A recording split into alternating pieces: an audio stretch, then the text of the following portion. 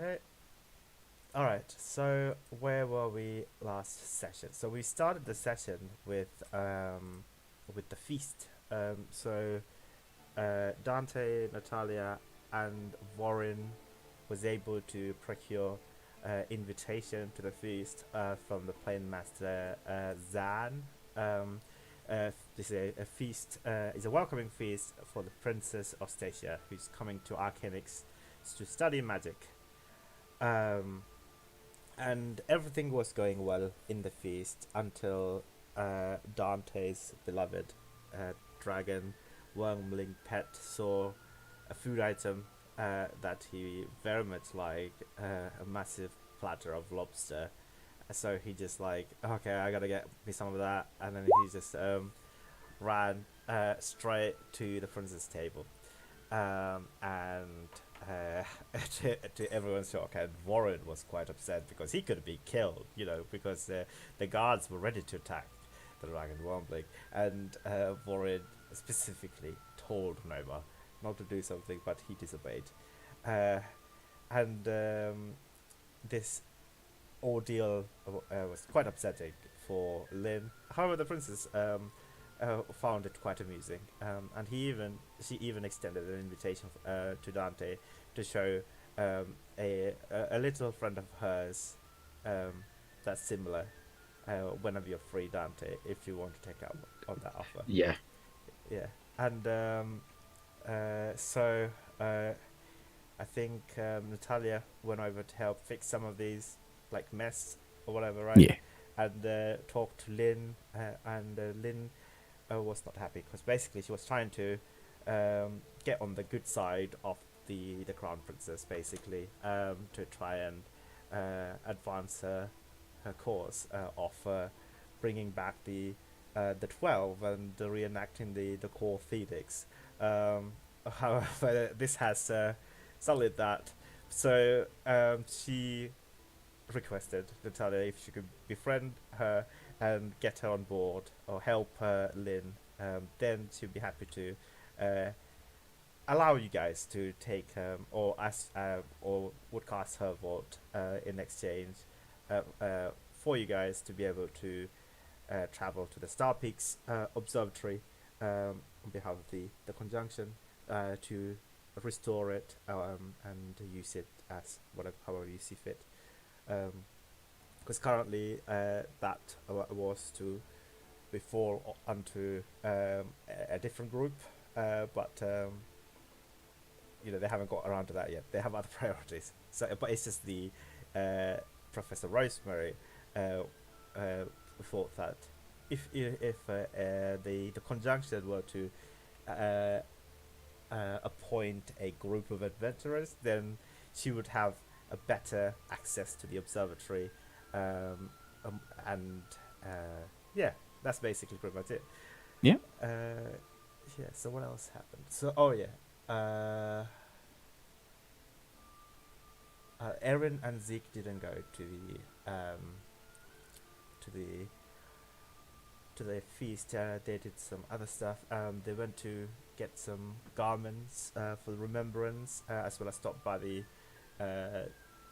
house Civis post office, where Erin found out that the little gnome lady that they helped flee wrote, who was being held captive there, but safely managed to Zorenberg and essentially send her like a token, like a gift card Hmm. for House Civis. I think that was what, like 100 gold or something, right? Or like 80. 80, 80, yeah. Yeah, and she said that unfortunately her husband, Captain Nevik, um, was was uh, uh, was basically captured and murdered. But she was thankful that Aaron helped her free her son from Finder's Guild so that they could escape. So after that, what else happened? Am I missing out anything else? Hmm. you all went back to the inn, right? After that. I think so, yeah. Yeah. Yeah, we talked to the bear for a little while about crafting stuff. Oh, right, yeah, and you also picked up some items, magic items. Yes. Yeah. Yeah, you did buy one of the Yes. Natalia bought a frost staff. yeah, basically, yeah. Yeah, and I got the little dragon shard to record notes on the codex. Right. You mean the calligraphers kit that Erin bought for you? Yes. Yes. Yeah. Okay. Yeah. That's part of the kit, I think, right? Yes. Yeah, it was part of it. Yeah. Okay. So I think you all had a long rest, right? I think one important thing that happens during the night was Erin was staying with Natalia, and was it did that happen this night or the night before? I cannot remember. Which thing? Where she decided to whisper. Yeah, That was this night. that was this night. Yeah, so when you decide to play card and then learn that Oh, no, that was the night before. No, that was the night before. But what's this whisper thingy? Where you were You were trying still- to look at the shard and I Oh. tried to fuck with you. Oh, Oh, that was this night. Yeah. Bowen was looking at that letter and trying to decode it, and Zeke tried to help but couldn't make out of it. Oh yes, that Couldn't also help happened out. as well. Warren had a letter was sent to him from somebody.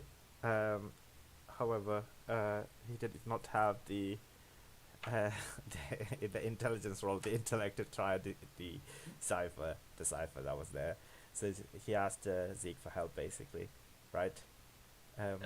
Or you also said alternatively, like you want to try and work towards Yeah, I was gonna, deciphering everything. I basically said if I couldn't get it worked out, then I would just take X amount of long rests to do it myself. Okay, fair enough. So like over the course of like next few long rests or whatever. Yeah, Yeah. something like that. Alternatively, also like transcribed it into like a different Yes, paper. with a different name. with different names, yeah. But like highlighting the key details of the cipher to try and should you wish to ask for help from Zeke or Dante, yeah, probably not Erin because Erin's not in the room. Yeah. So this is the next morning, early in the morning. I guess who would be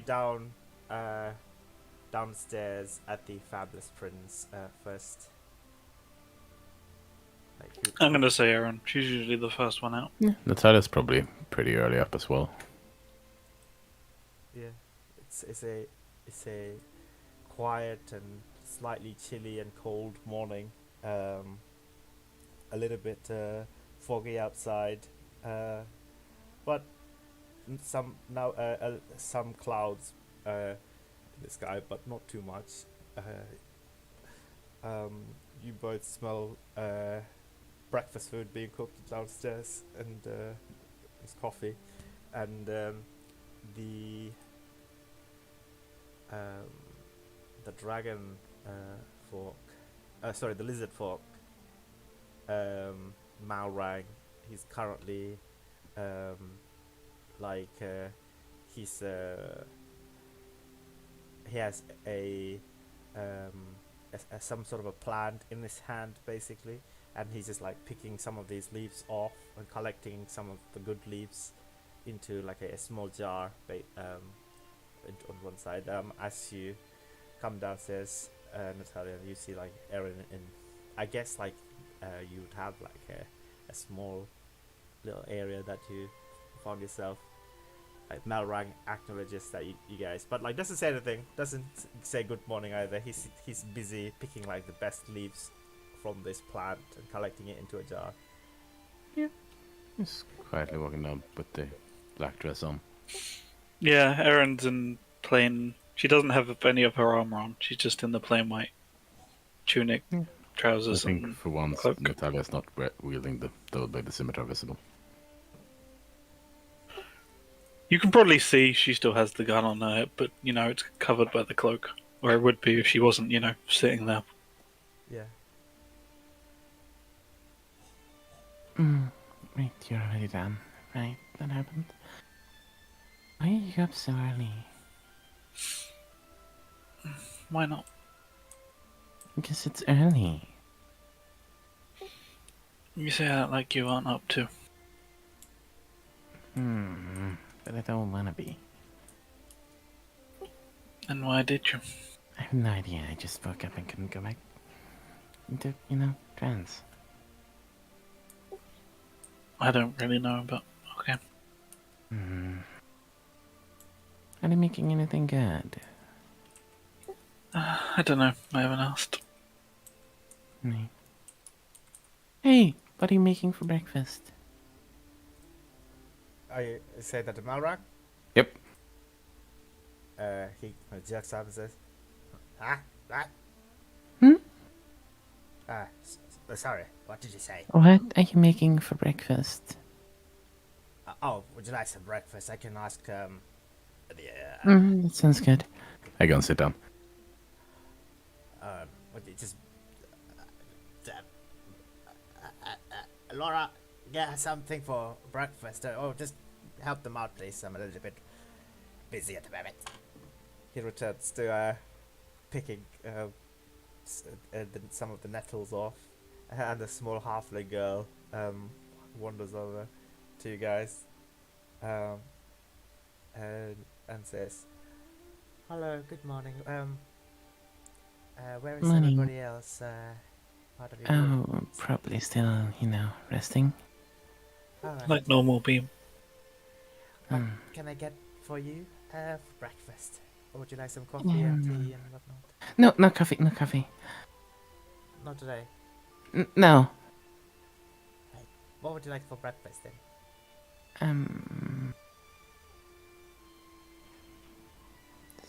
Do you have bacon? Yeah, we can make some. I'd like that. And how about you? Turns to Eric. Some I'll bacon sleep for you as like a well. baby. Okay. Fine. Don't worry about it. Alright. And she rushes away. And I guess she yells instructions to the chef and the others as you did begin to prepare your breakfast. So Dante and Warren, are you also coming downstairs? Are you still staying up? I think he'd be taking his time. This morning be rough for him, so he's taking it nice and slow. I see. Yeah, you'll probably see Dante's probably already dressed, but he's looking at an old notebook, just a few pictures in there, and he spends some time looking at some of the pictures. Not wanting to get in any rush to do anything today. No, the Warren's in no rush either. I mean, I think it's obvious. Yeah, he's got a fair few things on his mind, so it's he's like you. He's not rushing. Yeah. After a bit, I'll close the book and be putting away, and then seeing you still getting ready. Do you want me to get you anything ready for you to get down? I'll be alright. It's just today, Yeah, I know. It's I keep forgetting you're literally 20. You'll realize once you reach your 200s. You kind of bundle a lot of things together, so when you start to think of one, you think of the others. So I sort of know what you mean. hmm. I didn't lose many, but I lost a few. Yeah, I lost more before than I did then. But Yeah, I imagine you was in that all the way through. I was at the end for about the twilight of the end of it. God. Yep. Back when things were simple. I just look over at Zeke, realise Zeke is probably, we're going to put him in the AFK bubble of this campaign, whatever that is. Yeah. Currently, he's still asleep. Yeah, he's in the AFK double mattress. Okay. There you go. Oh my god. In the AFK bed. There you go. Yeah. That's Yeah, we pretty can't put nice. anything magical. No FK magical for him stuff. Yeah, it just had to be completely mundane. Yeah, I go downstairs. I'm doing the same thing as Nat. There's no visible weapon on him. But I mean, he's probably carrying one hidden. This is the best I can do with Hero Forge because, yeah, that's roughly what it kind of looks like, but without the leg guards, knee guards, that kind of thing. You know what I mean? Knee armor. Yeah. Mm. Oh, that's pretty cool. So it's like basically like a combat gear, but for the morning, like a black version. I mean, he's basically just got better armor that's in black and a little bit of blue. He's going to be wearing this all the time now. I see. So he bought practical and nice looking. Yeah, I guess I will also say, although she has the pistol, like her sword and the daggers and stuff, everything else is gone. It's just she just has the pistol to do. I see. So you don't have your daggers and swords and stuff. You just Literally just the gun. the guns. All right. Malrang wanders over to you guys with this jar of leaves. It says, "How are you all doing this morning? Good."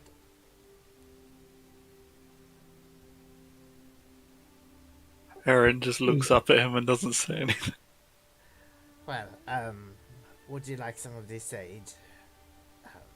I know today can be tough for various reasons, but I just thought this would help.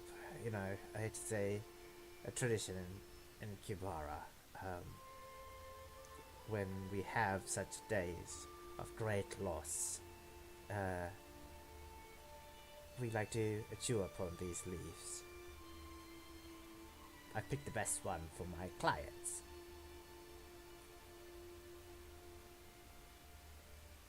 He stares at y'all. See if anyone's interested. Yeah, Dante will take one. Alright, so he opens the jar. Oh, this is called Salvia sylvanalis, or it's called commonly the silver sage. Grows within the edges of graveyards and cemeteries, but it does have a tendency to alleviate the pain that's associated with grief. So I have made a habit of collecting these before the Remembrance Day, you know, to help my customers. Thank you. It's probably like a slightly disbelieving, like, snort, chuff. I don't know the word for it, but she'll reach out and take one anyway. Back. Fair enough. Well, I guess we all have our big great sword that's stuck on our backs to deal with. Like he just begins to walks away from the table. Before you go, Huh? Oh. not from around here. Do they do anything here? Any ceremonies anywhere? We just gather around the Great Lake, Califar, and the small folks. They just, I think, during noon time, roughly when the morning happened, you know, many years ago, is when they place these lanterns on the river. Some of them do if they have lost a loved one, usually a black or a white or mix of both, you know, various shades of grey, so that's also fine, with a candle obviously. to let it float around that time. And the afterwards, just usually to try and inspire, maybe, I don't know, cheer up the mages of the Arcanix. Do a bit of a show or something like that. I don't know. I don't really used to go for those, but my girls go there to see. They exhibit various spells and powers and whatnot. Just for the kids to cheer them up after a sad day like this. Some of the spells are interesting and cool, but I don't have time for such nonsense, so I just usually just stick indoors. But I have heard tales that it's not that big. They usually just exhibit their research and stuff like that from above the sun spires. But probably we can see it from over here, like from the banks of the river and whatnot. But I have heard that one of the professors actually have something major to show, so the words are going around, and many people would like to see what he has found. So yes, I know some of the people are excited for it. So I myself, not in the mood. I think they just do that show for the little ones and whatnot. Anywho, just please let me know if you need anything, friends. Right. Will Gotcha. do. He begins to wander away.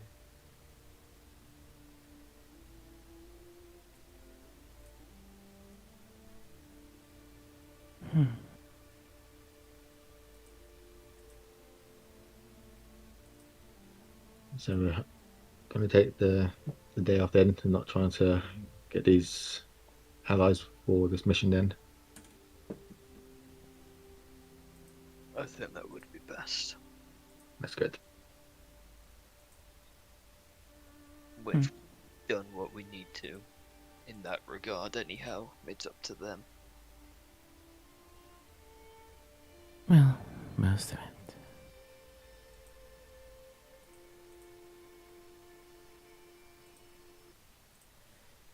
So, what's the plan for today, guys? Just wait around for the noon to approach, or what would you guys like to do until then? Anything particular you want them to do? No, I feel like Aaron just kind of sits there unless anyone brings up anything they want to do, probably, at the moment. Fair enough. Natalia? I mean, I was kind of considering going back to university. Just, be around there. Back to Valinor? No. Oh, the Architects, okay. Yeah. I see. Don't have a... Well, just in case you see the princess wandering around. Not necessarily, yes. Find a good place to sit down, study something, I guess. And the views up there are pretty good to the lake as well. Yeah.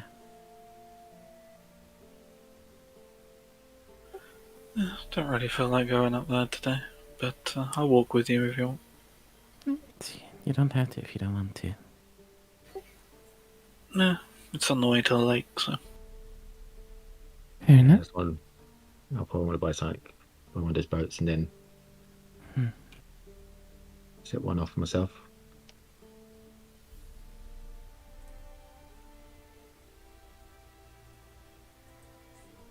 So, Yeah. You begin to make your way to the Arcanix. I don't know if Warren, are you joining as well, or? No, I think he's just gonna Step back. beat it himself. Fair enough.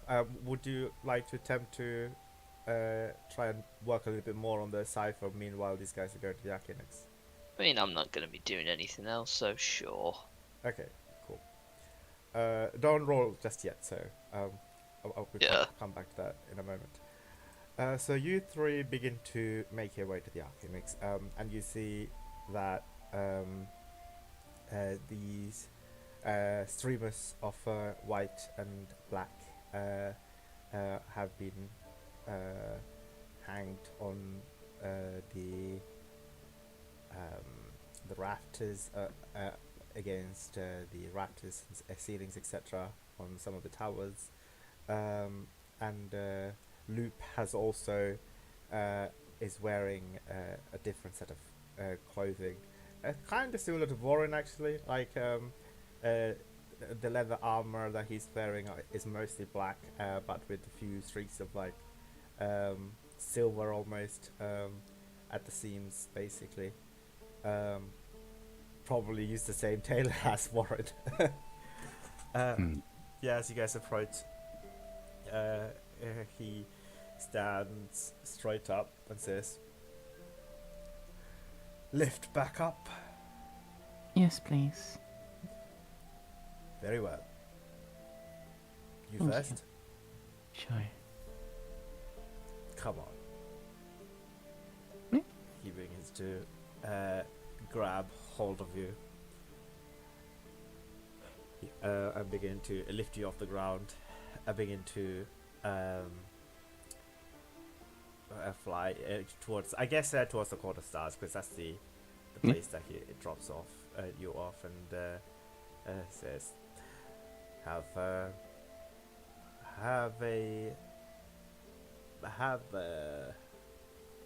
day. I do not want to say. I didn't want to say anything else. That's fair. Well, you too. Take the time that you need, if you can find it. Well, I myself have not had any of one close to me. I lost to the morning, but after all, it has affected a great many people, and it is a great loss to Corvair. That saddens me greatly. Yeah. Well, I'd better go pick up your friends. Hmm. He leaps off, Thank you. begins to slowly descend downwards, and approach you, Erin. You next. No, I'm good. Take them first. Alright, take Dante afterwards. Oh, I Yeah, approach you, Dante. Yes, look, you gonna be okay? Yeah, I'll be fine. Yeah, nods his head and gets ready. He puts on his old leather coat as he will probably pick him up by his shoulders with his talons, so not to wreck the coat that you bought the other day. Fair enough. He was to take you upstairs. You seem as bad as the rest I have ferried today. I do hope you find some solace today. Try to anyway. Yeah, I'll try. It's always hard every year. Did you lose somebody close to you, if you don't mind me asking? During the war, yeah. In the morning, I honestly don't know. It's possible. You If don't not, know. I dare not check, you know. He thinks about that for a second and says, "Well, if you don't check, how do you know that you have lost someone? Or did not lose someone? Are you not close to your loved ones?" I lost the one person I cared a lot during the war, but there was a group of people I need to probably see how they're doing. They're not just more scared of the answers I might find. I need to get past that fear, I think, at some point. If it's, I know this is not my place to say this to random strangers, but sometimes when I have these terry bugs that have found themselves clinging onto my tail ends, and I am in excruciating pain, more than words can describe. But I find that the sooner I find them and pick them off and pluck the feathers off, the better off I am to after it, you know? Of course, the process itself will hurt, but at least the pain won't persist. But but you don't have any feathers, so I don't know if this metaphor works for you. Yeah, I get your point. Yeah. Well, I better go pick up the horned lady. He No leaves, worries. leaves off the court and we can descend downwards. Are you ready? Oh, I'm not going up. You're not going up? No, not today. Very well. I was just curious. You fly around here a lot. Is there anywhere in the other lake that you'd recommend if I just wanted to go sit down for a while? By myself? Where others would not want to disturb you. Yeah, you know, somewhere I can watch the thing at noon, but you know, not have to interact with anyone.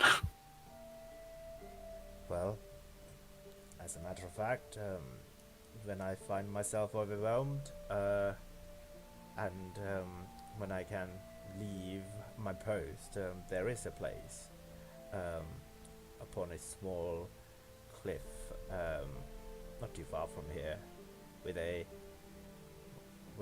dead tree, but you have a great view of the Arcanics on one side and passage on the other side, and the glistening lake extending. If you wish, I could take you there. Few less than 5 minutes. If you don't mind, that would be lovely. Well, there's nobody else around, so if you want to, like, let me know when you would like to get back. I can also come back and ferry you back to the land or the bank of the river. It is on an island. Don't worry about that bit. I'll be able to get back. Very well. And he approaches you with his arms open. Yeah, let him take me. Yeah, he begins to hoist you off the floor. Begins to fly over the river.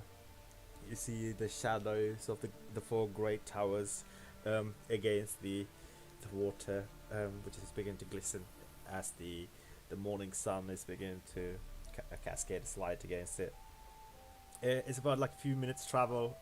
He begins to fly towards a small island that's not on the map, but yeah, it's like somewhere like, let me just ping it. Obviously, somewhere here, not too far away, not too deep. Like, you know, it's not at the center of the lake. It's still here. Like, maybe it's somewhere here. So like, maybe I can put like a small. I mean, if it's only 5 minutes away, I'm imagining it's going to be underneath this token still. Oh, yeah. Oh, but he does have a very fast flying speed though. As arrow. So, oh yeah. So it's not that far away from the bank. So it's like you know, there's small islands around, but it's one of the islands. He drops you, and there is some small berry bushes and some like tiger lily plants and some shrubberies around on this island, and some moss covered like rocks, etc. But there's just one tree at the center, and you see it doesn't have any leaves. It's like a dead tree basically. It's like a small tree, like maybe 10 foot tall, and yeah, he drops you off. It does smell a bit of it does smell a little bit bad, like muck basically, but apart from that it's okay. Like swampy smell. Yeah, like a swampy smell, yeah, basically like a bog. And Luke says, "You will you be able to get back to shore when you're finished?" I'll be fine. All right. Well, all right. I mean, I also have keen eyesight. I can probably make out if you wish to keep me a wave, but then it might just be like a random trees branch that might be waving at me. But you said you'd be fine, so I do hope that you find whatever you came to find. More often I leave here not to finding the thing that I came here to find, but sometimes I do find peace here. Sometimes I find a penny, you know.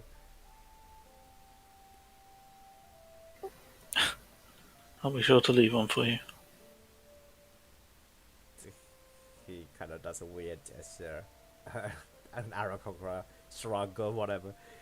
He begins to take up flight. Well, I will see you around. Just nods. Probably wanders over to the tree and just sits down at its base. Like, back against it.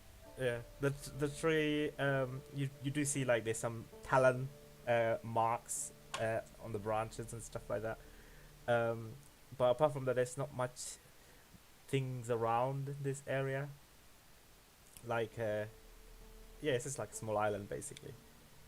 That's exactly what you're looking for. Fair enough. Well, if you are interested, actually, if you wanna make are you interested in these like talent marks whatsoever, or you are not paying attention to it? Probably no. She might check before she leaves, but as of now, no. As of now, no. Okay, fair enough. All right. So meanwhile, Dante, so you get dropped off at the court courtyard, sorry, of the Court of Stars. Besides Natalia. Proceed.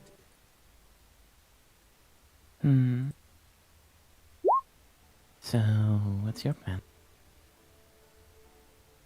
I don't know. Well, I was just gonna go find the garden or something with a good view. You are welcome to join me if you want to. Or if you want to be alone, that's on you. Be on something with a nice view would be nice. Well, let's go then.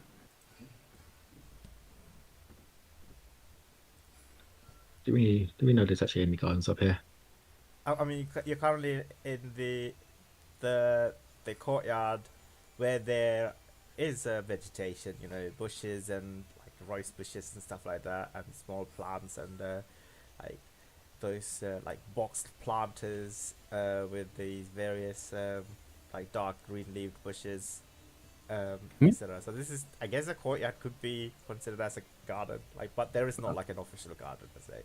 Are there a lot of like places to sit here? Yeah, there are sitting areas. Like there are some students here reading and stuff like that in this area. If we can find a relatively empty place, Natalis is probably gonna go sit over there. Fair enough. Dante, you're joining as well? Yeah, especially if it gets a view of the lake. Yeah, you have a fairly good like view of the lake. You do, I don't like. Yeah, okay, fair enough. You see, there are some students here around. How long would you like to spend time just pondering in the garden? I mean, not so much pondering as, unless vehemently argued against, Natalia will take out and continue to study the dragon shard. Okay, fair enough. Yeah, and Dante will just will be taking out one of his old notebooks after Also that conversation with Luke. Also keeping an eye out on the surroundings just in case she spots something interesting. Okay, fair enough. So you stare into the dragon shard. You don't see anything the dragon shard. It just reflects the sunlight that's Yeah. reaching here from like rising from the eastern sky. However, can I ask you to roll an Arcana check, please? Sure. That's gonna be a 20. Okay, I need to tell you guys the DC before I ask you to. Okay, just remind me, please. I keep forgetting.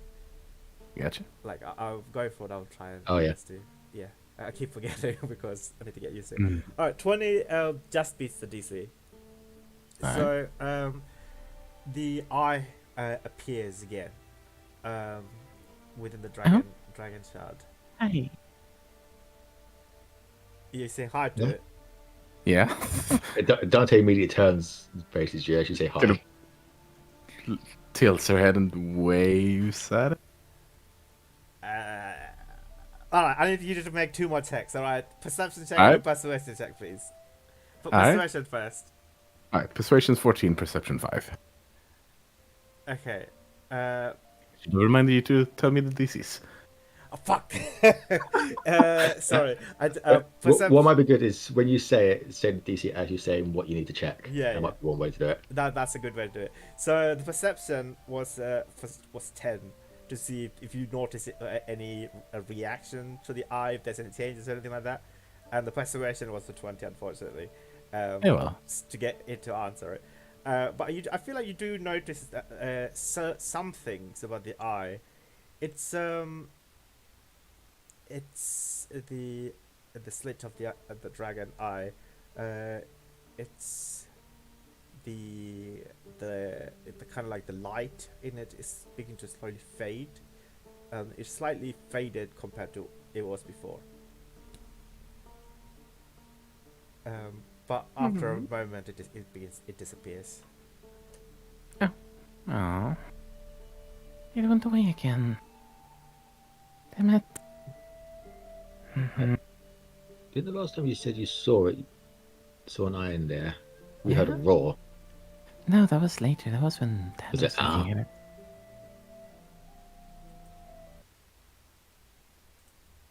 it. Good question. Did it talk back? You said hi. No, it didn't. Just blinked and went away. Oh.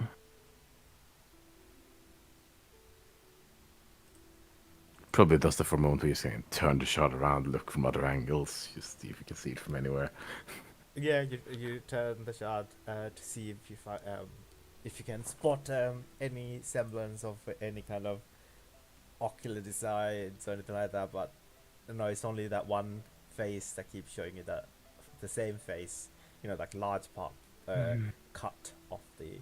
It's a very well cut dragon shard. Actually, like there is a table to determine the worth of this dragon shard if you're curious. Like, Alright.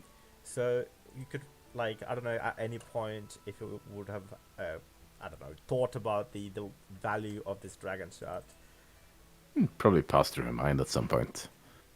Yeah, so like, so maybe like a roll a history check. The DC will be 10.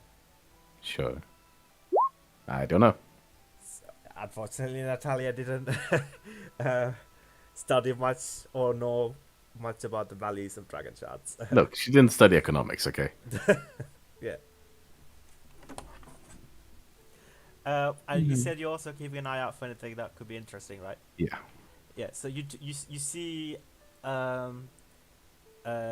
two royal guards accompanying a hooded figure, sort of like walking on the other side of the courtyard, into a corridor. They're going at like a moderate pace. I think I see a princess. Just poke Dante. Yeah, it takes like a moment after he's like gone back to his boat and it's like, oh, hi. Princess, over there. Hooded figure. Yeah. Probably heard it for a reason. I know, but yeah.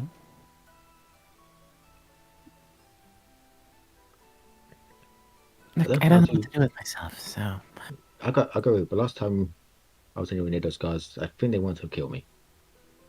Well, the gods wanted to kill your dragon. And Nova. they would want to kill me. And Well, yeah, I looked at Nova, I was like, she Nova, you did behave. say Okay. they kind of offer you an, invitation. Yeah, Are you saying you're not gonna try and pick up on that? I am. I'm not sure if today's the right day, but you got that face, haven't you? Just Sure. smiles. So you God, notice the two guards are returning back to the courtyard, the crown guard that Warren recognized. They're standing a man and an elven man and a woman. They're kind of like looking around, basically,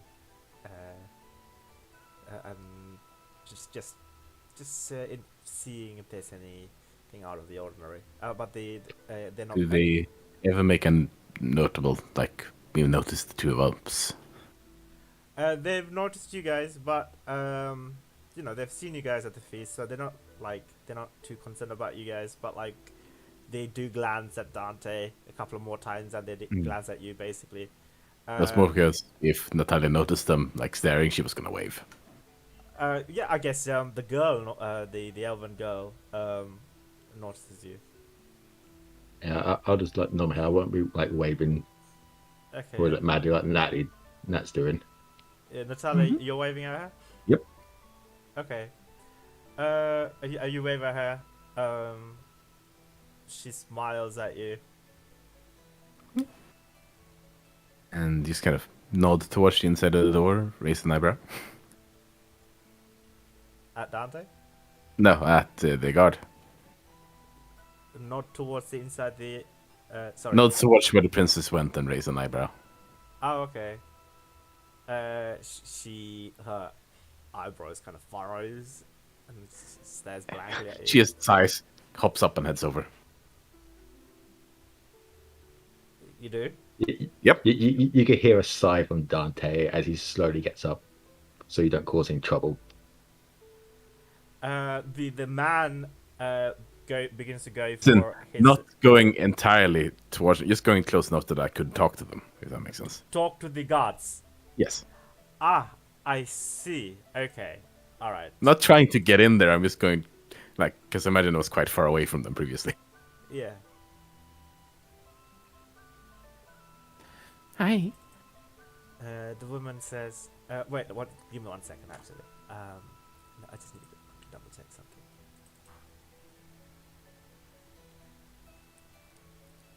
Because these are not your normal royal guards. These are important NPCs. Yep. Yeah. Okay. So, the both elves, right? Warren. Yes. Yeah. They are both elves. They would both be clearly Valinaran elves. Yeah, they're both Varanat elves, but are working as the working for the what's it called? Working as the royal guards of Order, basically, for whatever reasons. But yeah, they have the man begins to like kind of goes for his. Oh, I'm not gonna do anything. She's kind of quickly switch. I think naturally switches to Elvish when talking to them. Oh, fair enough. Yeah, I was just gonna ask if you could let the princess know that, well, we're around if she feels like talking. Once she's standing there, of course. okay, yeah. Sure. Roll a persuasion given a note. check. The DC is 10. Yes. Sorry, what did you get? 21. 21. Okay.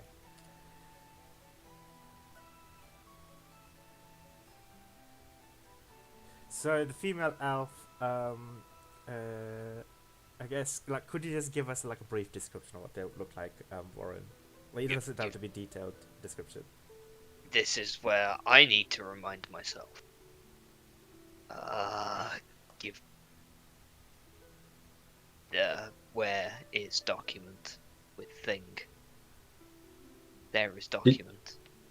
I said, did you say these were hooded as well, or just the princess? No, just the princess who was wearing a Just the hoodie. princess. Okay. Yeah, she's wearing like a leather garb. Yeah. Like both of them have got like silvery sort of hair. Hers would be kind of like. It's clear that it was shaved on one side, long on the other side. I don't know what that hairstyle's called, but it's starting to grow back Oh, like an longer on the undercut. shape. Yeah, undercut on Yeah. one side. Okay, yeah. Yeah, but it's all to one side, all silver, dark blue eyes, same as the guy. Like they look similar, but he's got like a beard and stuff. Yeah, but they both have like silvery hair, basically. Give me 2 seconds, I can just make this about 6 times easier.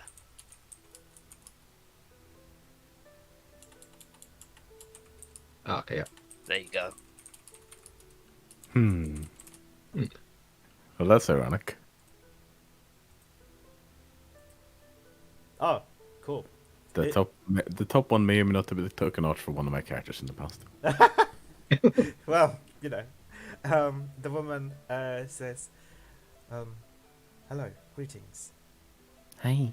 So you said you wanted to require audience with the princess." Yes, she expressed an interest in talking to us, so just thought we could let her know very, very well if she wants to. Well, she did say that I can, that she needs a little bit of time to Oh, herself. of course. So, Merely if she gets bored, I guess. We'll Well, be around. well, she did mention around. that if you decide to turn up, or if anyone who goes by the name, what was the name? A plain master, Zan Dropolis. Apparently, he's a silver dragonborn, who is to be have her start lessons with her tomorrow. Actually, Really? yes, he wanted He's a to. really good teacher. That's great. Have you seen him? Yeah. Oh, well. Do you want me to go tell him? Well, no. She just told us that if he is looking for her, then disturb her. Right. So, but I can go. Say, what's your name? Oh, I'm Nat. Natalia. Yeah, I'm I swear Dante. I've seen you somewhere before. We're both from Valenar. Yes. Have you talked to my dad before? I think you sparred with him, right? We have. Your Yeah. dad, Warren. Yeah. They both look at each other and begin to smile. What's that smile? Oh, it's just nice to see familiar faces in these parts. Oh. Can I ask you to make a perception check, please? The DC is 15. Sure. 17. You both note the mark of warning on them. Basically, like one of them, the girl has it behind her neck, and the guy has it like on his shoulder, basically on his left shoulder. Fair enough. No, just for a moment I thought you were going to ask me to prove myself in this park, in which you so usually do. No. Never mind. Yeah. Well, if I understand, you're busy, but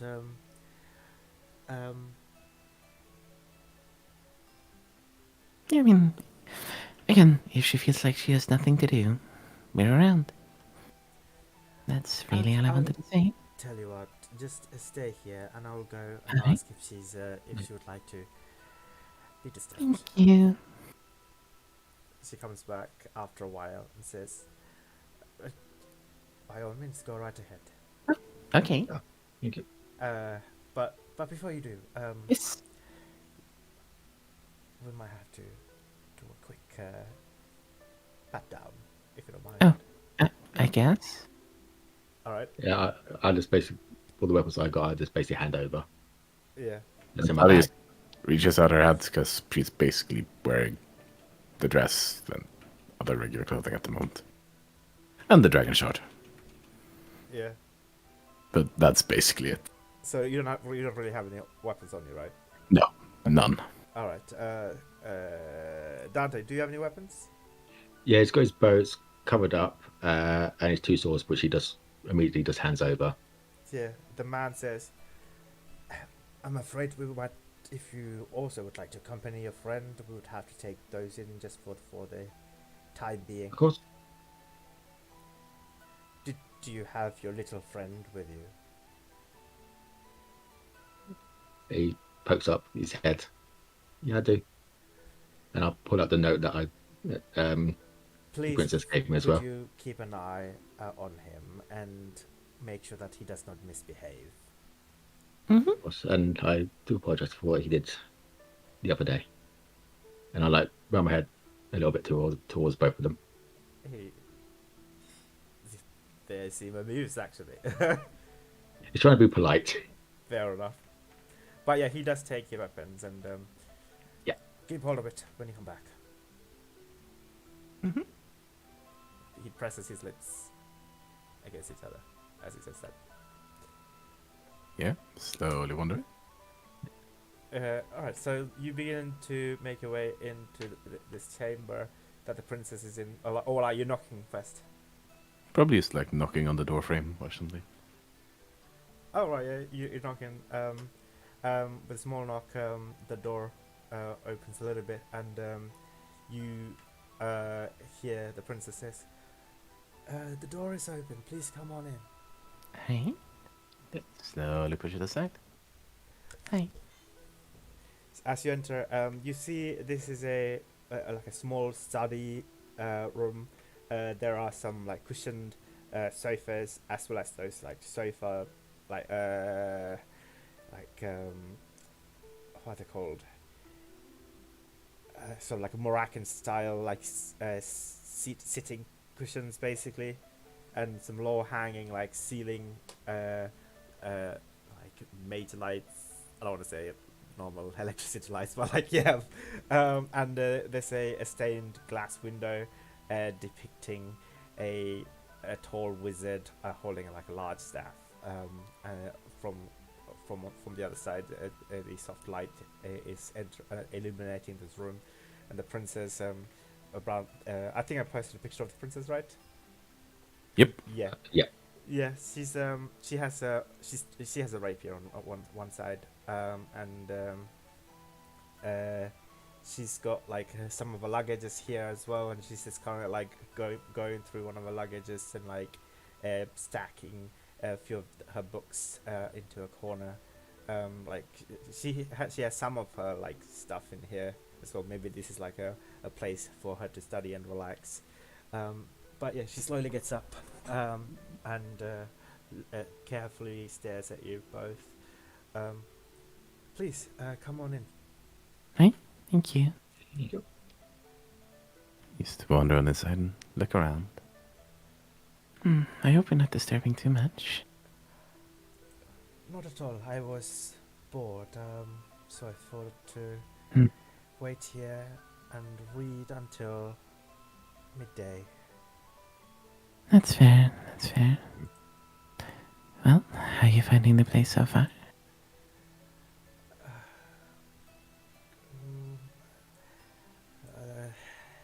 Not as interesting as I had hoped. Oh, I wish I could do more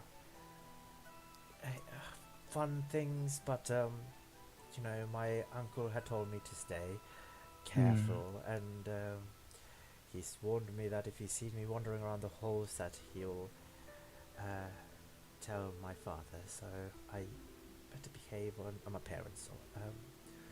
I know the feeling, trust me. But it's only been like merely a day, and I'm very, very bored. But it was fun seeing you both at the feast. Yeah. By the way, he got your note. Ah, did you bring your friend? Yeah, and it requires it. Never. Do you want to come out? I'll try to behave. Nova says, I thought you said not to come out. No, you can come out. Hey, come out. All right, so the princess looks really weirded out by you guys talking this draconic language, which Yep. is just hisses and scratches that you both speak, and then the Nova immediately jumps out. She looks taken aback, actually. She says, "I'm sorry, did you both just talk to the dragon wormling?" Oh, right. Yeah. It I speaks don't know. draconic. Ever since I've had them, I just suddenly knew how to speak Draconic. Well, that's um that would be amazing, actually, if you could please help me communicate with my friend, Oh? who's also a dragon wormling. Would you like to meet her? Nods. Yeah. She begins to wander over in in a small, a very well ornate box. Like, it's not really small, basically. It's an ornate box. It's like a cage that she opens up, and inside you see a metallic ornate like dark deep purple and black colored egg that was crafted. If you're wondering what it looks like, I posted a picture of it in the Zazie artwork. Ah. Yeah. Mm-hmm. Hmm. She says, Molly dear, would you like to come out? We have visitors, and I'm sure you want to meet a friend who's just like you. And you hear like a growling sound, it's like, and screeching sounds, like a sound. Come on now, let's be friendly and come say hello.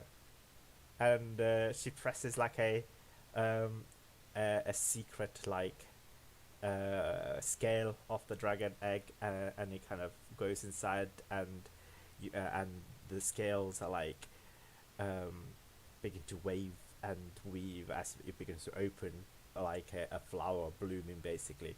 And inside you see like a very small dragon wormling snoozing, you know. It has black color scales, smaller than Nova. Like, how big is Nova? Small. It's small. It's like the size of a cat. Yeah, okay, so it's slightly smaller than Nova, basically. Hi. It slowly um, begin to jerks and begins to raise his head. And you're saying that in Draconic, right? Probably, yeah. It says, uh, uh, and it says, "Oh, great! You speak my language. Yes? Hello, Hi. hi. You seem tired. I'm a bit tired. Hmm. Hungry? Not really. No. No. Well, apparently the princess wanted to communicate with you. So, you up for that? Sure, I guess. I'll get up, Honey? I guess." She slowly begins to stretches her like her newly forming like wings. It's it's still faded. Like, it's not like it's not as black as it could be, but and the princess of Station says to you both, "Well, I've known her for quite some time, but I've always wanted to communicate with her. I've requested my guards also to be from Valona, because I know some of the elves can speak Draconic. Yeah, it's what we so were taught magic in. so At least I was. I've learned a little bit of Draconic, but not quite a lot. I would like to say Right. learn a little bit more. It is a difficult language to learn, you see. Right. Hmm. Mm-hmm. But Yes, Kareth and Rydell. Outside, have you met them? The lovely folks. Yep. They've been teaching Yeah. me Draconic, and been ever since. Mhm. They've joined my my crew. I totally imagined that was done without them. Well, I just want to know, if you don't mind, I'd be incredibly thankful if you could teach me a few phrases so I could communicate with uh, my little friend. Sure. Molly. Is Yeah. there anything you wish to tell them right now? Oh, could you say, could you ask her what her favorite food is? What she like to do? Can I call her Molly Ringwald? That's the name that I have given her. I'll ask her what she likes to be called. And one more thing. Like sometimes she gestures at the window sometimes, which I assume she's scared of, like the sky or the lightning or whatever. So I just like closes the windows. But then she gets a little bit grumpy and upset with me. Oh, Maybe I that's think that means she just wants to try to play around. oh. Okay. Could you ask her just to confirm? Sure.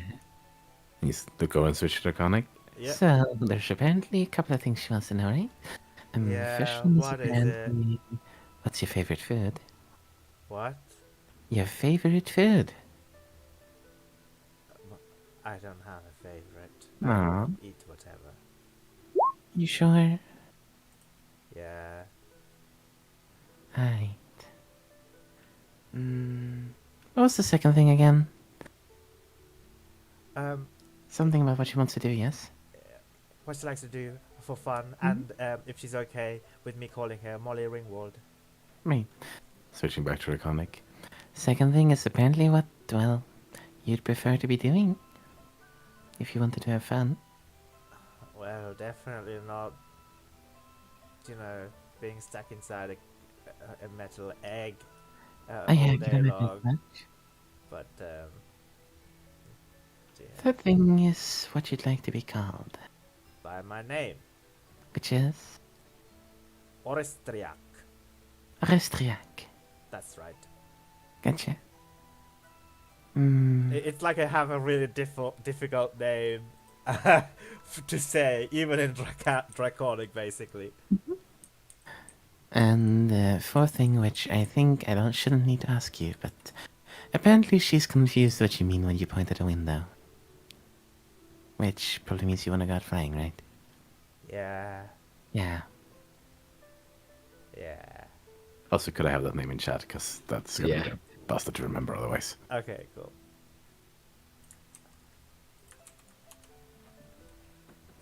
Thank you. So, That's like, the princess is just like, she's completely amazed by you talking to the dragon. Yeah. Just looking back. So, got a few answers.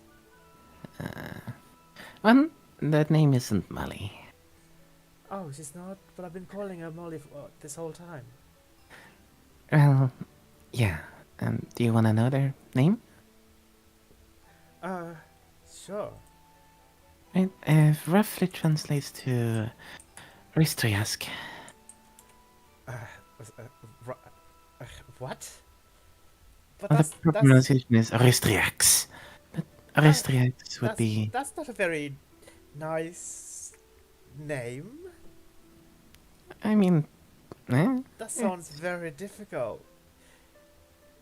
it's still their name. Oh. Right. No. Okay. I will try to call. Anyway, so your friend, does he like to come out and say hi to Molly? Does he like to come out and say hi to Molly? Lovely. Never do you want to say hi to our new friend here?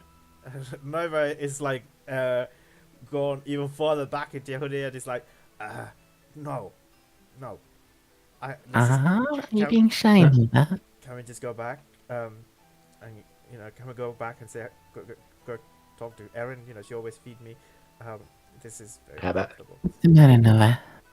how about this? I'll give you some. Just curiosity, is there any of the lobsters still around? You're asking this is the princess. Yeah, he's Uh, been a bit shy at the moment. It's not usually like him. I don't have at the moment, but I can always ask arrange for some later. No, but would you like some of that freshly cooked lobster served to you, not still stolen from a plate? The whole thing. Yeah, Okay. When? a little bit later, but you got to do something for it. What? Just come out and say hi to our new friend. I'll be here. I'm not going to go anywhere. Um, yeah, but there's like there's another, another dragon there. Yeah, that's the person. That's the someone I want you to say hi to. I Or just come out. See if she notices you. I don't wanna. Right, you almost got me killed yesterday. Oh, man. Alright. Fine. Slowly begins to peek out of his hoodie and begins to climb down the stairs at Orestria, Molly, uh, and uh, so like Molly stares kind of dumbfoundedly at this at the another Drake. Nova is red dragon woman, right? Yes, he is. Yes, okay, yeah. Has he gone even brighter? Yeah, he's he's blushing even more red, I guess. Molly, like in Draconic, says, "Hello," and Nova is like he immediately begins to fly back behind your neck into your hood. Natalia is trying very hard not to laugh. As he's firing that, I'm just like scratching underneath his chin. I admit this is the first time he's actually seen. This isn't comment. This is the first time he's seen another Drake. A little bit shy. I see. Well, you know, she's really friendly. And Oristriak says, "Come on now, I won't bite you. Just get it over with so I can go back to sleep." Now Dante's trying not to laugh at that. Nova slowly comes out and kind of like stares around. Dante, can we go back home? Can we go back to the inn? In a bit we will, don't worry. You're feeling too uncomfortable. Natalia, roll an insight check, please, at the Sure. princess. The DC is 10. 12. You begin to think that the princess is growing a little bit upset by Nova's lack of befriending her pet, her pet warbling. Well, everyone's shy. Imagine. Well, have you ever been introduced to another, I don't know, princess of another kingdom or such when you were very young? Has that ever happened? No, not really. No. But yeah, imagine people being introduced to someone else like them for the first time. It's not something they're used to, and maybe they just shy about it. It happens. Oh, Can't blame them. yeah, well, I guess, oh well, we can't force friendship, can we? Of course not. Well, Well. Well, would you like Neva? Would you want the princess to hold you like Aaron does? Nova says, She's very friendly. "Okay, well, only I get lobster like soon." Yeah, I'll get to ask the people to get the lobster ready for us before 12 o'clock, hopefully. Everyone's going to be busy. Everyone's going to start working at 12 o'clock, you know what today is. Okay. He slowly climbs And out. I'll give her some of the rations that I got for just for Nova. And I say, here you go, Princess. If you hold this in your hand, Nova will go onto your hand. All right. Okay. Let's try this. She takes the feed from your hand and begins to stretch it slowly. Approaches Nova with it. Smiles at Nova. And he slowly begins to tentatively approach her and begins to start nibbling. And you see Orstrax just. If a dragon wormling could roll her eyes, that's what she's doing right now.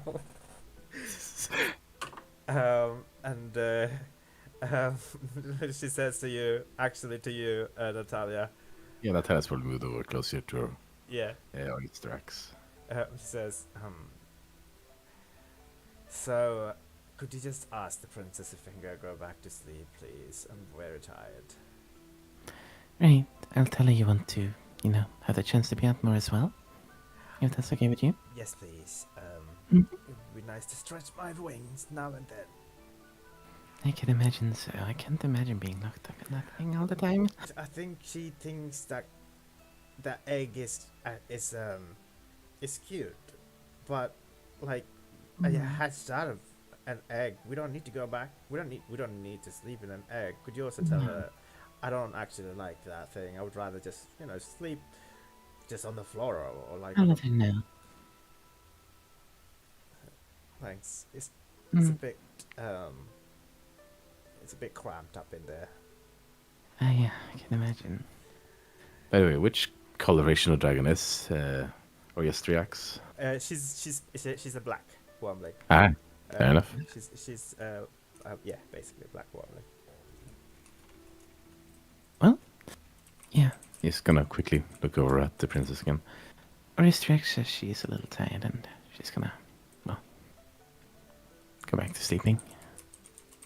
Ah, okay, that's good. Well, she can. And whilst holding Noah, I was gonna continue it. She did say that, she would appreciate being, having a little more time to fly around and likes. She does like to do that. Oh, wait, she can There's- fly? Yes, there's also no real need to, keep her in that egg thing. Yes, I made especially for her. We've commissioned it.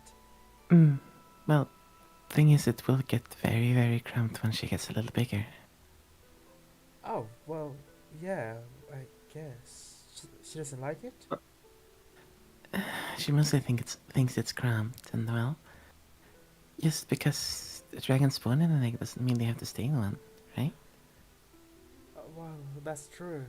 It would be weird if all creatures behave like that. Well, that's what she wants.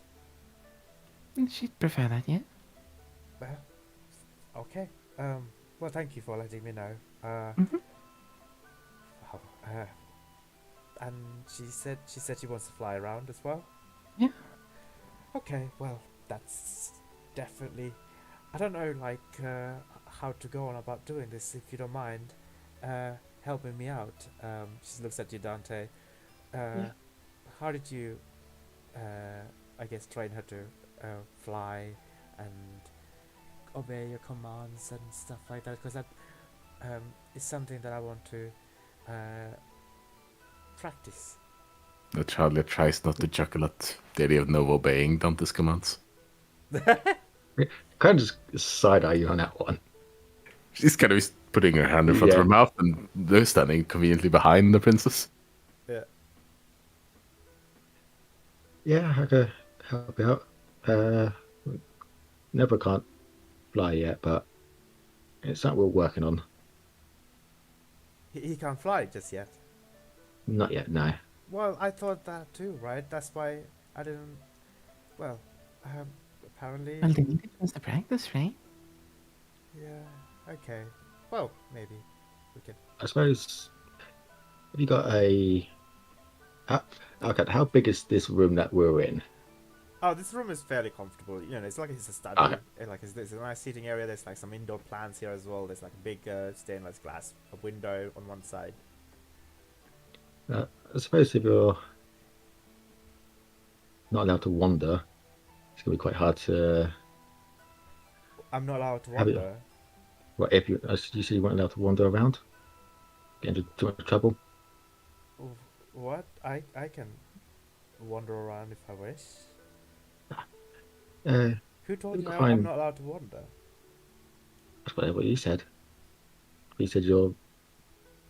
Anyway, If you find a little bit of a bigger room where there's nothing that could fall down or break, that probably the best room to train flying. You don't want to go outside in case the worst happens. Well, actually, I will tell you what. There is a place like that in the Eldest Rest. I heard. It's a large chamber, but I actually kind of want to. Can I tell you a secret? Can you guys keep a secret? sure. Yeah. You know how the Arcanix is transported from its original place to here, Raises an eyebrow. somewhere. I don't know exactly where, but it was a Arcanix was an establishment that was in near Thrain somewhere.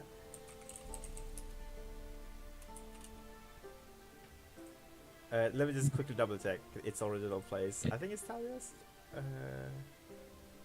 Well, I have no idea. I need to confirm it. It's come on, 1 second.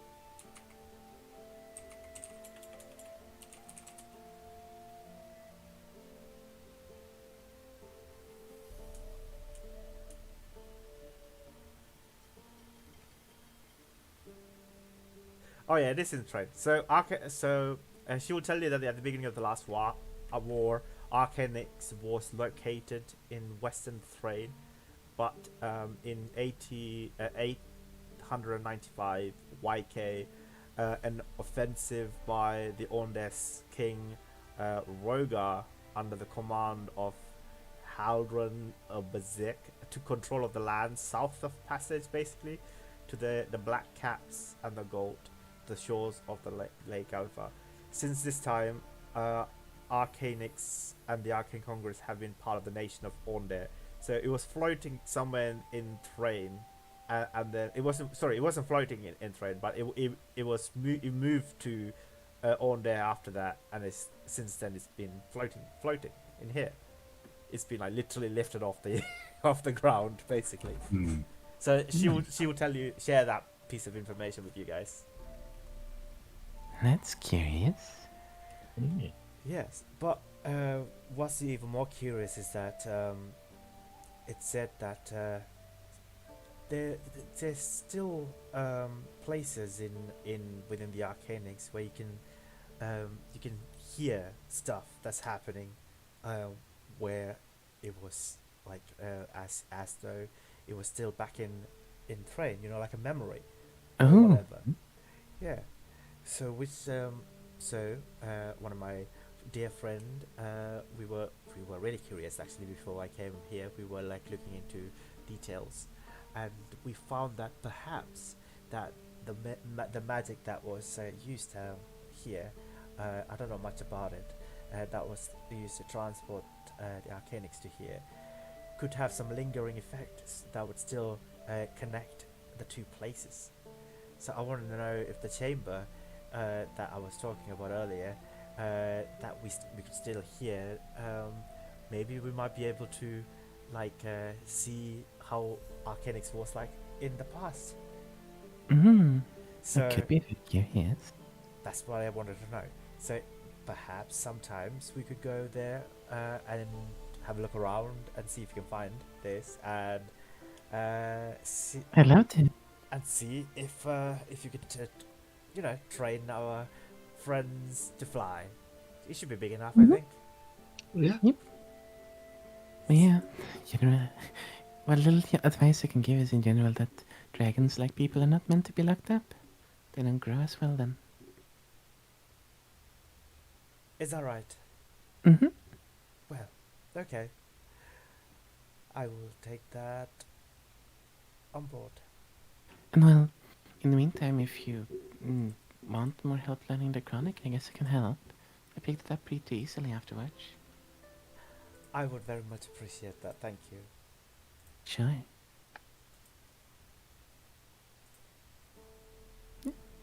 Well, if you guys are up for it, perhaps we could set aside a time. I'm quite busy tomorrow, learning, but how about tomorrow at night? Sure. If you're still around Yeah. town, that is. Could be. Yeah. We may be heading out eventually towards the Star Peaks, but yeah. Oh, you are? Yeah? Okay. Why are you going over there? It's quite far from here, and I heard there's nothing interesting that's happening there. There's like an observatory there. You can see the stars. It's very curious. Oh, there is, isn't there? I think I Yeah. have heard about that. Well, that should be fun. Mm. But I'm quite excited, actually. I haven't had an adventure in quite some time. So I do hope to see you guys tomorrow, if you're up Yeah. for it. Also, they told me you're having lessons with Plane Master. Oh, yes. I was going to go meet up with him this evening, actually. That's cool. He's a really good teacher. Oh, you've seen him? You met up with Yeah, him? he even Yeah. taught me a little lesson. So, yeah. Very friendly. Excellent. I look forward to it. Well, I'll see you tomorrow then. See you tomorrow. Take care. Yeah. Get up, make a slight flourish of a bow. Yeah. That's probably more elaborate than it needs to be, and almost playfully so. She nods at you. And nods at you as well, Dante. Yeah. Bow a little bit and then we're heading out. Yeah. So you begin to leave. Wave at the guards as I do. Tell your father we said thank you. Oh, aye. Oh, his weapons. Yeah. That's, Oh, the guy slowly. Oh, right, of course. Here you are. He hands over the bows. And just Thank you. walks back to you. Remind me, did I bring any weapons with me? No, no. Are you sure? we didn't find anything on you. He's grinning. Alright. Bye. Bye. Yeah. So, what now? I'm just curious on how much trouble you're going to be when we do this little thing for the princess. Not at all. I have no idea what you're talking about. Okay. It's not my funeral. You sure? It's your dad, not mine. Well, I kinda wanna go talk to the Plane Master. It was fun. Maybe I can learn something new. Maybe he might know something. He seemed like he wanted to talk about stuff, didn't he? Yeah, I did. Let's go see him. Bit of smart thing to do. Oh my god, my throat. Okay, let's go talk to the master. Sorry. It's okay. I have some water. Okay.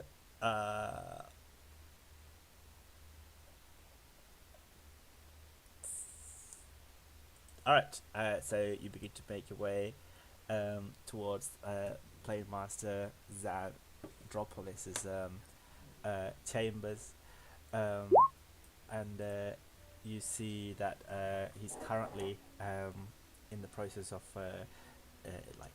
putting these two metal pieces together, almost like welding it, but he's using his hand as a blowtorch, basically like a welding tool, as he's like, and he's zapping electricity, etc.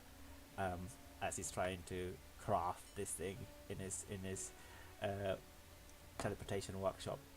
As he approaches, he looks up and says, "Ah, Hi. Too. Hi. Are we interrupting anything? A bit, yes. Oh, I mean, we can leave if you want to. No. Need What any is it? help? Yes, well, part of me got interested because I heard you teaching the princess, which is fun. Ah, yes. I should probably make some preparation. I do believe that I have after the the morning remembrance.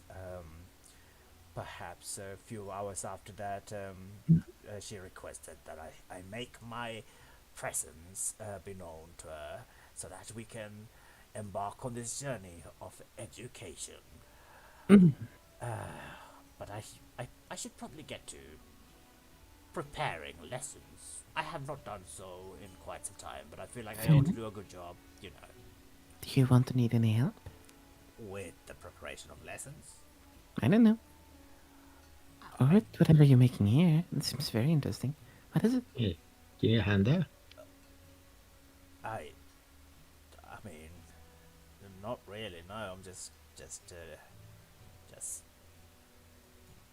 messing about. Nothing too Aye. important at the moment. Aye. Just trying to make basic casings, Hmm. that I do. Sometimes the casings are not too doesn't fit properly, so I have to make adjustments and whatnot. It makes sense. Yeah, but thank you for the offer. Mm-hmm. But yeah, I mean, it's kind of gonna say I also kind of like your teaching style. That's all. You liked my what? Teaching style from our little talk yesterday. Oh, well, that's wonderful. I hope you learned something. I think I did. Oh. It's still a little above my level, but I'll probably figure it out eventually. Well, is there anything that if you wish to learn from little old Zan, that I would be happy to share a few of my knowledge and a few of my spells that I have been working on. Oh, that would be great. I mean, you're really into teleportation and the likes, yes? Well, teleportation, creation of teleportation circles, what else? And the likes, yes. Well, thing is, I kind of figured out how to teleport others, but beyond your teleportation circle, I really don't know how to move myself around, so it's kind of become a problem. So, out of character, is there any spells do you have in mind? I mean, the one that would fit right now would probably be something like Misty Step or what have you. Misstep? Yeah. Or anything, Misstep, Blink, and stuff like that? Yeah, I mean, all of that stuff Nat would think would be fun. Okay, yeah. So, he would say, well, I can show you fairly easy, fairly straightforward 2 basic spells. Sure. So, and then he will begin to explain how these 2 spells work, basically. Yeah, Nat is trying her best to listen along, which it goes as it goes. Okay, so I mean, for the sake of Misty Step, it's a 2nd level spell, Yes. right? So Yeah. like that the Misty Step was already in your curriculum, right? So was Blink as well. So it's a sorcerer. It's a 3rd level spell, but he'll be able to teach you Blink as well. Welcome back. Yeah, so I will say she probably mentioned at some point that she's generally interested in like this kind of runic / circle magic and stuff like that. So any lessons yes, and that she'd also appreciate because may not have to do with her upcoming spells. Okay, yeah. So anything else? I'll simply post you the planned spell list I have for that. There you go. I see. Specifically regarding to the 5th level ones, the 2 first ones might be relevant too. Okay, so this one, I guess. Yeah. And the second one could also probably be described as something similar. I see. I think he would have difficulty with the second one. Yeah, but no, the first one probably. Okay, so he will he will show you like slightly easier way of casting these blink and misses up, right? And then he said he will begin to talk about a different spell. Just give me 1 second. Sure. Yeah, Dante's follow along for the most part, but then gets a little bit lost.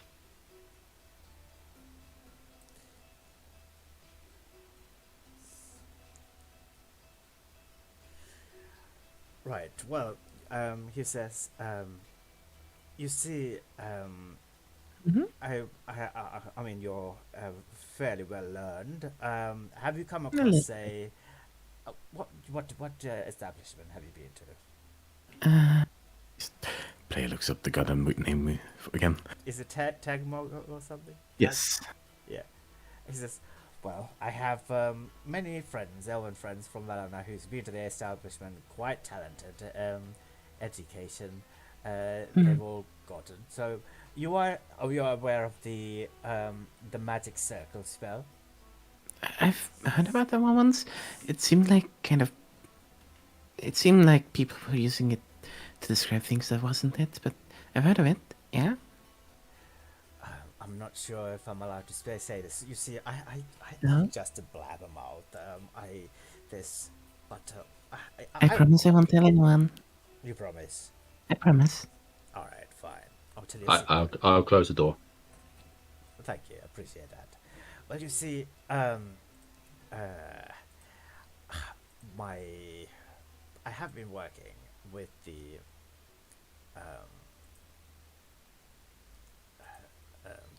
Archmeister Aduzin Stooge. He's the head of the Eldest Rest. You said you've encountered him, right? The moody gloom. I have. Yes. He has an avid interest in draconic magic and draconic sorceries and the histories of dragon. Yes, he has been researching for quite some time. Anyway, he sought my insight and input into creation of a spell. It's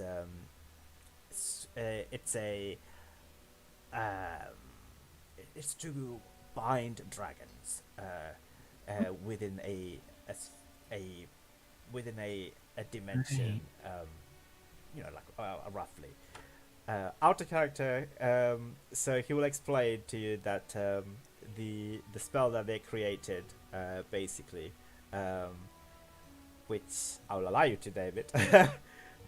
So if you cast the 3rd level magic spell we're using a 5th level slot, you can also use dragon type as one of the creatures, celestial, elementals, fae, fiends, or undead, right?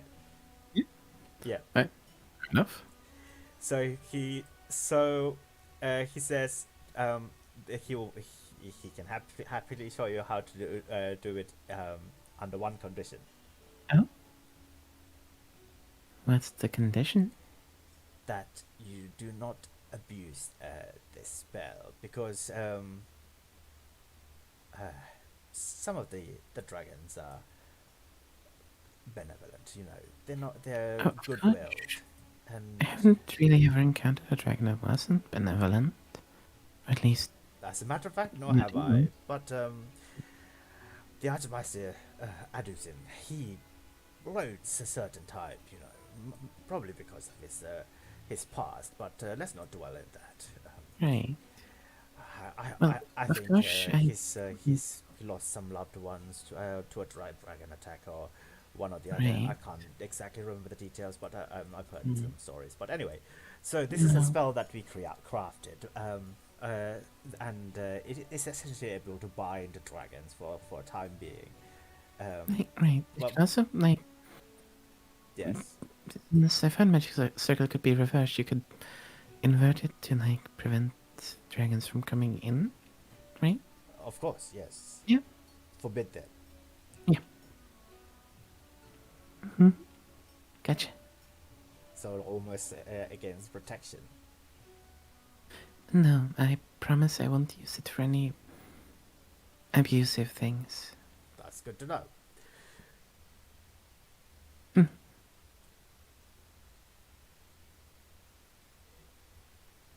Is there anything else?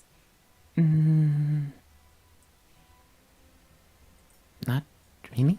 Well, I better get ready because the remembrance will begin shortly. So I should wrap these things up. But I hope you learned a thing or two. Mm-hmm. Thank you. You're welcome. So, any criticism of my teaching? I want to do my absolute best. Lynn has taught me that not a stray strand of hair should be sticking out with my lessons with the princess because You do talk a little bit too quickly when you talk about the specifics of teleportation magic. right. You get really like hyped up about it. I mean, I am very excited about my work. I That's know, and it's great, but try to slow down just a little, okay? slow down. Just A tiny bit. a little bit. All right. Well, Mhm. you learn something new about yourself every day. That's No worries. Thank Hey, you. you taught me a lot, but to teach you a little bit. Very well. I hope they was fruitful. You know. He begins Thank to you. put his tools away and stuff like that. Yeah, just kind of smile, bow, and turn to slowly leave unless there's anything else.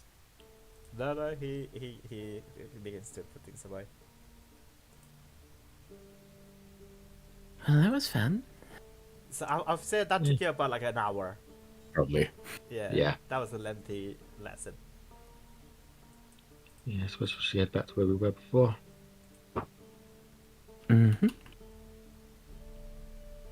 All right. So So that Anderson is really creeping me out for some reason.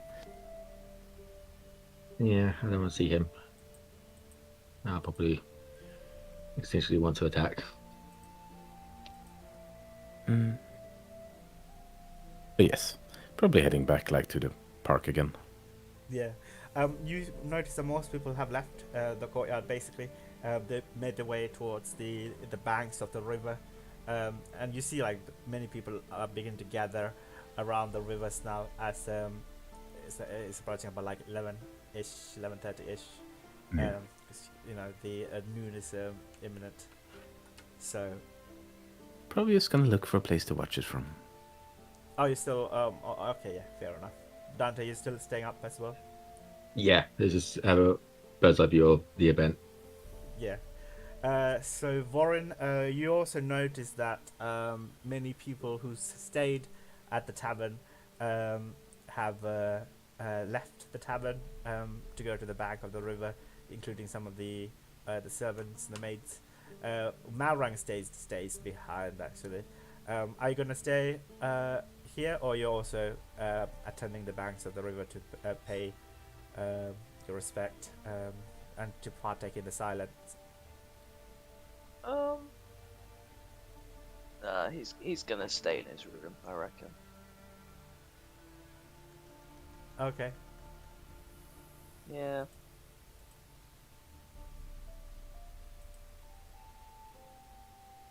Okay.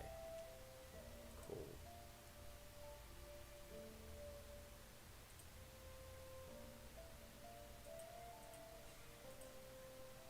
Just gonna delete some of these encounters. Okay, how about you, Aaron? You're gonna also stay there for the time being? Yep. She was just sitting there, looking out by herself, Okay, cool. Uh, watching them gather on the banks, but yeah, she's not moving. I see. So I'll just summarize then what happens basically. Unless you guys want to partake in any way or form. So, over the course, the town folks gather at the banks of the river. People begin to place their lanterns on the river, these white and black lanterns, and they begin to drift slowly away from them, um, and the silence is observed after a while, like for 11 minutes, where everyone is quiet, and some people are staring deeply into at the river. Some people are crying. Some people kind of embracing one another in that time, basically. And after that, one by one, they all begin to slowly return. You do notice that during the silence, there's white and silvery sparkle begin to appear, like this white colored, like small light begin to appear and disappear. It doesn't blip in and out in the air now and then. If you want, you can roll an Arcana check if anyone's interested. Yep. And this is What was that? Sorry. So basically, it's like an environmental effect. During the silence for the entirety of 11 minutes, these like white, sort of like glistening sparks begin to appear and disappear, blipping in and out now and then. It's like a weather effect almost. So if you're interested, I'll give it a go. so yeah, you'll recognize this effect. People have said this to happen, has happened before. The previous Remembrance Days as well, when during the observation and during the silence, basically, on the Remembrance Day, when there is an augmented level of grief, certain elements of people's magic trigger this kind of like a weather effect, and this has happened in localized areas before. So that was the effect of the silence, basically, the magical effect of the silence. And after that, people one by one, they all begin to slowly begin to wander back to their homestead. Some people are staying behind, like especially like people with kids, as they're all excited for the show that the wizards are going to show at the Sunspires. They can see from over here, basically. Like they're not allowed up there, but yeah. Okay.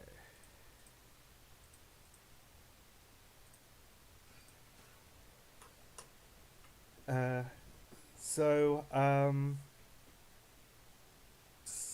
I guess so Natalia and Dante, okay, once. So Erin, after this has happened, are you going back after the remembrance has been observed? Are you going back? Nope. You're still staying on the island Yup. for the whole day? Pretty much. Really? Yeah. Okay, fair enough. She wants to be alone for the day. Okay, yeah, fair enough. Understandable. How about you, Natalia and Dante? Are you guys? You notice as the staff and students have wandered up to or made their way to the Sunspires to see the exhibits of the various wizards as they. So are you guys making your way up there, or are you going to stay behind? Which mood do the people that are moving seem to be in? After it has been observed, people are, some of people are still sad. Some people are still grieving, but most of the people begin to make their way. They seem to be a little less sad and more excited for the reveal of some of the awesome magic that's about to be displayed, basically. Mm-hmm. No, if people don't seem generally overtly sad at the moment, Natalia will probably tag along and probably far in the background. It's kind of just shuffling behind and reaching out to wipe face on her hands as she does, trying to keep it hidden. Okay, yeah. Dante, you're also following Natalia, or It was follow after a bit, but we won't stay for too long. fair enough. If So I probably watch the first show, then head back to the inn. yeah, fair. Okay, so uh, you hear, I guess, from other people that the different headmasters are showcasing what their school have been researching on, any new development that they've had, any breakthroughs that they had recently, and are you guys wondering when the when the Archmeister Aduzin is taking part, or like is doing his part? Mm-hmm. You hear from other people talking, he's going last basically. He's saving the best I for know. last. Yeah, I think Natalia's still lingering a bit away from the mass of people at the moment.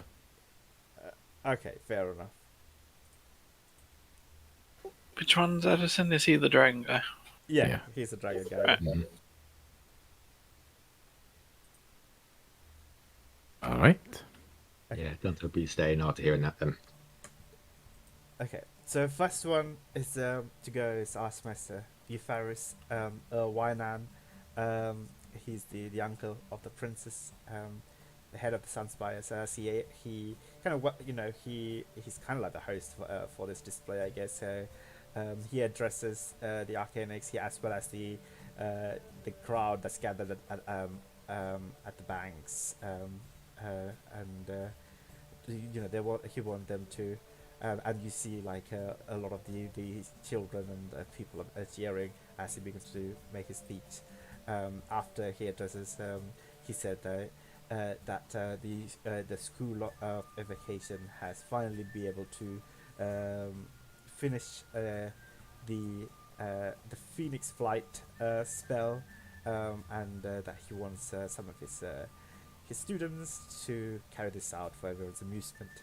And you see two girls appear, and they begin to cast this spell, and these plumes of fire begin to spew out of their hand and begin to completely envelop their shoulder, etc. And you see they slowly begins to more like they themselves don't turn into a phoenix, but like they have they're inside a giant fiery phoenix. Basically, two phoenixes appear, and they both leap off to the off the sun's fire and begin to do like a few loops, and you see people are like cheering, and the two phoenixes are leaving behind a trail of gold, red and orange, and they kind of like warring in and around each other, and they both land, and everyone erupt into cheer, and people begin to clap. After that,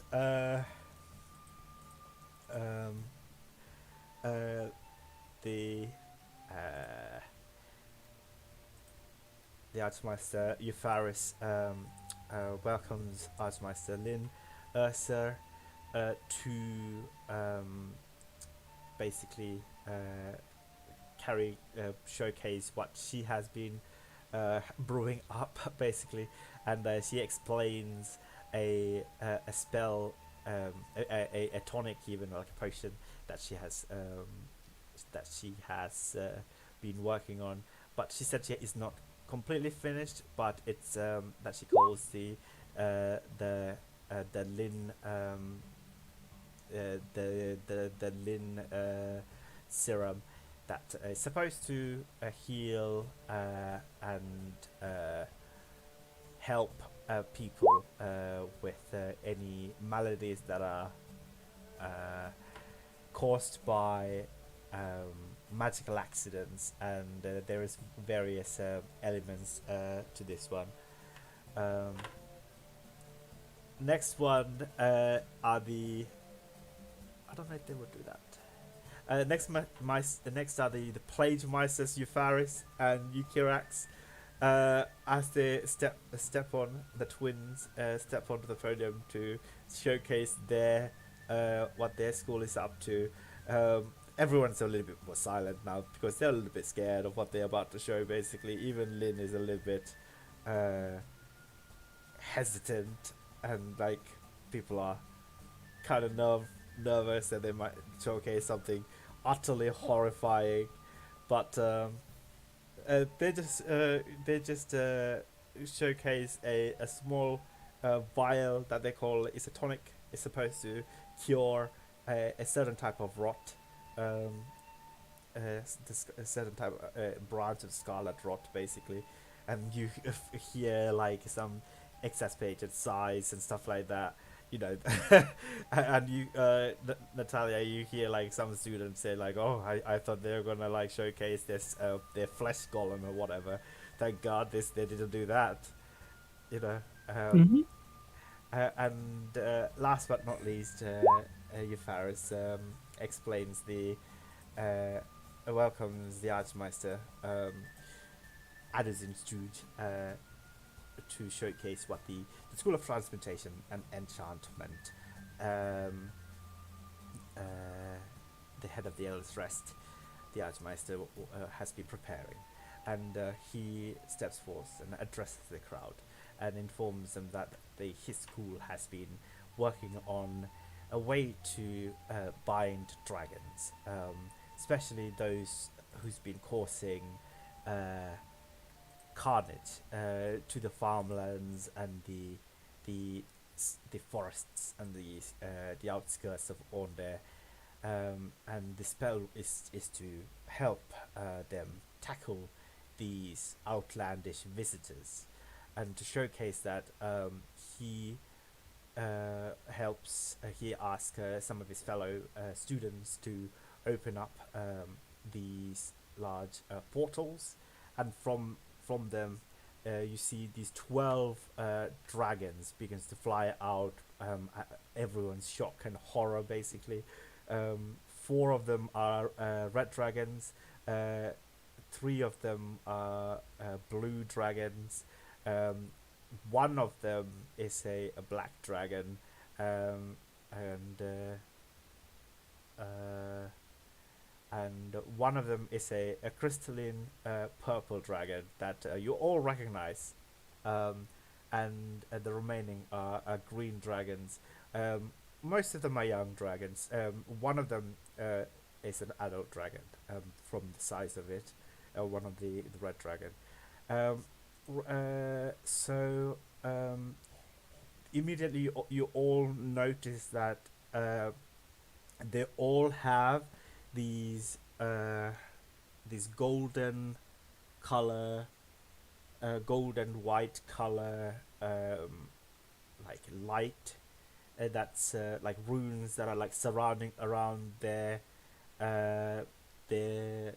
snout, as well as their eyes. Basically, it's like chain. It's like a magical rune that's like that's stifling their vision as well as their mouth. And the same colorization runes, gold and white color runes, are like rotating around each dragon's arms as well. And you see, actually, Natalia and Dante, roll a perception check, please. The DC Sure. is 20. Okay. No. Nope. Yeah, you don't see it. But yeah, the Archmeister Adozin is waving his hand, and he announces that he calls this spell the Dragon Dance spell, and as he waves his hand, a flock of dragons begin to circle the tower, and as he waves the other hand, another one circles the tower at a different level but counterclockwise, basically. And he does this at people's amusement for over the course.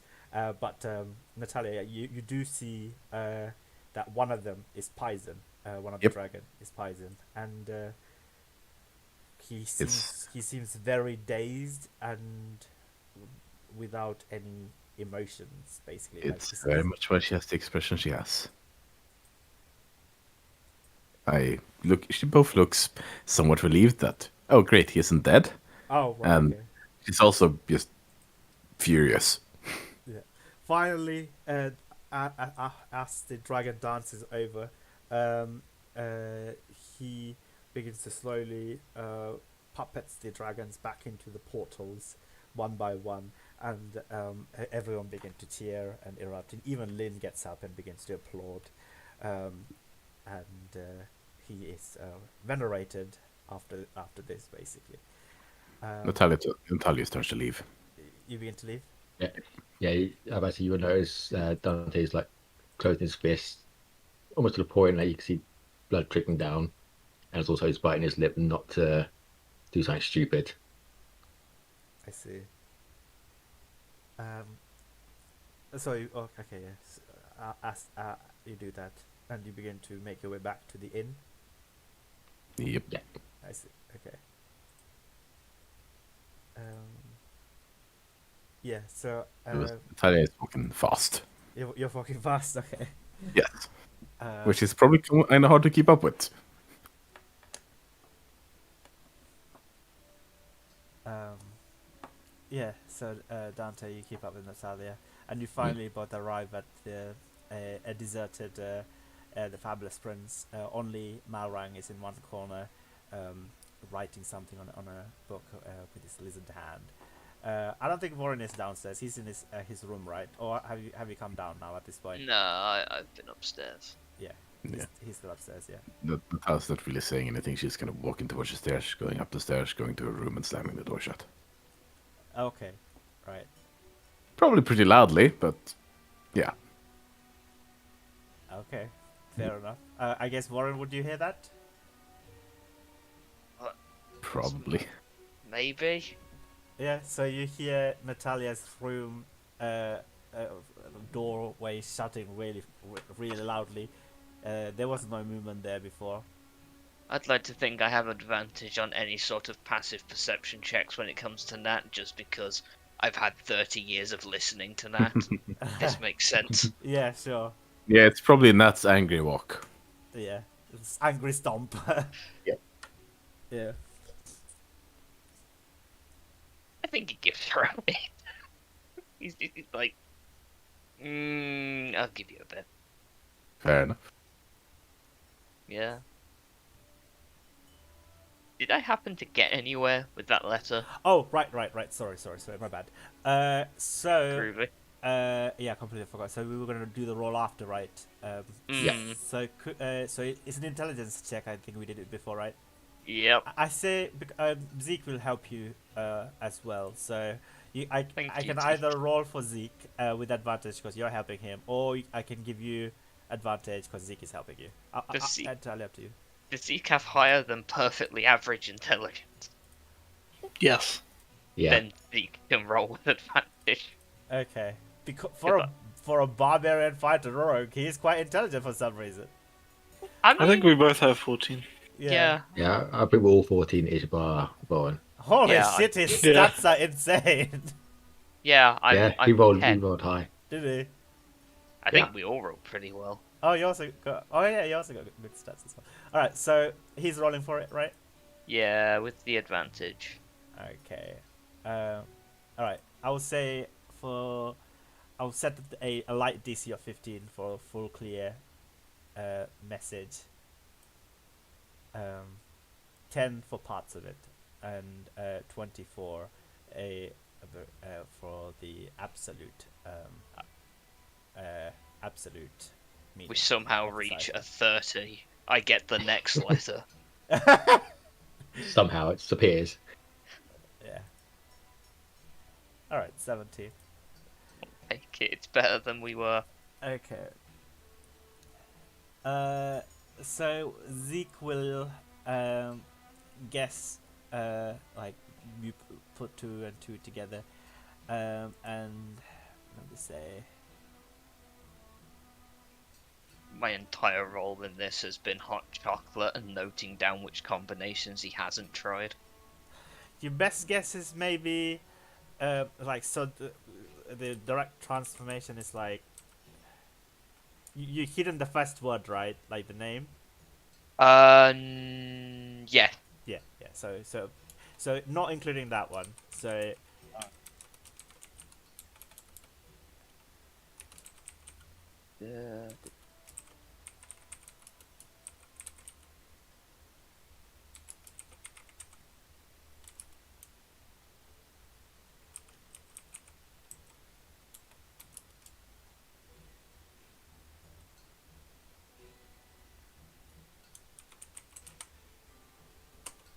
so these are like the rough cipher translation.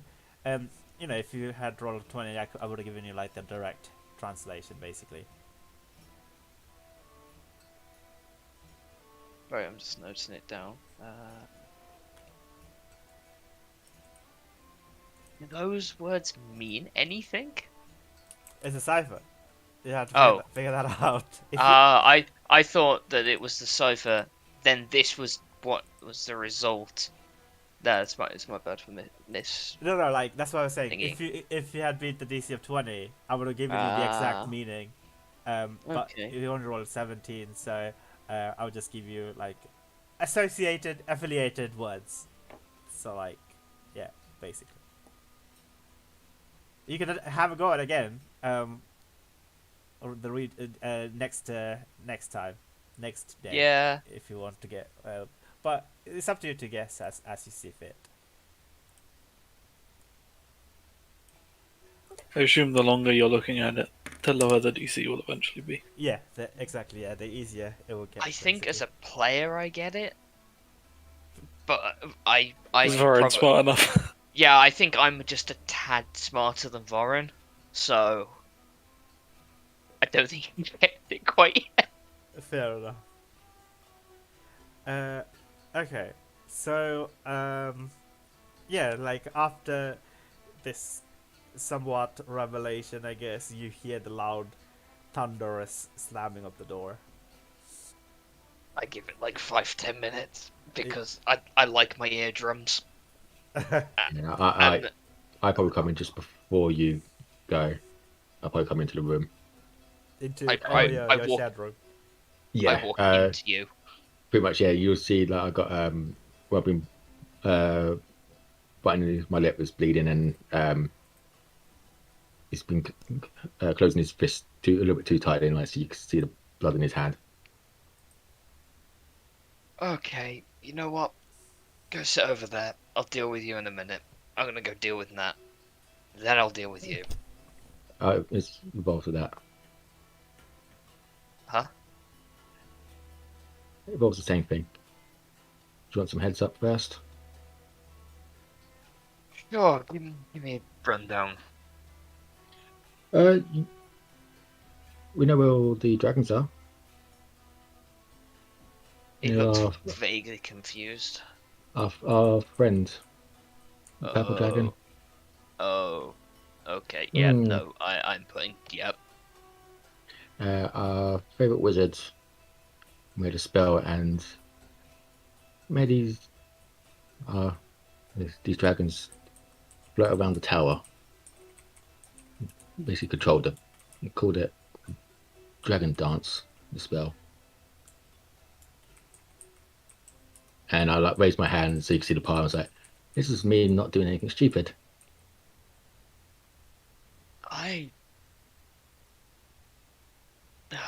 Okay. So heads up. Thanks. And I'll get my hand sorted out in a second. As you make a find a little spot to sit down and calm down. No, sit down. And I will basically, like, free Dante's hand before I go and deal with that. You can't show this man an injury and he's gonna just go walk away from it. He treats it properly. Right, just okay. He just points at the door and leaves. He does not close it behind him. Yeah. It is the Vorin trademark. and then get the signature. Wait, no, you told me that Nat was angry. Yeah. Never So mind. about the dragons. Never mind. Bit of retcon. I make 2 hot chocolates. One of them goes to Dante. And then I'm taking the other one with me for now. Mm-hmm. You do not get a say in whether one gets made for you. It gets put in your hand. Yeah, I got confused. And before I say anything, I guess you're gone. Oh yeah, he's gone.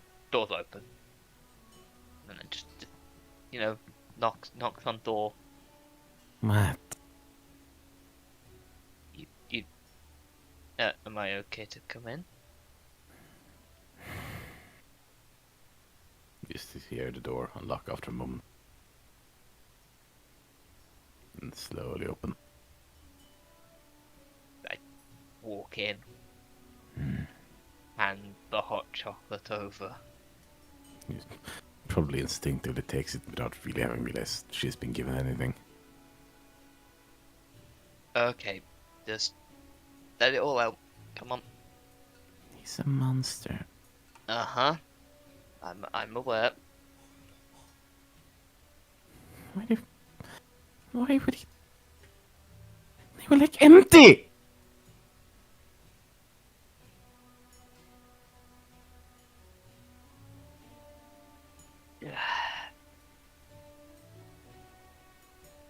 Yeah, no, he just kind of sits, dumbfounded in a way.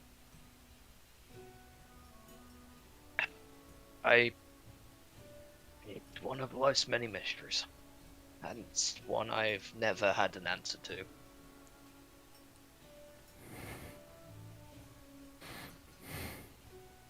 I want him to stop it. Now.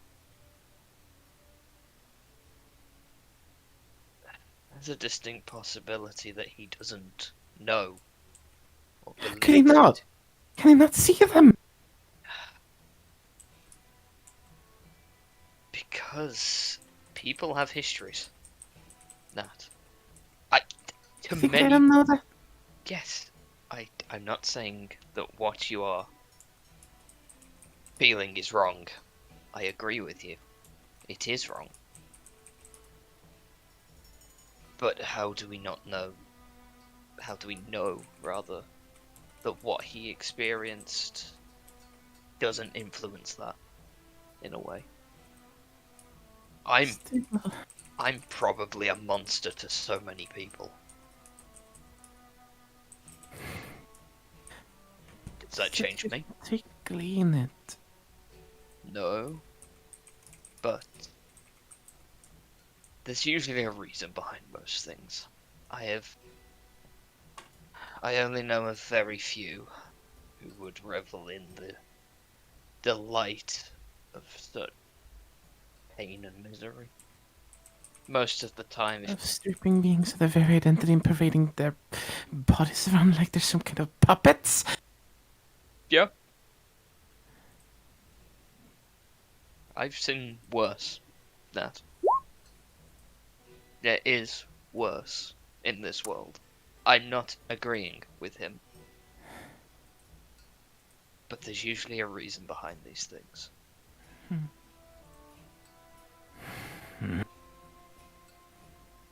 And you and I do it, I feel kind of bad, and what I'm doing is much, much smaller. See? I could Everyone- just, stand there smiling as he did it. Because in many ways he probably thinks what he is doing is right. Take the entire war. No side was right. Yet every side had a story, a belief. What they believed was right. In many ways he probably has had experiences with dragons. And enough of them to make him believe that his cause is righteous. Who cares if the cause is righteous or not? It's still hurting something. I'm not disagreeing with you. I'm saying that someone like that is either truly malicious to their core or has a reason. And if they have a reason, they can be reasoned with. I don't know, I could reason with them after seeing that. All I'm gonna see whenever I see him is that!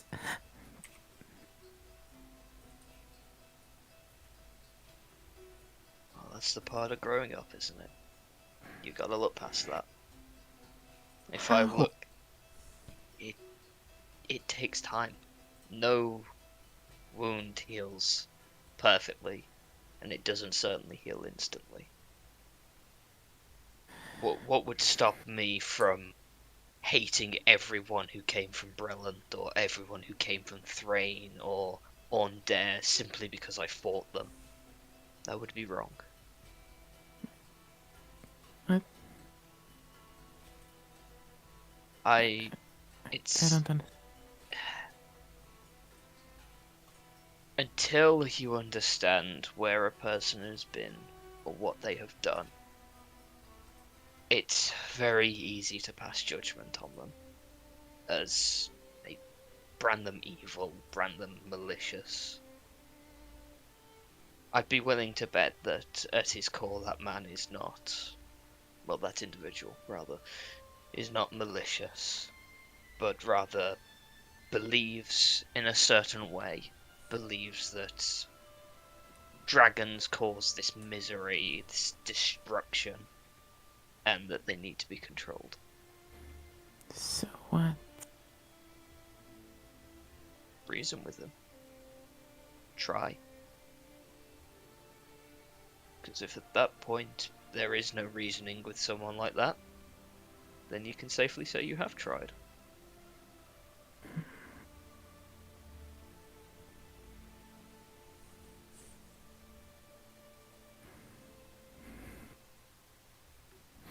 She kind of shakes her head for a moment, starts kind of pacing back and forth in the room, trying, as if looking for more words to throw out of herself, but currently not finding any. I mean, he doesn't say anything.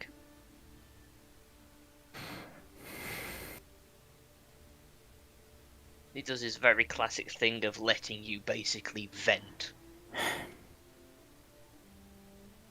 Yes, the dragon we met on the ship was among them, and I don't understand how people can't see that they're hurting someone.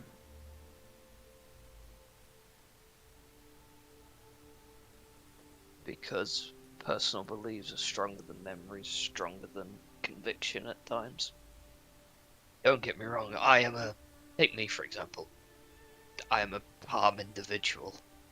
I will reason before I take action. Yet if you were hurt, or if your mother was hurt, chances are my values would go flying out of the window. That's not the thing. No, but I've hurt people. I know I will have to hurt people again, but I could never enjoy it. I could never feel right about it. you think he does? Well, It they looked do. like it. How so? Don't know. He's kind of. It felt like he did. There was the sense of the feeling that he was doing what he thought was good, what he thought was correct. Maybe that is the case in that individual's mind. Whether... I don't know. Like the coin all over again, that. There's two sides to any given argument, story, war. No one's right. Just two conflicting opinions. I'll agree. The dragons are hurting when they're controlled like that. No one should have their free will stripped of them, irregardless of who they are, what they are, where they're from, or what life Exactly. they've led. But all I'm saying is maybe this individual's doing it not out of a place of malice. Maybe they're doing it out of a place of fear. If you spend your life having to relive every year the memories of one particular group, individual, taking what you hold most dearest from you, it wouldn't be irrational for them to develop a hatred of that individual. Wrong, maybe. Irrational, yes.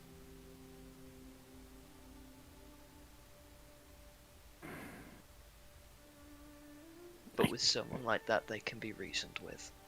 Or you can try to reason with them. How do I try? Just try. I know it's not exactly the most useful advice I can give you, but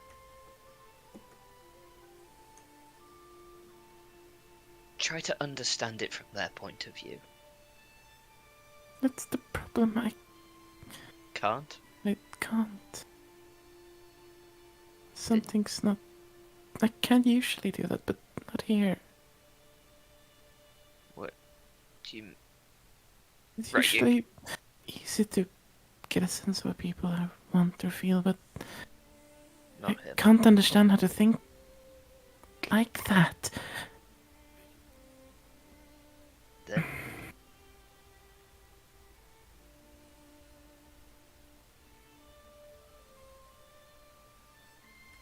just gotta ask. Just talk. I don't really... I don't know. I don't know what to tell you, Nat. I spent 200 years of my life living with elves. And then another 100 years fighting elves and non-elves. And then I spent however long now trying to figure out what the hell this world is. Hmm. I can tell you what I believe to be right and wrong, but that would be wrong in of itself. You need Right. to figure that out for yourself. Hmm. I want you to know what right and wrong means to you. Because at the end of the day, we're two different people. We might I have know. similar opinions, but I don't want you to have my opinions. I want you to have your own. And if your opinions of that this man is abhorrent evil, then I'm not going to try and change your mind. Don't want to think of him that way, but it's hard not to. Then you need to talk to him. You need to understand.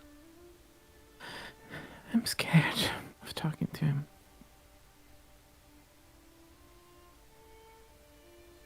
I'm scared that he'll turn out to actually be that thing I don't want him to be.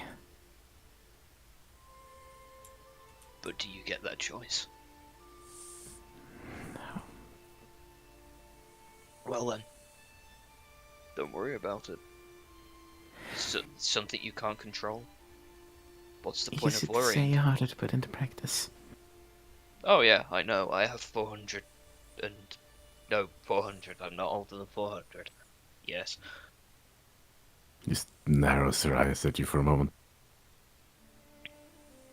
Look, it's easy for me to say, do this, do that. So, yeah, no, I get it. I'm not gonna tell you what you're feeling is invalid, because it's not. But just try. That's all I ask.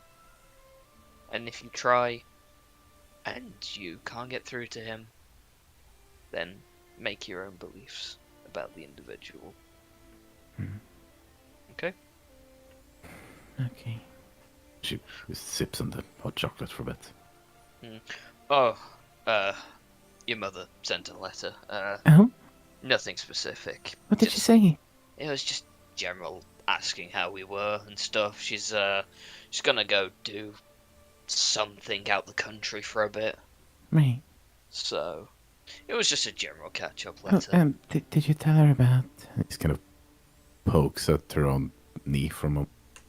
I have not yet. Right. We probably don't. should, right? I don't want to worry her at the moment. I guess. Still. Yes, You do realize I'm gonna get into huge trouble if we come back and, like... She finds out when we come back? No. She'll be concerned about you. I will have to go live in another house. Oh, no, I'm definitely gonna get into trouble as well. Oh yeah, but not as much as me. Mm. No, she will know.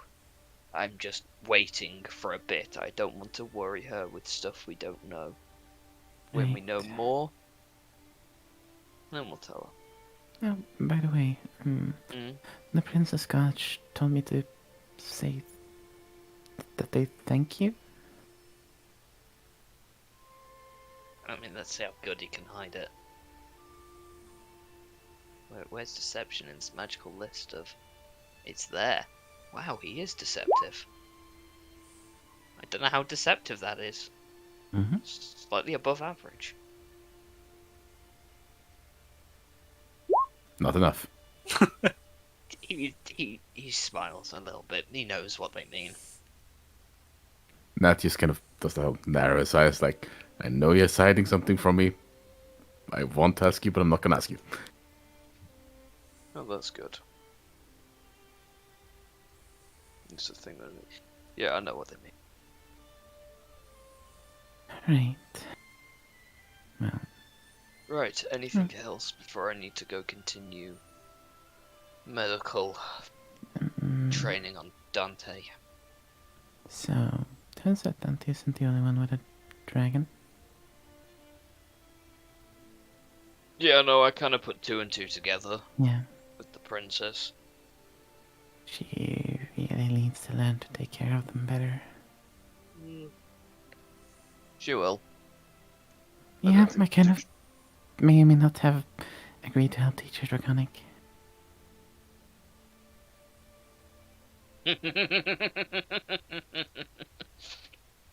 Sorry, I found the concept of you teaching something amusing. Look, I did help people out at the university when they were learning it. It's not the first time I'm doing something like this. Fair enough. Maybe like the third.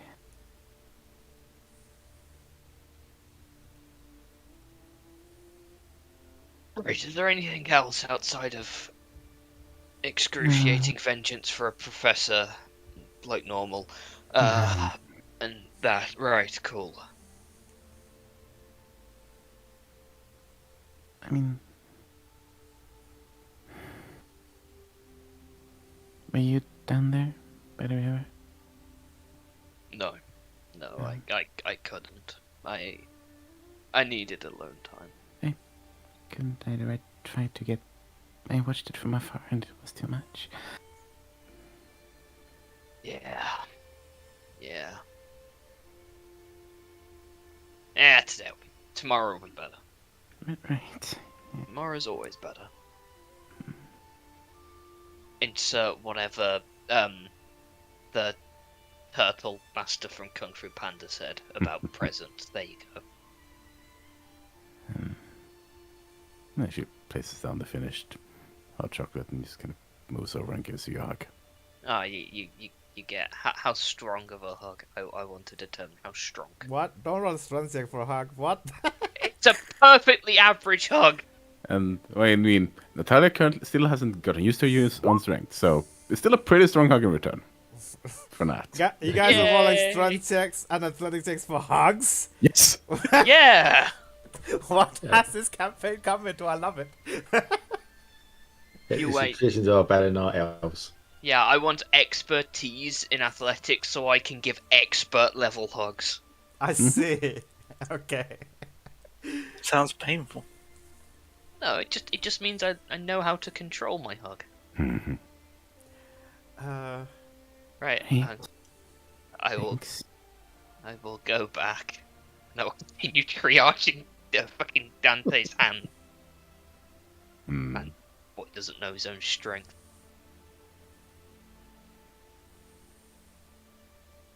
jeez, Warren is the father of the group. Mhm. Yeah. Well, good luck. He just he gives the look of okay. Like he has done this 1,000 times before. With Natalia, probably have. Yeah. Probably, yeah. It's like plasters on like the arm, the knee, like the forehead, back of the arm, back. What? Like yeah, I mean, if you fall and graze yourself, you're gonna like Oh. if you need. Yeah. Yeah, I guess, yeah. Scratch Yeah. And sensitive Natalia was stuff. definitely adventurous kind as a child who went out and fell everywhere. Yeah. Yeah. I go back. I've removed hot chocolate from the tray, and yeah, I treat Dante's hand. Well, with that, the remembrance come to an end. I guess towards sunset, Erin, at what time would you like to come back to the land? Not today. You're staying on the land for the whole day? Mm-hmm. Till next. Okay, fair enough. Well, unless you guys want to do something during the evening or night, we could just skip to tomorrow until something happens. Sure. Yeah. Nothing. Nothing. Yeah. Okay, so let's just go on to tomorrow then. But before we resume, can I take a 5-minute break, please? I need to get more tea. No worries. Yeah. Thanks. Sure. Thank you. Yeah.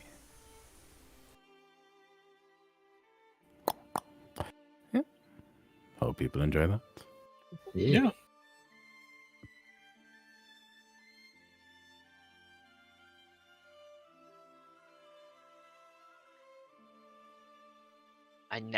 It's non-negotiable. I have to multi-class into Bard now. Take those 6 levels of bad. 6. Well, okay, 3 or 6. Those are the best bad levels Mm. for a multi-class. Hmm.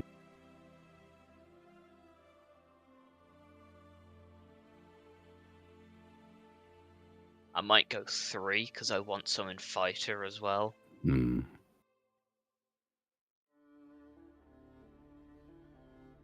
Right, it's good to get up to like 3 as well with fighter, isn't it? Oh yeah, 3 in fighter is always nice. I would lose out. What would I lose out on specifically? Oh, I get back. I stay up on 1 hit point, so it's basically like Nath Ember. Cool. Oh, and I don't suffer the drawbacks of old age. No, I refuse that. I need to complain about my bad back. You can still let just be deception. Yeah, or it's one of those you think you still got a bad back even though you don't. It's all in It's the a mind. placebo effect. It would be for an elf, though, Yeah. because they kind of reach a point and stay there until they die. God damn it. But I can imagine, like I said, after all the wars and all that, your body's Oh, like, oh yeah, you would gore, have old painful. wounds that haven't healed properly, most likely. That's the thing. Yeah. Who did we lose for a second? Don't. God. I think it's got to be Law Bard. Hmm. More skills. If I was going to multi-class into a bar, that'd be the one I'll go for, Dante. For him just learning everything. None of the others make sense. The only one would be Creation, and it'd just be DIY. Could also see Elegance just got that advice. Persuasion. Hmm. Yeah. I always know the right thing to say to de-escalate the situations which everyone else in the group has put me in. I may take 3 levels in fighter, but that's a very long way off, so we'll see. I'm probably just gonna be like I'm rogue till 13 100%. Hmm. And then maybe I'll go for the crit, the champion. Hmm. Just because, many dice. Yep. Yeah. Yeah, I kind of want Nova to be large, but also it would be so inconvenient now as he's a living creature. You just need to be larger so you can hide him. Or we need to get 2 more and stack them, and then we can pretend that they're 3 drakes in a trench coat. No, I'll be going sorcerer till 20. That's just decided already. Yeah, well, that's fair. Yeah. Spellcasters going all the way to 20 is generally the best. Yeah. All I want is Yes. 2nd level spells for horse. Yeah, that's nothing I've got to work on as well. Like the spells, the range of spells, some of them are okay, some of them are not. Mm, I do not want access to any spells. I want a nice, simple combat character. Yeah, after the death of all the things you could do, but that was just smites. I mean, Death was simple. You literally did smite. It's just my other character is a buff port, debuff port part in my other game. So like, Yeah. I like a very different character between games. Fair enough. yeah. Vorin is very caring, very nice. My other character, Sam, is pure chaos. I have elevated Ember to a point of no return in levels of chaos. Mm. In my character's inventory, there are 7 bricks and a padlock.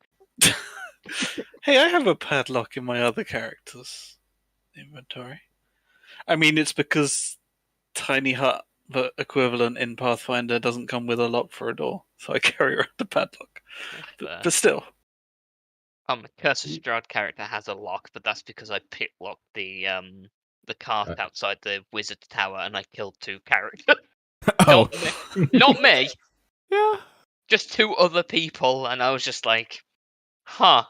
Is this Well, the take alchemist padlock. fire you told us about? Yeah, Yeah. that was just Yeah. pain. My party almost blew all of themselves up on that. I missed the DC by 1. No, but mine were all like, okay, the door's locked, and they tried to lockpick it, and they failed miserably. So they all gathered up around it, and for a moment, like, okay, we're just gonna smash it open. I was like, oh no, I should. And they were level 4 at the moment, so there was no fucking chance of any of them surviving that. Oh no. Our first fight in Curse of Strahd was the vampires in the woodmaker's house. Ah, yeah. Yeah, That's and a I hard was just fight. like, how about we nope? Like 3 people went down. The only reason we lived is because I can bonus action spare the dying, Hmm. and then my channel divinity, because I was playing cleric with an AC of 13, and I love it. 14, sorry. Got that Gale mail. No dex. Oh, absolutely. I rolled awful for that. Hmm. I rolled like disgustingly bad. I don't want to check now. I know that my highest is in wisdom. But That's generally what you go to for high. Yeah. Yeah.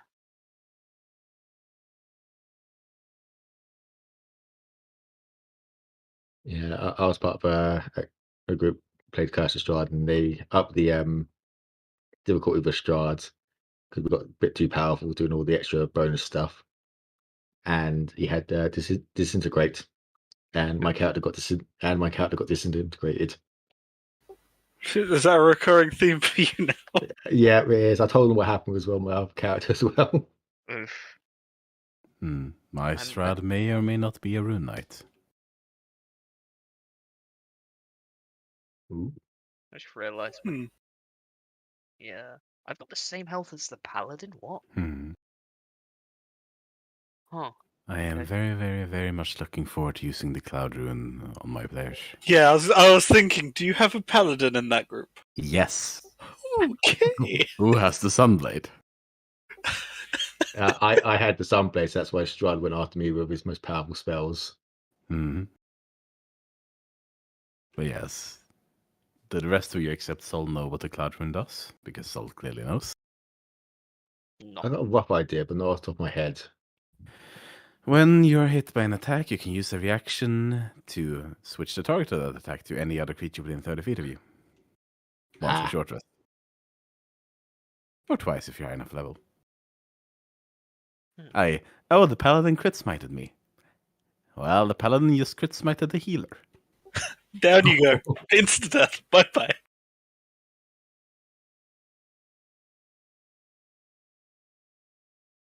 I'd really like to try out a necromancer wizard. Just cause. Never played a wizard before.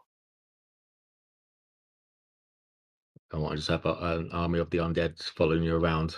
I had an idea about a necromancer wizard who wasn't evil. They just really wanted some friends growing up, so they made them. Oh. Ah. And then just got really good at making their friends.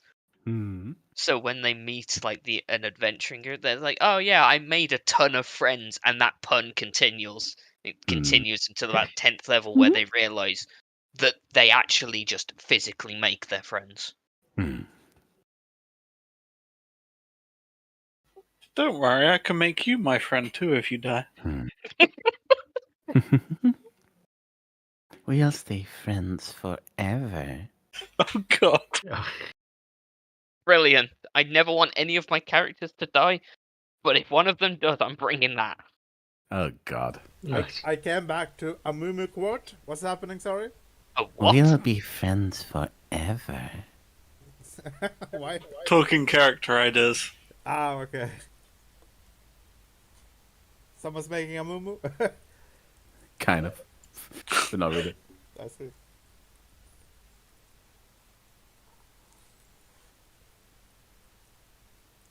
Anyway, welcome back. Okay, thanks. Welcome back. I think we're all back. Are you all back? Oh, just give me 1 second. So, Just need to quickly finish eating. How's your Straddle Me Daddy's Curse of Strat campaign going? That it feels weird hearing the name secondhand. It's going good. We got the amulet thing that's for clerics or paladins. Oh. The ones that give you a bunch of stuff against vampires. Yeah, holy symbol of Ravenkind. So is it Yeah. like a purely combat campaign? No. Very much No. not. Okay. It varies, I think, with the group, depending on what you want to It do. also varies on how the group wants to play it and the DM wants to run Yeah. it. But Yeah, because my one it's was not quite written combat. as a combat-only campaign. It can be. Yes, but if you go pure, we're gonna treat every encounter as a combat encounter, you're gonna die. I mean, we've so far been okay. That's like if you treated everything like a combat encounter, then the DM has been going easy on you. Not everything. No. We've actually managed to persuade our way out of a few things, which is All I'm saying confusing. is windmill. Yeah, never- you don't want to go haven't in that been high. there yet. Oh, Haven't not been there. spoilers. Yeah. Or your DM could be mean, and your first thing is the Death House. I mean, I ran Death House first. Death House fine. We collectively decided to skip that because we had got a couple of new players. So the DM was like, it'd be a bit unfair if they spent this time making this character, then they immediately die first session. Death House is on the low end of how dangerous Curse Strat can be. Yeah. But don't worry. I got rid of 2 of the player characters myself. Not my proudest moment. Hmm. But yeah, it is going good. Yeah. It is a lot of fun. Part of me wants to be in more campaigns. Part of me knows my limit. Hmm. I shouldn't join anymore. But then I really want to try out new systems outside of 5e. Yeah. Like, I Other tried systems can be fun. Pathfinder, I didn't like it. But maybe No, I prefer the low crunch ones in general. Well. Part of me wants to try Shadowrun or the Fallout system. Yeah, Shadowrun. The one is a bit crunchy, but not as crunchy as Yeah, Pathfinder. no, it's not as crunchy as Pathfinder, but it's crunchier than 5e for sure. Yeah. Yeah, I don't mind. Or Fate. I've heard things about Fate. Hmm. I don't know, Played just Fate. different. Just want to try different. Part of me really wants to try out White Wolf systems. Never heard of that one. I've heard of them. I can't think of Vampire what the they are. Masquerade, Yeah, Werewolf, that's Oh, that one. Rage, the Ascendancy, that Mm. group of systems.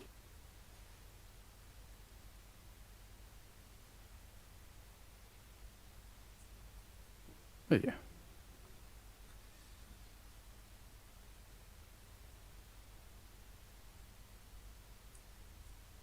I'm also very much a fan of spellcraft systems.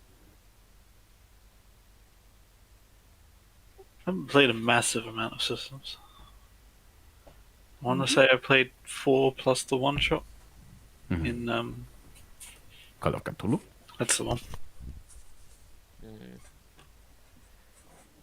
I've got a bunch of stuff for Starfinder Fair as enough. well, so that would be interesting to run at some point maybe.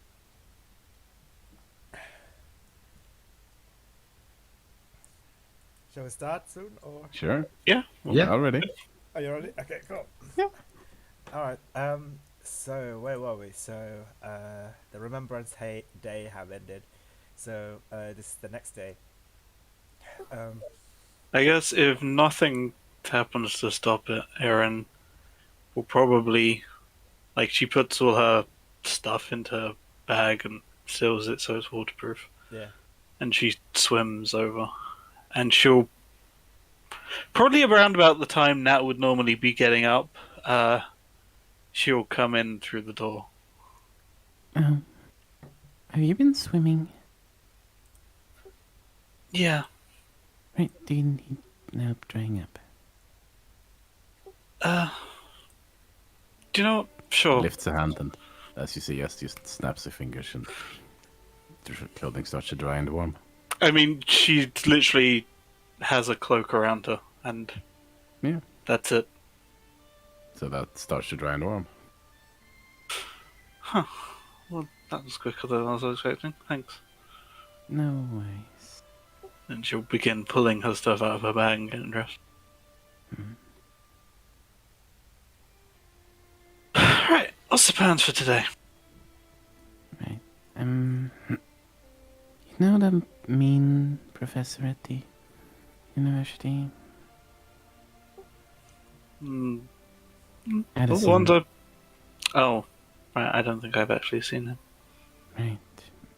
He turns out he's meaner than he was thought to be. Okay. I kinda wanna try talking to him about it. Somehow. Did he say something? Or... No. Look, he showed off a spell yesterday. Where he brought out a bunch of dragons that he'd kind of just subdued and put away the identity of completely and just had them dance around the tower.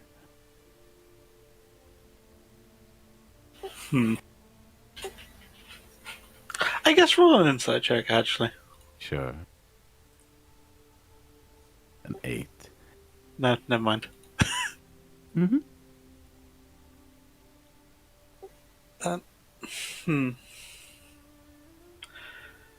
Well, we've got stuff to do there anyway. I can stop by with him. Well, with you when you go Right. see him. What are you planning to do there? Oh, I asked a couple of people to look into a couple of things for me. I'm gonna go see if they've made any progress. Like what? She just smiles at you. Just raises an eyebrow. I guess. I think she should roll another insight. Yeah, you need to roll another insight check. 18. Okay. It's the exact same smile she gave you when you punched her in the face.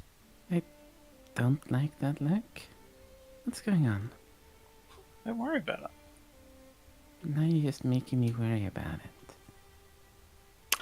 Well, I can't help that, can I? Yes, you can. Come on, let's get some breakfast. She's very obviously amused at how much this is annoying. Just kind of grumbles and heads down.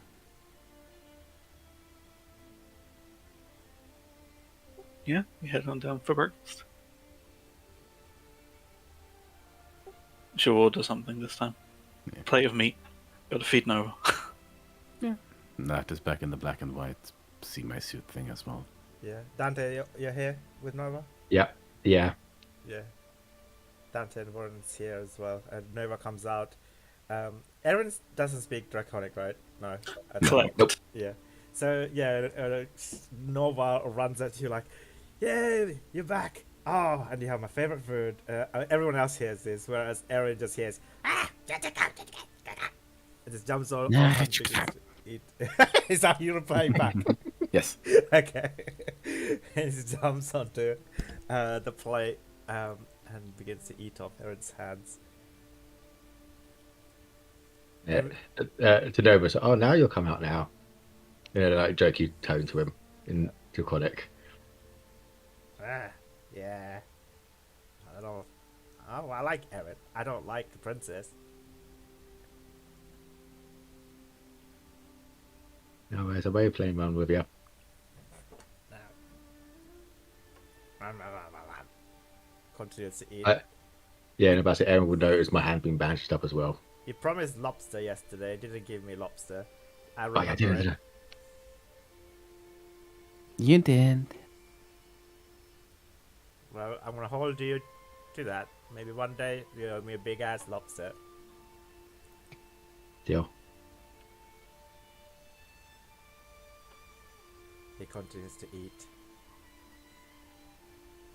So, What is Right. our plan for today? I kind of want to go back to university. I want to see if Edison can at all be talked to. But you're gonna be talking to him. Because he's doing bad stuff.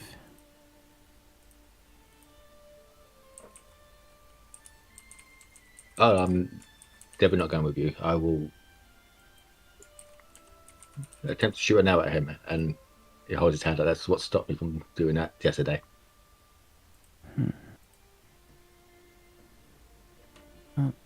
I mean, I guess. I am happy to go with you. Still want to know what you're looking into. What's that? Just glares at Aaron over the table. Again, smiles. Oh, I'm not asking. You can tell Dante's like is between two emotions, like concerned and curious, but he knows not he can't get anything out of you, so it's just like, okay, Well, you know, you should just play a card game. I need to win, yeah, Good luck with that. yeah.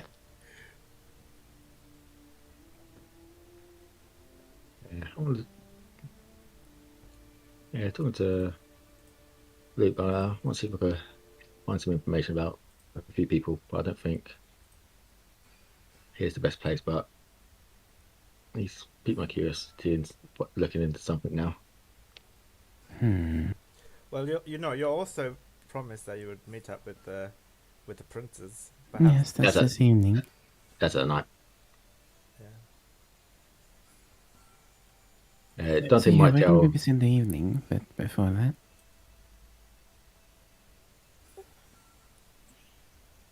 Well, I'll only need a few minutes to pick up anything if they've finished, so Right. if you don't mind waiting a few minutes, I can grab that and we can go see this guy. Sure.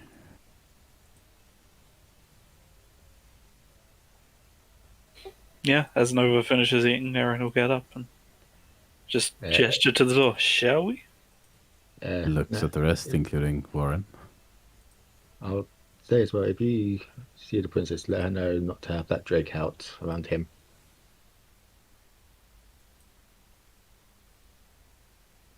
Or her guards. What? Well, if he doesn't like dragons, we try not to have dragons, he might use the princess's Drake as a test subject. So Yes, well, why the guards? if you can't get to the princess, I mean, her if he guards. does anything to the princess's dragon, I'm pretty sure all of those dragons would end up released pretty soon. So, you know. It's always good for a heads up there. I mean, play into it, right? If that's you want him to get rid of the dragons, right? So go to the princess, say how that horrible man is enslaving the dragons. You know. It could be a thing if he doesn't listen. Oh, I mean, he won't listen. That's pretty much a guarantee. Mm.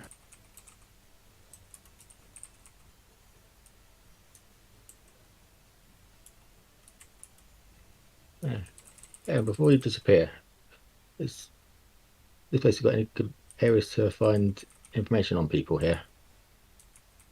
Do you know? Probably. I'll be honest. I've generally passed through here. I haven't looked around, so I couldn't tell you. A fire check.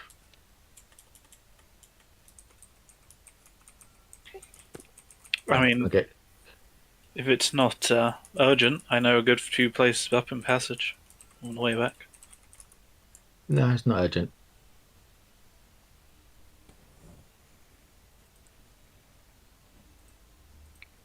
If you two go and don't get into too much trouble. I will never make that promise. I know, but I'll still say it.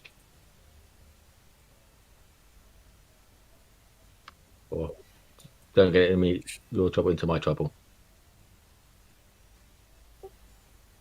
Again. She's basically waiting by the door. As soon as Nat's ready to go, she'll go. Yeah, and if no one says anything, Nat will probably get up and go. If I could I just quickly interject? Terribly sorry, I should have addressed this in-game time yesterday, but I just didn't occur to me. Erin, could I just ask you to go to the secret room quickly, please? Was that me? Yeah. Cool.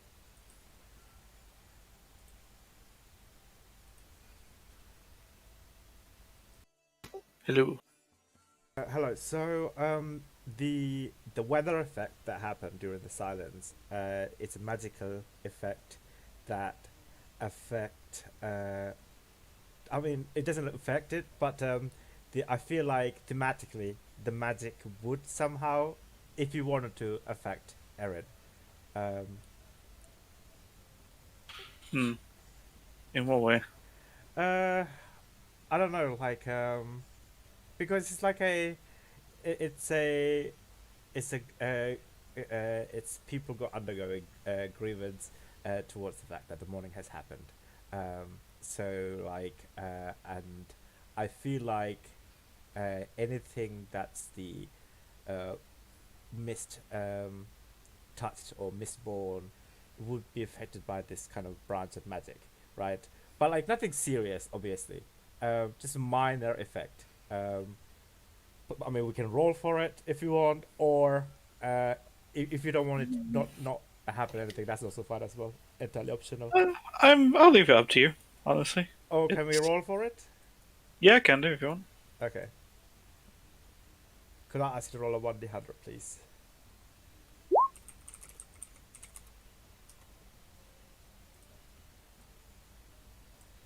Okay, so what did you get? 26, okay. Yes. Because I mean, she is literally made up of many, many people who died in the morning. Yeah. One of those people might even be lighting a candle for her, kind of thing, or someone she's made of. You know. Yeah. Okay. Uh,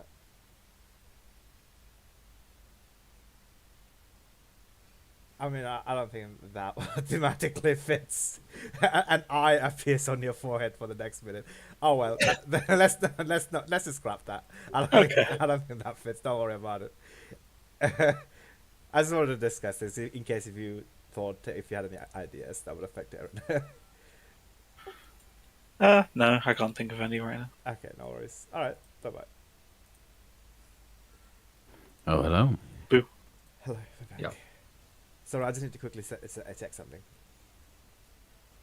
All right. The roll was nothing. Sure. Of course not. No, it literally was nothing. It literally was. Sure. We retconned it. Don't worry. All right. If you It was a table, and then we decided it didn't make sense. Ah, Sure. Sure. No, seriously. I know. I'm just messing with you. Oh, okay. All right. So, you guys are making your way towards Arcanix. I'm just gonna save some time, I guess. So you want to stop by somewhere before Aaron? Before continuing? No, I want to stop by in the Arcanix before we head to see the guy. Like, I'm still going straight. I need to pick up the research before we go to see the guy. Okay. Okay. I will say as well, if you don't say anything about it, that's just gonna follow you. I mean, I head to Rosemary's office and shut the door Yeah. in your face. Damn it. She will try and listen at the door. You're trying to listen at the door. Yes. Okay. Rosemary says, hello, Aaron. Hey, I had a couple of people doing a bit of research for me. They said they were gonna drop it off with you Oh, and yes. if they'd finished. Here you are. And she opens like a small wooden box, intricately carved. Kim told me to give this to you. He said that all his findings, as well as the whatever, it should be in here. Hands the box over to you. Thanks. Anything from look through notes of Ferris? I do believe that all of them has been collated into this as one. Oh, perfect. Yes, that's what Kim told me. Well, thanks for holding on to this for me. That's all right. Just quickly though, before you go, I will be out of I'll be away the next day or few days. I won't be around to answer calls, but just so if Lord Warren asks or if anybody asks, you are welcome to come around and inquire, and if there's any urgent matters to discuss or emergency, but I won't be present to reply back. Okay, well, no worries. It gives us a couple of days to work on people and make sure we get the votes when you come back. Yeah, I'm not going anywhere. I just don't want company for the next couple of days, if that makes any sense. I want to be left alone. Insight check. I'm curious. Okay, fine. Can Natalia also roll one since she's listening in? With disadvantage because you can't see her expression. 8. Okay. That's Deception, is it charisma, right? Yes. yeah. Okay. Let's see.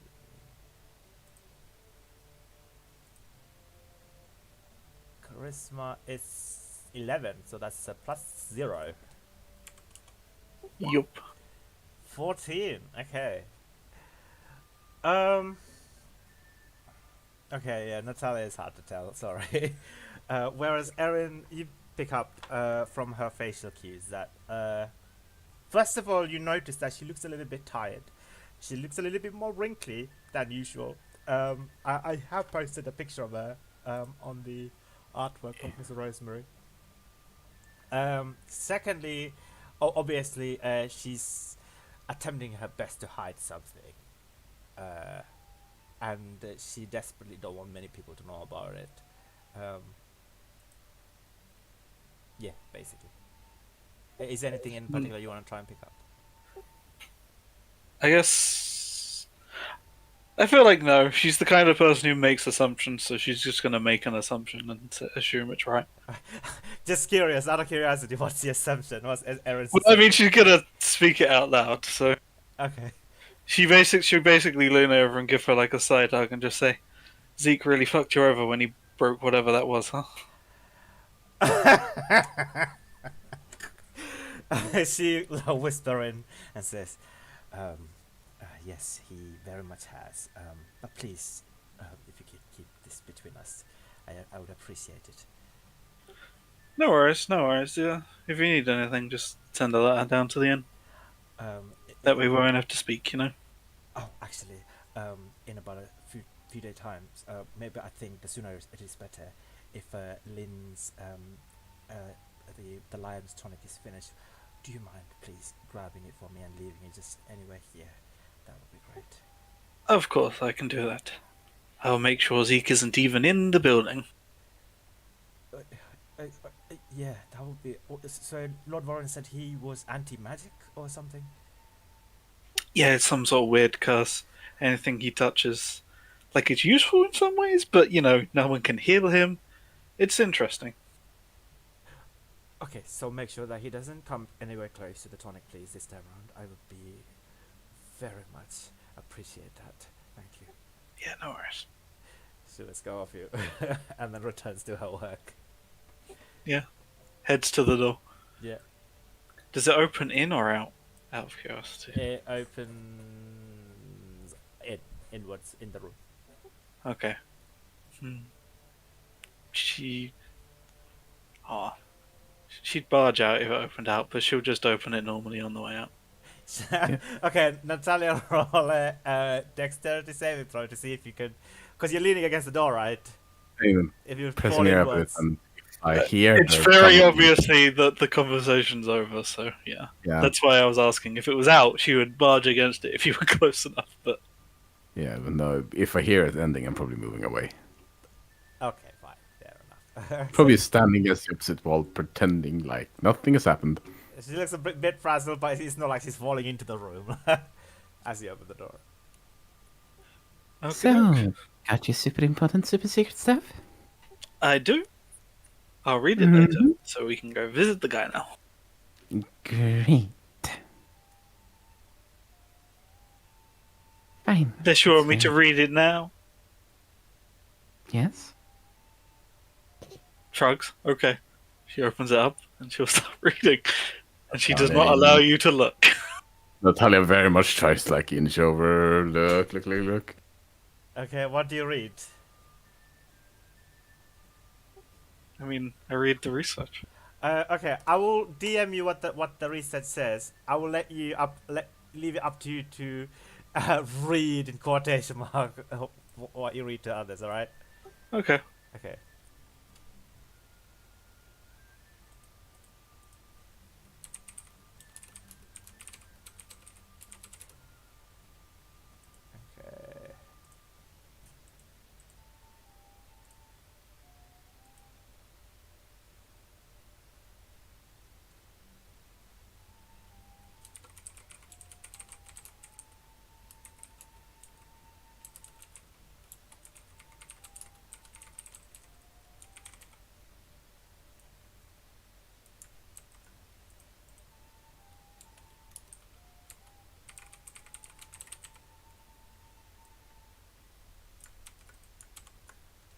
Okay. Okay.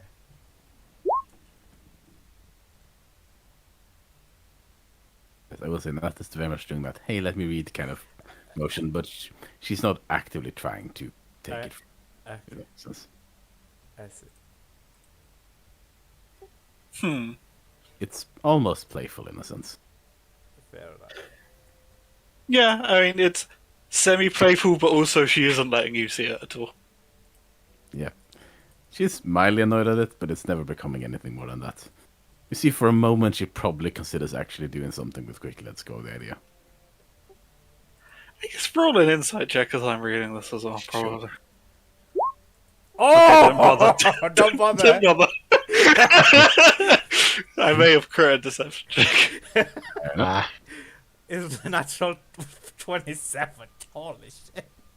Yeah, no. yeah, I don't think anyone else could be at that insight. Me and Dante are just standing here, like, just watching this all unfold. We're enjoying the quiet. Yeah, Can you guys beat it? Probably not, right? You don't have that I insight. got a plus Insight. 5. I got a plus 5 on my insight. Oh, You need a +7. Yeah, I have Yeah. a 1. okay, no, never mind. Well, I can see how far I get, but I won't beat it. So So, did it say anything? Yeah, why not? Just need a 10 more.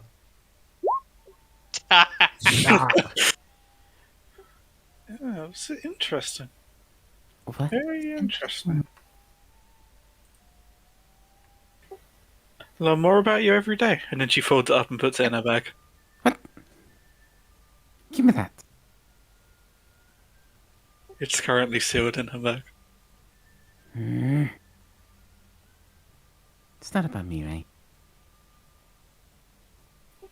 So, you two over there, are we ready to go see this guy? Hmm. Natalia looks very annoyed.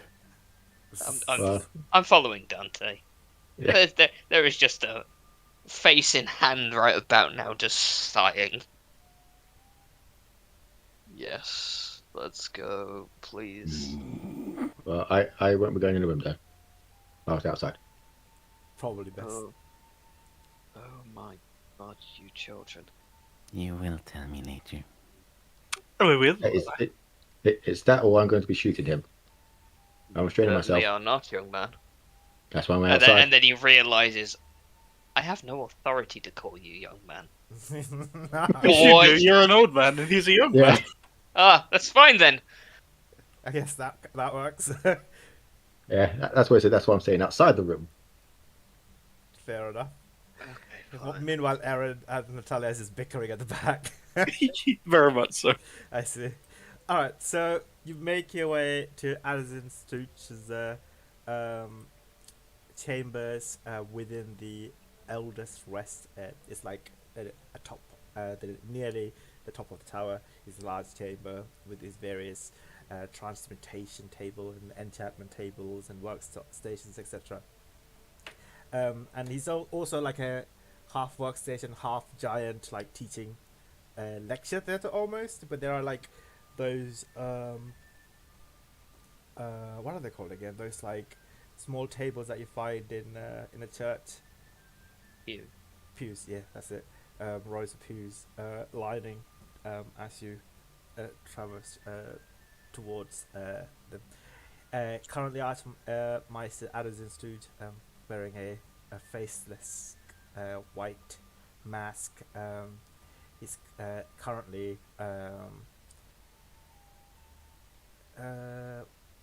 let's just roll something.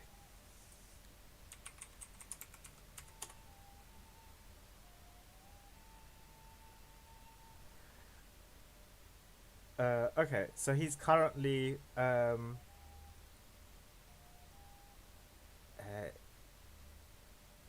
actually, can I ask you all to roll perception check, please? Sure. 11. 11, 5, 19. Oh, 19.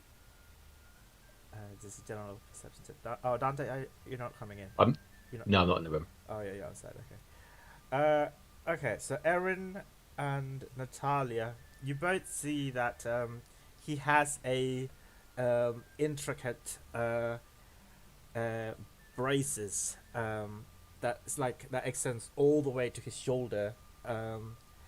These gold and white metallic. It kind of looks like a metallic braces, but parts of it are like it's not entirely connected to each other, um, but it is linked by these like streaks of magic, basically, like these white and gold, soft white and gold tethers of magic that are connecting his braces, and he's just like he has a wand, and he's just fiddling with his braces.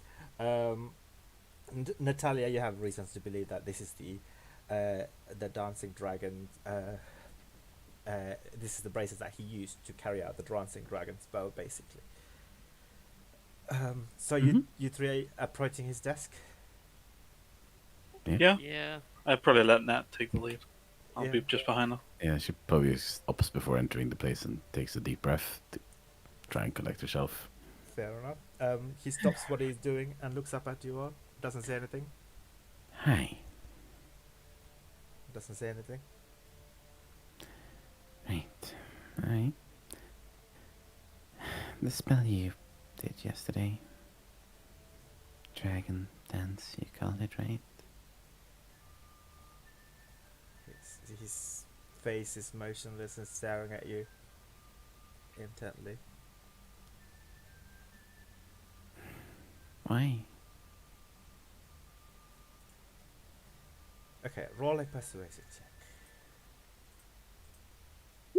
11.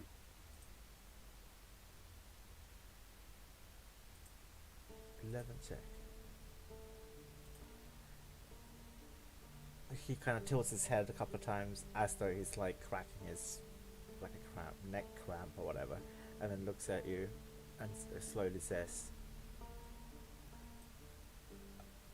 I am to take it that you are asking me why I must have carried out this ritual to ensnare the monsters and creatures that has caused so much carnage in our nation. Why subdue their minds like that and parade their remaining bodies around like puppets? It seems excessive.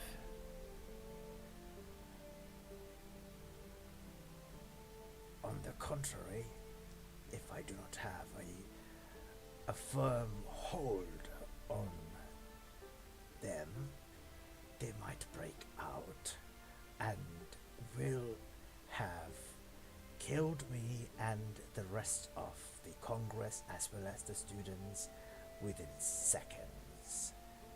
Seems like a bit of a risk, isn't How it? can you be so sure of that? It is a risk, but it is a highlight of my research that I have undertaken for the last 10 years. It is finally coming to fruition.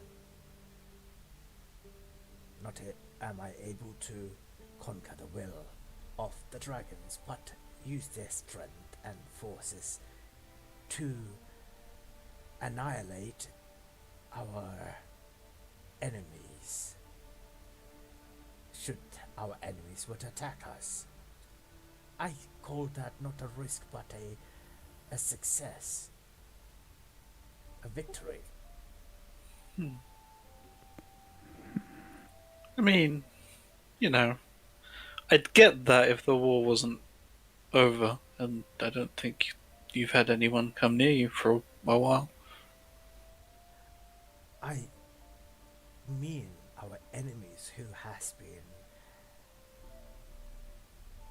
pervasively staring and collecting information and gathering insight into the ins and outs about our nations, as And- well as sending their scouts who has caused so much death. Many farmers who've lost their lives defending their lands against these attacks. And who might those be? Those They- I speak of, the Eye of the Chronepsis, the members, the agents of the Argonisans who have recently not only sabotaged our protective barriers, but also have sent out scouts to certain key areas to destroy these wards. I have been tasked with handling such matters quickly and effectively before it gets out of hand, you see. Well, on that we can agree. I have, Certainly, not every one of these people that you've captured are responsible for that, though.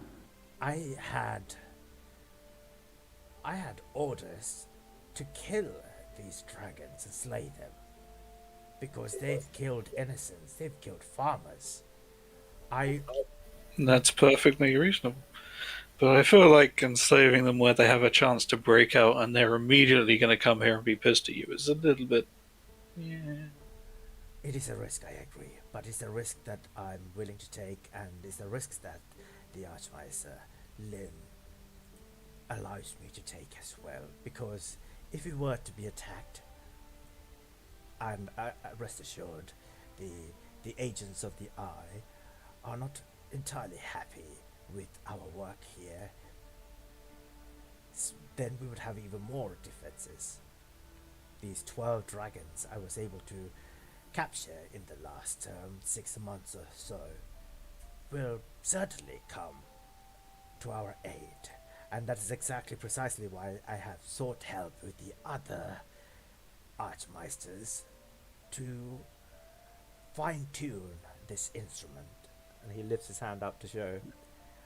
The only way it will break out is if someone else were to tamper with it, but I will not allow such but weakness. do you realize that by keeping these dragons here, you have painted a bigger target on this place?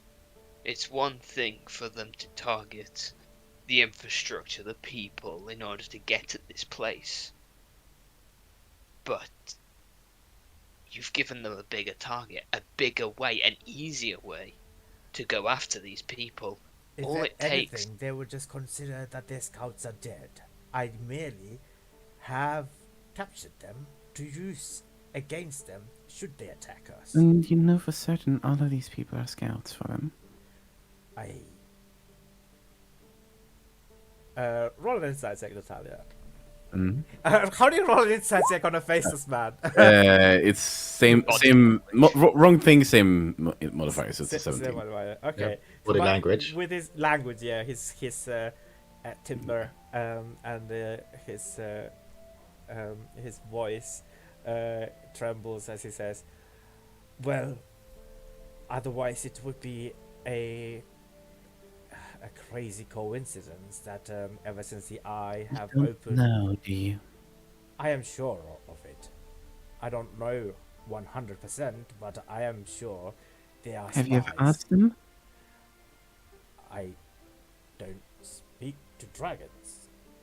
I cannot speak to Why dragons. not? Nor do I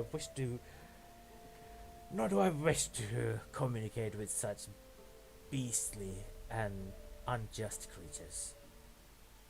They cannot be reasoned with. They're They can. evil creatures who kills innocents and destroy farmlands. So are humans. So are elves. So are dwarves. So are changelings, tieflings, halflings. Everyone is capable of being a monster. And everyone is capable of being reasoned with. I hope. I'm not disagreeing with your ability to take action. If anything, I commend it. You were given a task. You clearly care for the people here, and that is something that I respect on a level deeper than my profession. He just kind of slams against the door and he just gets up. His chair kind of falls behind him. He takes his head off and Wait, what? Wait, what? sorry. Please say mask. he takes his hood off even, Okay. and then takes his mask off, revealing a human, skinned human, but his face is just horribly burned. He's like you know Two-Face from Batman. Yep. Yep. Imagine that, but one face, entire Mm. face. So Harvey Dent, gotcha. No. Yeah.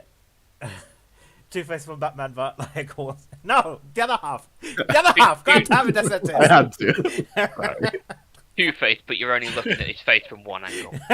Yeah, exactly. God damn it, sentence. Why?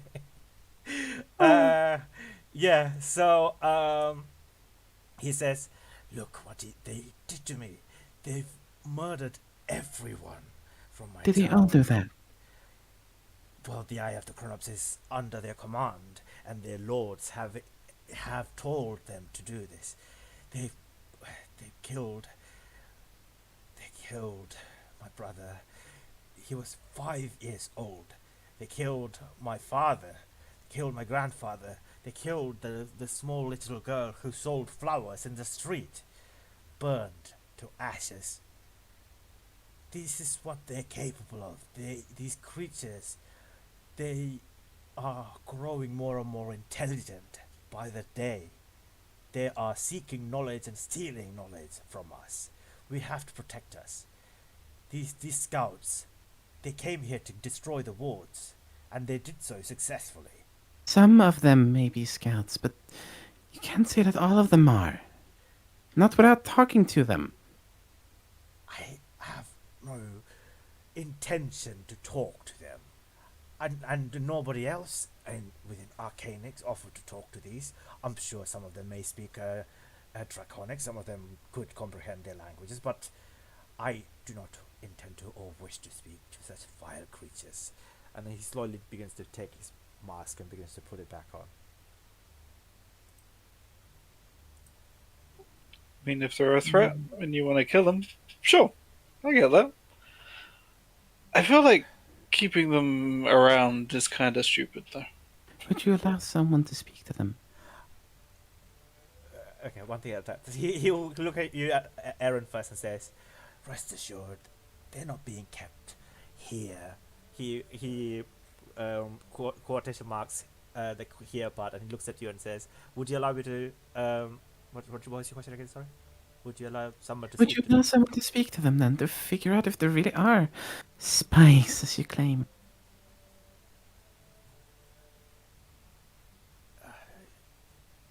Lay your foolish ambitions to rest. They are Why? not our allies. They are monsters who murder children. They even murdered Valrix, their own kind. He was my friend. He came to me when he was but a wormling. I grew closer to him every day.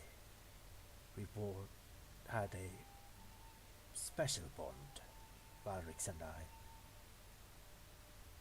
We defended valiantly against the horrible slaughter the Eye of the Chronopsis had laid to my town, only because of our research even into the Eye. On that day I saw vengeance against Dragon and the Ilks, only belonging to the Eyes. As far as I'm concerned, all of the dragons I've captured and ensnared have been touched by the Eye of the Chronopsis. So that's why I'm confident that they are scouts or spies, young lady. I will say Vorin can quite easily see Natalia is losing her temper at this point. I'm just gonna stand in front of her because I know what will happen. I'm not even going to even attempt to begin to say I understand why. Well, start to. You get what I mean. What you have been through is something I have not been through, and therefore I have no right to comment on such events. But I think I do have a right to say that if I went after everyone and every group of people who belonged to that one person who did me wrong, I wouldn't be talking to anyone. I respect you, hands down, hands down. But he wouldn't say I respectfully agree with you. What you experienced was horrific. And to downplay that in any way, shape, or form would be disingenuous. So, let's work together. The safety of innocent people is something I take personally. Part of my job, it's part of my creed, it's part of me. And I see that in you. You want to protect these people. The people who work here, the people who study here, the people who live down there, and I gesture to where the village is roughly. We got told about the wards by Lynn. We've seen people of the group that you described. So let us work with you. Let's find a way to make this situation as peaceful as it can possibly be. Because I can tell you, I've had 400 years of life, and I've spent a quarter of my life fighting this war in Corvair. I have seen death. I've seen hundreds dead. I had to lay my best friends to their grave on a battlefield and then raise their children for 60 years. So I know what it is like to lose. And I don't want to lose any more, as I'm sure you don't. So, let's work together. Let's bring about a solution that ensures that that creatures aren't robbed of their freedoms, and that true evil gets destroyed for good. Because true evil isn't one people, it isn't one culture, or one beast. Evil permeates through anything. Not tied to one banner. And I think you understand that. And he holds out a hand to shake. So let's work together. He stares at the hand for a second. Sure, roll a persuasion check. The DC is 10. Yeah, okay, where's my persuasion? It is there. 23. Okay. Addison looks at the hand and goes to shake it, and then just hesitates for a bit, and grabs it finally and says, "Lord Warren, I have heard of you and your arrival from the Archmeister Lynn and Professor Rosemary. But he lets go of your hand," he says, "and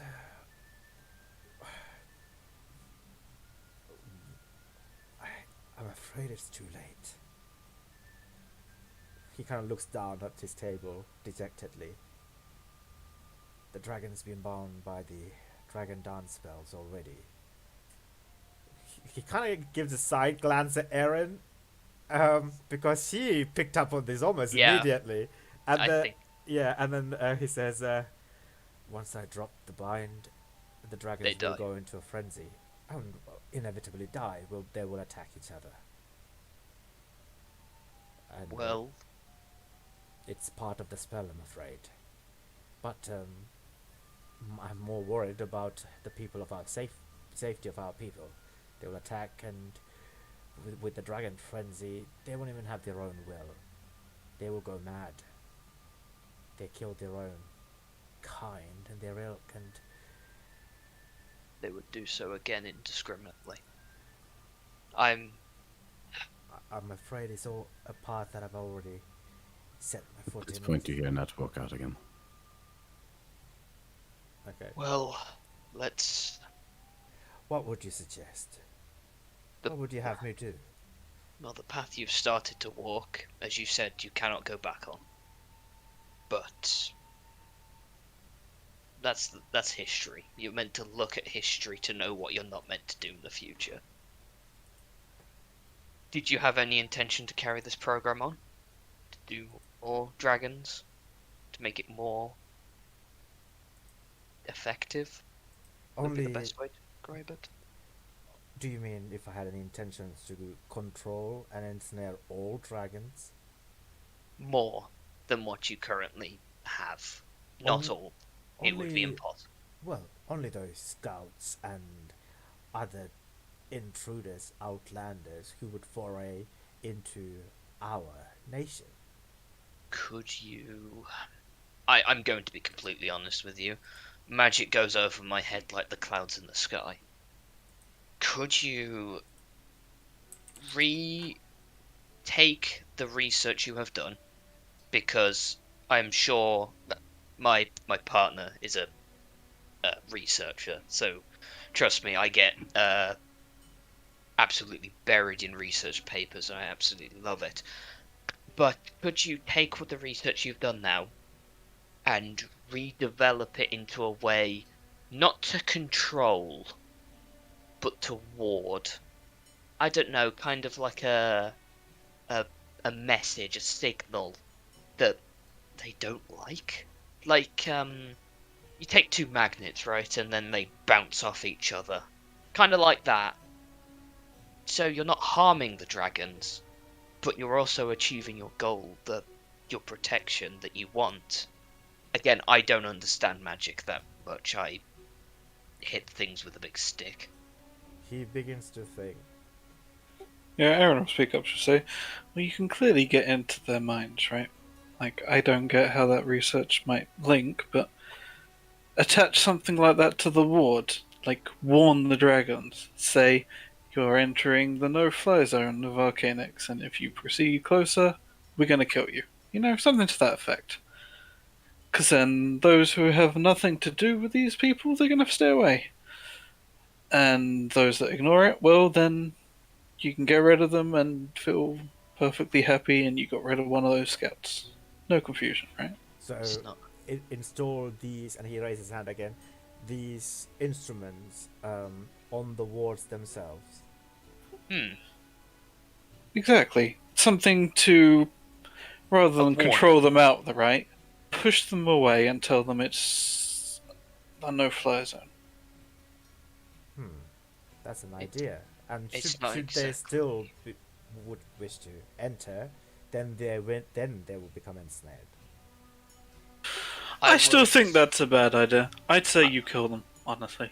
Because, Or well, think or- about it. Look, if they come here and kill him, oh, then I'm not. they're all gonna break free and they're gonna destroy the Arcanix. disagreeing, It makes them a very big Aaron. target. As much as I hate kill anything, after again 100 years of killing people, I'm kind of sick of the idea. Perhaps a system where you warn them, and if they continue with the warning, you use progressive forms of deterrence. What do we call them? I should know this. I'm bloody. Zone progression. That's it.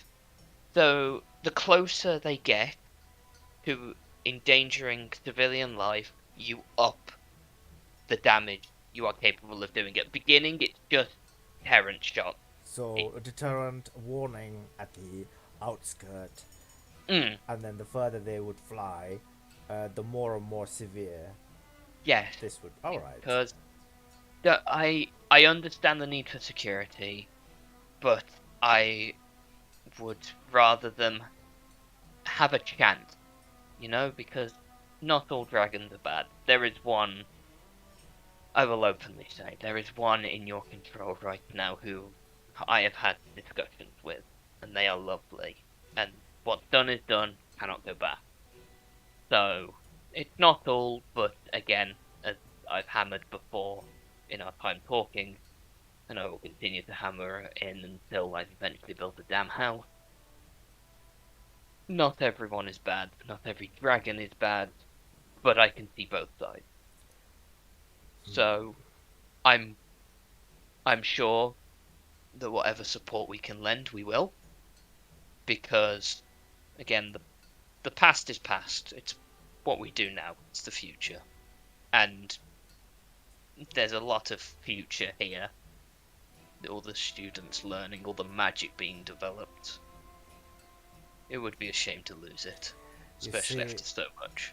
I fully understand, but once I take this off to study it, to install the ward, or install multiple variants of this instrument as wards, the dragons will lose their mind and will attack each other as well as nearby surrounding areas. How close are they stored now? They are stored. They're stored away from civilization, far away. So the only real danger they have is to each other. At least the 12 one in captivity. The future ones we can enforce such deterrence. That is an idea, and I thank you both for giving me that one. But for the 12 that are already in captivity, I'm afraid the only thing that we can do is put them down. exactly. If we let them go back to the eye of the Chronopsis, they have ways to take this information out of them, and I'm afraid Lynn will not allow that, nor our queen. Could their memories be wiped? Again, I don't know magic. I'm spurting out ideas. I mean, a more pressing question, would the madness be permanent? Yeah. The madness is permanent. Well, There are worse things than a nice clean death. I feel like putting them down would be best. It would be merciful. Like, Aaron can tell he is hating every word coming out of his mouth at the moment. But I guess you can tell. She's very against them being stuck in the madness. Zero concerns about killing them.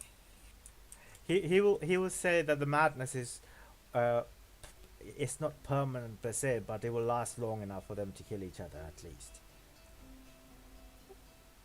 So that the strongest of them all would survive. Likely the adult one. how painlessly can you do it?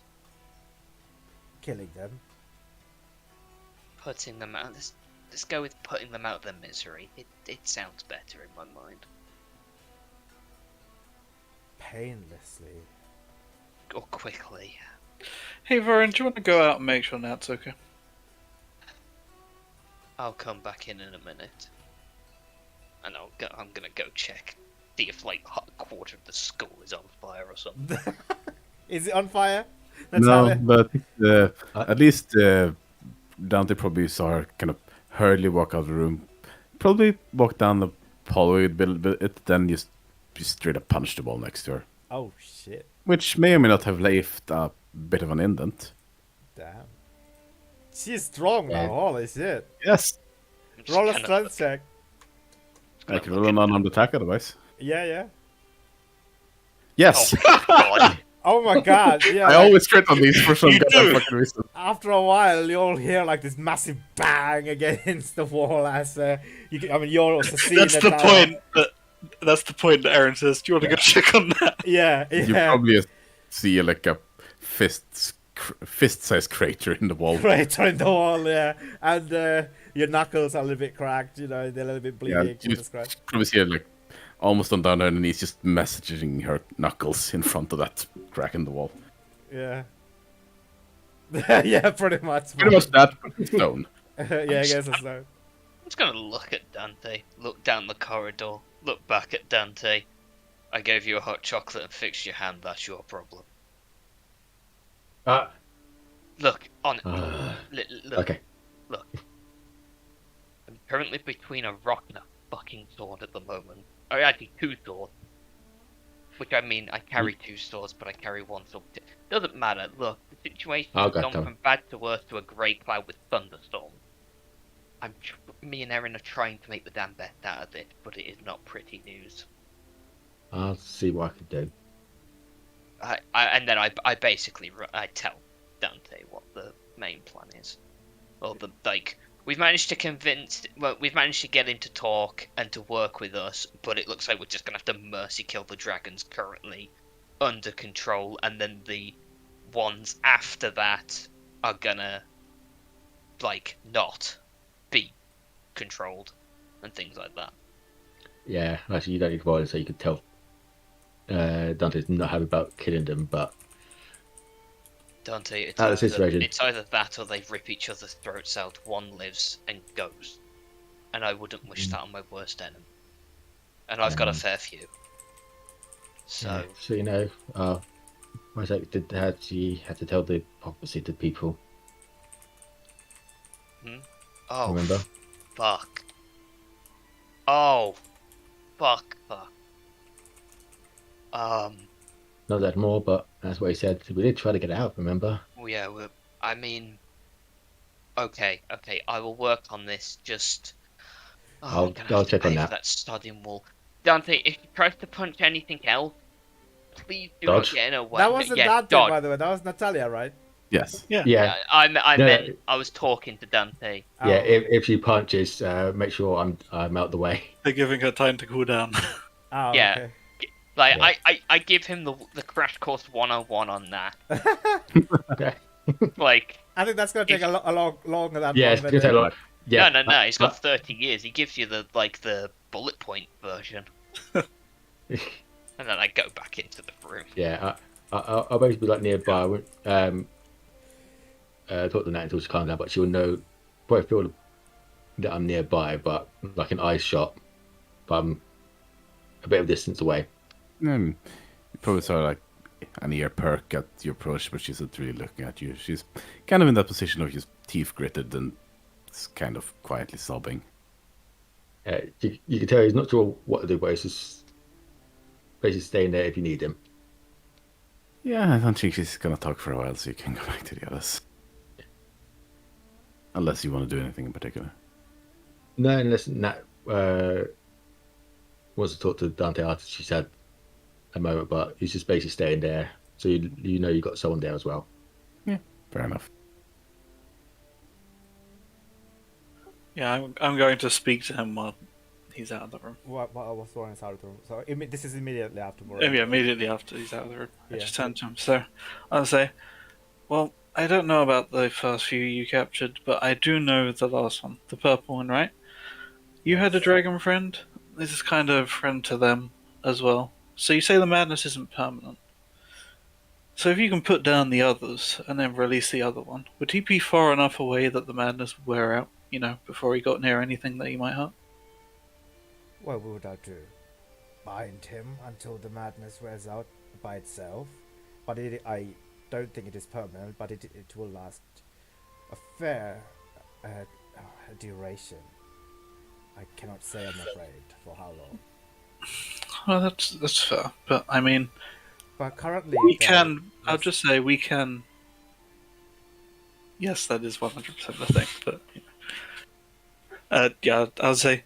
Well, the thing is, I can't say anything about the others, but I can tell you that dragon, young and actually say, he spoke with them, not a part of this whole Chronipsis people. So, But I must tell you, we've carried out strong and elaborate testing.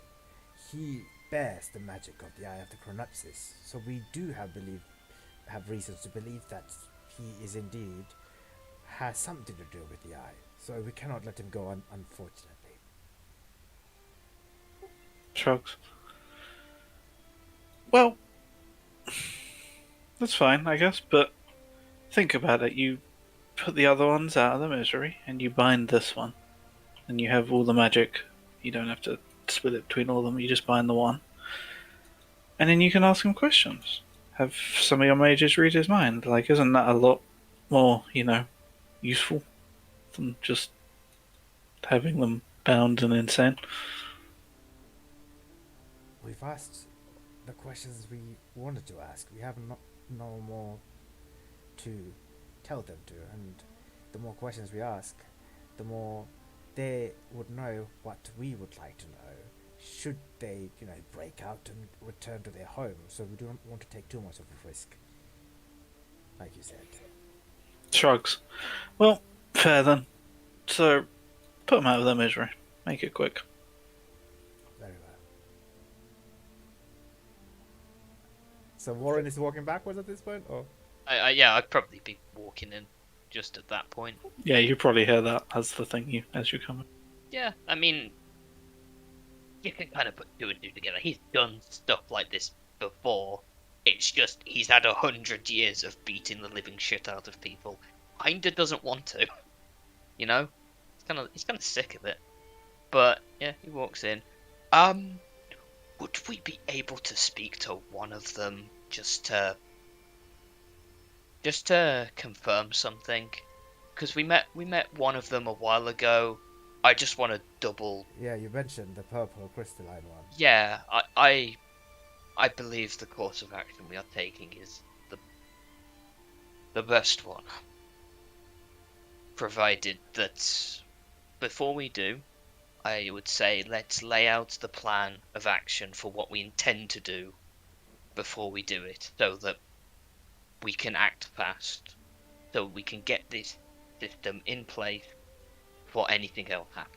Well, to answer your question earlier, the painless way to put a dragon to sleep would be to feed it to the dragon, to mix the dragon's slumber tonic into their feed, so that they would take their last sleep.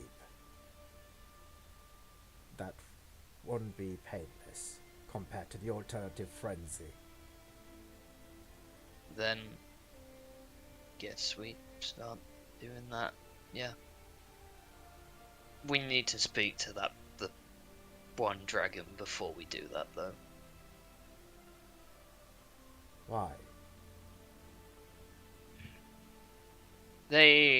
Aaron also looks at you in curiosity. Aaron doesn't know. No, I never I asked. need to word it. I need to ask this as a player rather than as a Vorin. Oh? Is the Draconic prophecy and all of it to do with it, like, secretive? If that makes sense? The conjunction is secretive, yeah. Okay, out of character though. Like, Vorin would know Rosemary has been working in the Arcanix secretively. Other people know that she works there as a professor, but doesn't know that she works there as a conjunctionist. I mean, just in terms of, like, the Draconic prophecy in general. Like, if I told this guy, oh, because he has a message to pass on for the Draconic prophecy, and before the dragon dies, I'd like to hear it. Like, if I said that, that wouldn't be, like... I mean, Draconic prophecy in general is well known. Telling him that someone he considers the enemy has a prophecy for you might be... Yeah, that's... Yeah, and that's entirely up to you. You can certainly try telling him that and let's see what his reaction is. No, I will say, I just got some questions I want answered. When we spoke last time, he mentioned a couple of things that I have been thinking on, and I'd like to get a bit more insight in before I'm no longer able to do so. Okay, I roll a persuasion check, DC 10. He'll say, I don't see how that will be a problem. I can make arrangement for that, but it will have to be brief, and you will have to be in that place for no longer than 2 minutes. Of course, I understand. Only one person, 2 maximum, 3 if I really have to stretch, but then the time will be much shorter. We'll keep it to 2 then. Right, and you cannot reveal anything about the Arcanix.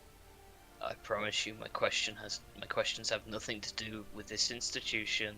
its students, its personnel, or the civilian population in the town below. All right then. I think I can allow that. I do Cool. believe the sooner that we do this out there, Mm. the less risk that we take. But before I do that, I will head up to Lynn and let her know of our plans and give her the instrumentation to work her with the. Why would you like to Let's- accompany me? No, I'm just saying let's double go over the plan before you go over to Lynn so that the communication is effective and to the point. Well, And I save also time have in- to give this instrument, the dancing dragon. Well, that's what we called it. But to implement it as part of the wards, and she's in charge of that. So she Yeah. better get, work on You that. might want to wait on that bit until you put the dragons down, Just in because- case. Yeah. All right. And then basically you can tell it's for Vorin's own peace of mind. We basically go over the plan again, iron out any sort of the details that possibly need ironing out, and then we get to it. You can tell it's more for his peace of mind. He understands everything. Just he's a worry bean sometimes, and I will go and find Nap. When shall we do this? Oh, just before you go. Yes. Soon, imminently. How long will it take you to get a hold of that amount of stuff to put them down? And Uh, personnel needed and everything. I will. Time frame. I will ask Kim to help me, as well as Eupharius as well, just for extra support. He is incredibly good at combat. So two should be enough. We don't want to include more. We can prepare the arrangements within the hour or two. Okay, The That- hour, likely. that works. I would recommend maybe not. Well, obviously, I don't think Arcanix has a full guard garrison. Again, I don't know. Don't want to know really.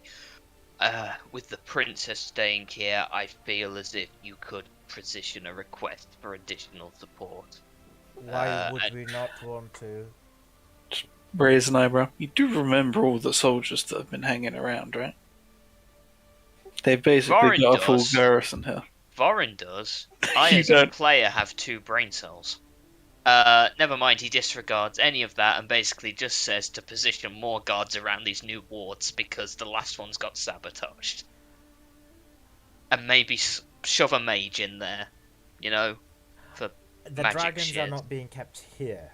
They are. No, I'm on about the wards, the new wards that are being put in place. Oh, right. It's position guards and mages because guards deal with the conventional, mages deal with the unconventional.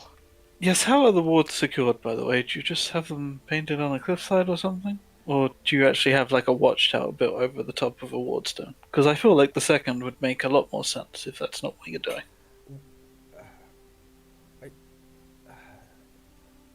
We don't have a watchtower for the wards. We have mages and guards guarding them before, but they were attacked, obviously, when the wards were taken down. I'd argue, There are far too many wards around on there to be able to erupt watchtowers and station. are Yep. there key ones? Are there I don't really know. Let's say you've got a door with 12 locks, but you could unlock it by unlocking the top 2 and the bottom 2, for example. Is there anything like that? Is there major wards? Well, I mean, the plan is to set up new zone wards, right? So protect the inner zone wards, the ones that are gonna deal with anyone who gets too close. Yes, that we can arrange, at least around the town of Arcanix. Okay. So get ball rolling on this. And, thank you. Meet us within the hour, and thank you for the ideas. Yeah, well, only together can the future be worth living. And I'm gonna go find that. Yeah, she's probably still standing exactly where you thought else are.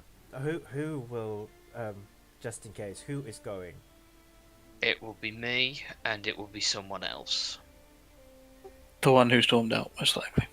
Most likely, but But she's not going to be happy with the reasonable conclusion we came to, so... Yes, just... I apologize, but as you can understand, a delicate subject such as this can invoke emotions, as I'm sure both of us are aware. Nods. And then turns the corner because it was halfway through the door. Yeah. And I see Nat and just go over and just hug. Yeah, for once, she doesn't respond to it. Oh, God. Just a side note, this guy is also one of the people we need to talk to for the Yes. conclave thing, right? Oh no, Yeah. the Congress is only 4 people. Archmeister He's not part Lin, of he's not part of it. No, he's not part of it. He's the headmaster. So the Congress consists of these 4 people, and you have the plane masters Zan's vote already. Oh, it's Enoch. That's the one. Yeah, I'm Enoch calling voted. him Enoch because I'm not calling him Eunuch. Enoch is fine. And Enoch is a lot Okay. better actually. Yes. Yeah. So we have 2. Okay. Which So, one was... what did you say? He was the healer. Oh. Yeah. Okay.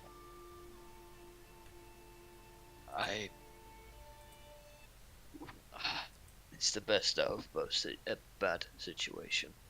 What did you decide?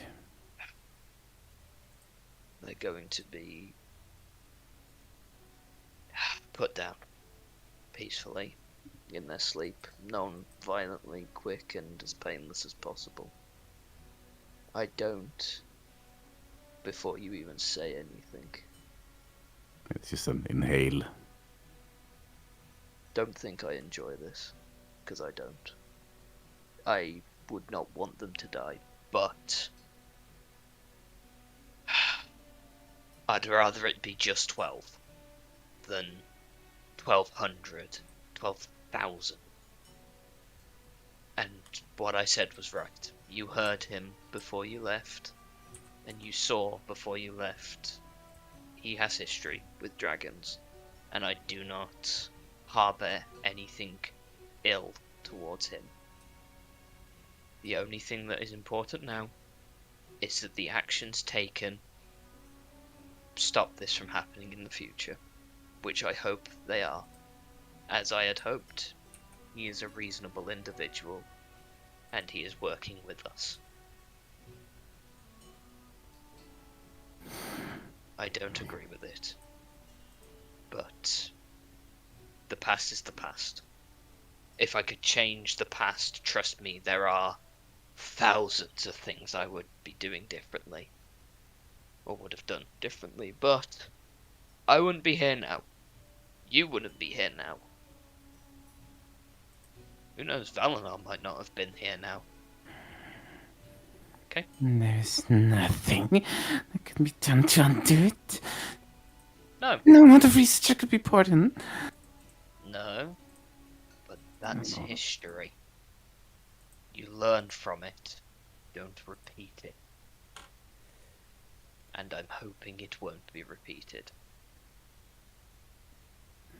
What's important is it doesn't happen again.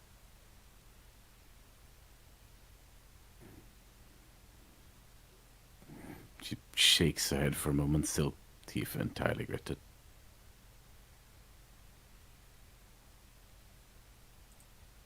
We have an opportunity to speak with Pison again. I'm going to because of the prophecy. I whisper the prophecy, but I bloody staying in the corridor. I can take one other person with me, and if you want to, you can come say goodbye. But I'm not going to force you.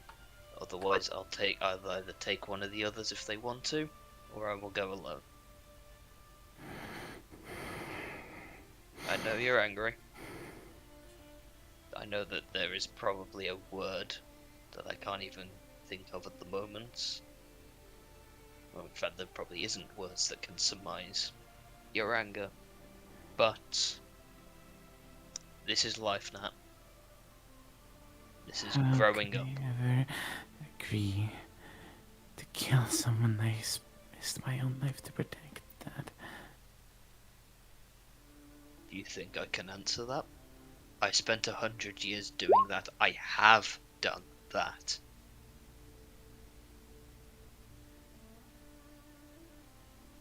I can't answer everything. Not when I don't even understand it myself some days.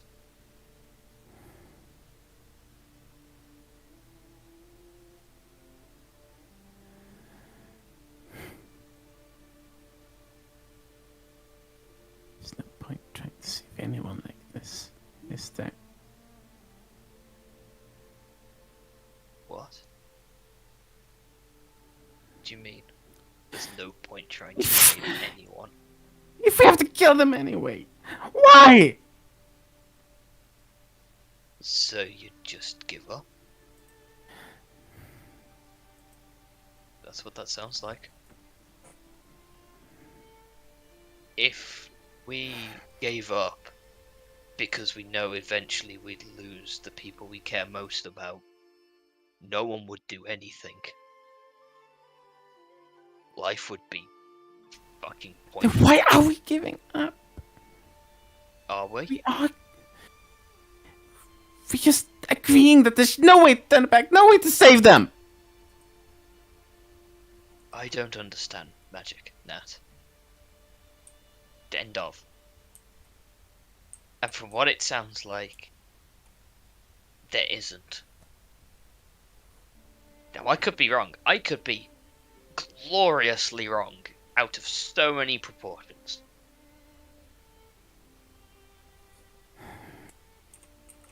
But that's just it. That's life. I don't agree with it, Nat. I spent 100 years killing people. Hell, I've spent longer than that killing people. I have seen things I never want to see. But I don't know how to put it. He like slumps to the ground. He's just leaning against the wall.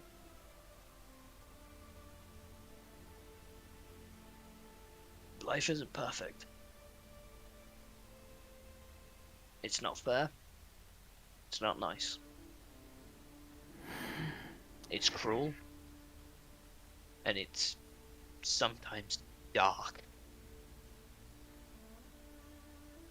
But it's not always dark. It's not always cruel. It's not always horrible. The part of life. You take the ups, you take the downs, you take the punches, and you punch back. You've tried to figure out a way to stop them from punching. You don't just accept that people are gonna punch you. No.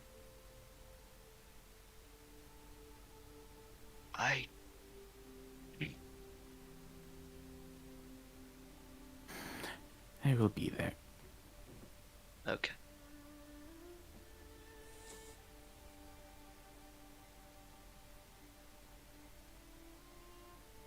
Then she just walks away. Okay. So I think he just sits there because he feels like he's failed. He's gonna sit there for a bit. damn. Dante and Erin, you guys are around. Yeah, well, I was nearby. Yeah, I came out when Vorin came out, so I was probably standing there. I mean, Nat's side obviously wasn't quiet. How much of that would we have heard? And that Like- wasn't quiet at all, so Yeah. I mean, Varun uses his normal volume, so I would say the majority, yeah. yeah. I think you can tell he looks like he's failed.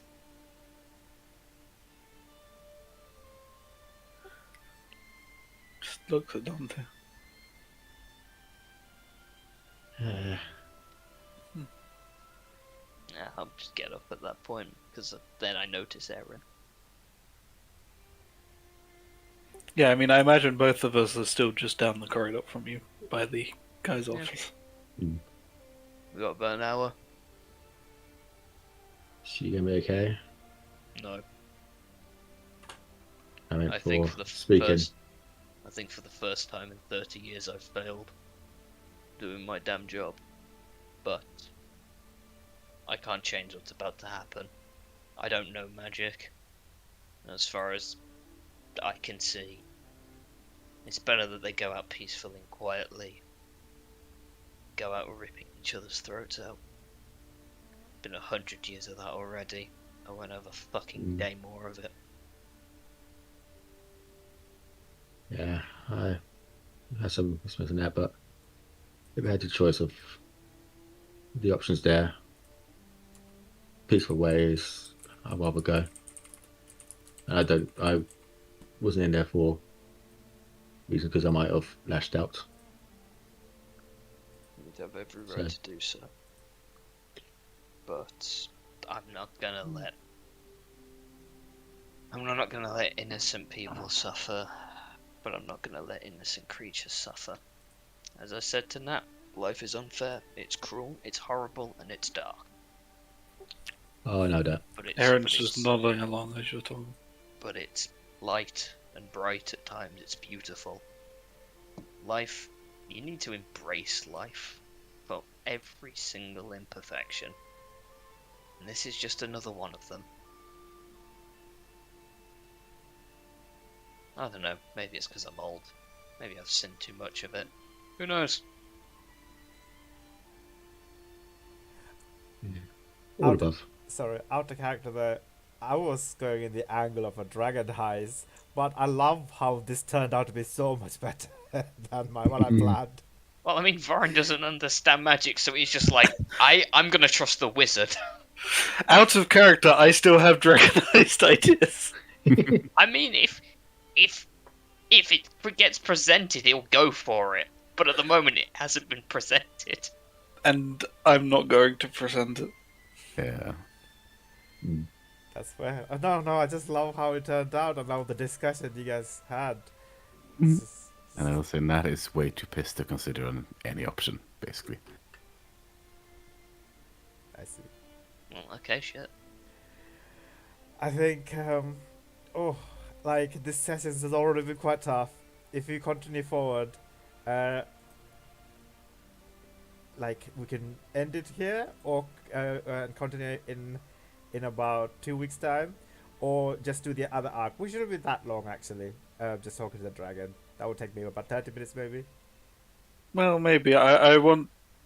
First of all, this is a horrible place to stop for 2 weeks. Mm. But I also wanted to go speak with a couple of people quickly before Okay. they set it up. Yeah. So are you guys okay for going? Keep going. Yeah, I got energy left, so I'm Awesome. fine. Okay. Yeah, I also I'd have Yeah, energy. that's- let's leave it in a good place for 2 weeks. Yeah, I suppose it depends on the sentence and Edwin on this bit. Yeah, I got the energy, so I'm fine. Okay. All right. So second priority. After roughly 1 hour. No, I want to go speak before the hour is up. Before the hour's up. Okay. Gotcha. Yeah. Cool. Who are you going to go see? I want to go speak with Kim. Okay.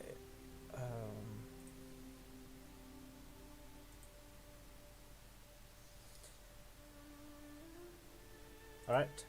So you begin to make your way towards Kim Desson, formerly called Kim Desson, now Kim Bear. He's in his dungeon slash work area. That's can be reached by a stairwell from his chambers. So, like, are you climbing down? I'm assuming. Yeah, I go down. Yeah. He looks up from working. He's on his white fur. He has a little bit of like grease and like this blue color substance, etc. He looks up to you and says, "Oh, Aaron, good day." Hey, Kim. I got your research. Thanks for that. Very well. I'm glad. Very interesting. Well, it was a little bit difficult, but your suggestion to seek help with Eberron was a wonderful idea. We both worked together. He had provided some useful insight that I was able to develop it a little bit further. Um, Anything else I can help you with? Yeah, I mean, just wanted to talk to you about something. Feel free to say no, I guess, but we had a chat with the other you who I keep forgetting because they're both so similar. Addison? Edison, there you go. Yeah. Had a chat with Edison, and I'm going to lay out that conversation, but it's going to take a while, so. Yeah, yeah. So you let anything you're withholding from Ken? No, just like the conclusions we came to, etc. Yeah. And I'll say they're going to ask you to come help him prepare and stuff. I was going to ask, what do you think of them? Out of curiosity, dragons he's keeping kept. I mean, actually, I was one of the people who carried out the check, the initial check, and they all had the mark of the eye. These are not your normal dragons. We would not hurt wild dragons that are, not causing too much harm. We are being targeted by a specific organization, a group of draconian magical beasts, the followers of the Chronopsis. They call themselves the Eye of the Chronopsis. They have almost a contesting rivalry with us, and they send so much pervasive spies and scouts to implore and gain as much insight into our findings, and they specifically our findings about their research and their experimentations. It's just, I imagine if someone checked on those dragons, they would very much find your magic in a similar way. It wouldn't have been the dragon's choice there either. Just gonna go ahead and say it. I don't know about most of them, but there's one we met, and he didn't seem to have any idea about these people. Seemed like a nice dragon from all accounts. Right. Well, I mean, what you say is true, actually. In terms of the severity, I mean, they all had the mark, but in terms of the severity, about 8 of them had the greater mark, and the rest had the lesser marks. So we concluded that there could be like affiliated accomplices. Which one in particular you were talking Purple about? crystalline. Right, yes, that was the one that had the lesser mark of the eye. Now, I had this conversation with him, but, well, you know his history. I think he might have been a bit blinded by that. Yeah, I think that one, he'd probably be safe to let go. He never got close to anything here, right? And didn't see anything. I do believe he was near Arcanix, and he was shot to, shoo away before. Sure, but you saw him immediately and shot. He didn't actually get close enough to see anything. So what are you proposing? I'm just wondering if there's any way we can let that one out. Put down the rest, obviously. No stake in that for me. Make sure they don't get back to you for anything. But that one, like, young dragon. Like, I'll go ahead and say a personal stake in this. The people I'm with, they're friends with them, right? And none of us have got anything to do with the eye. So, just wondered if it would be something you could be alright with. I'm terribly sorry that's not my call. I can talk to Odin about this, but Well, I mean, it's going to be Lynn's call, isn't it? yes. At the end of it. Well, the Arcane Congress is called, but this particular task of dragon deterrence and combating the Eye of the Chronopsis was handed, I believe Lynn told me, to Ordizin. Sure, and we've given him some better ideas on how to handle it. Make sure you're much more prepared and make sure you don't get anyone who shouldn't be here. But, well, he won't come close again, so you won't actually have to worry about anything. He never got close enough to see anything or find anything else. You don't have to worry there.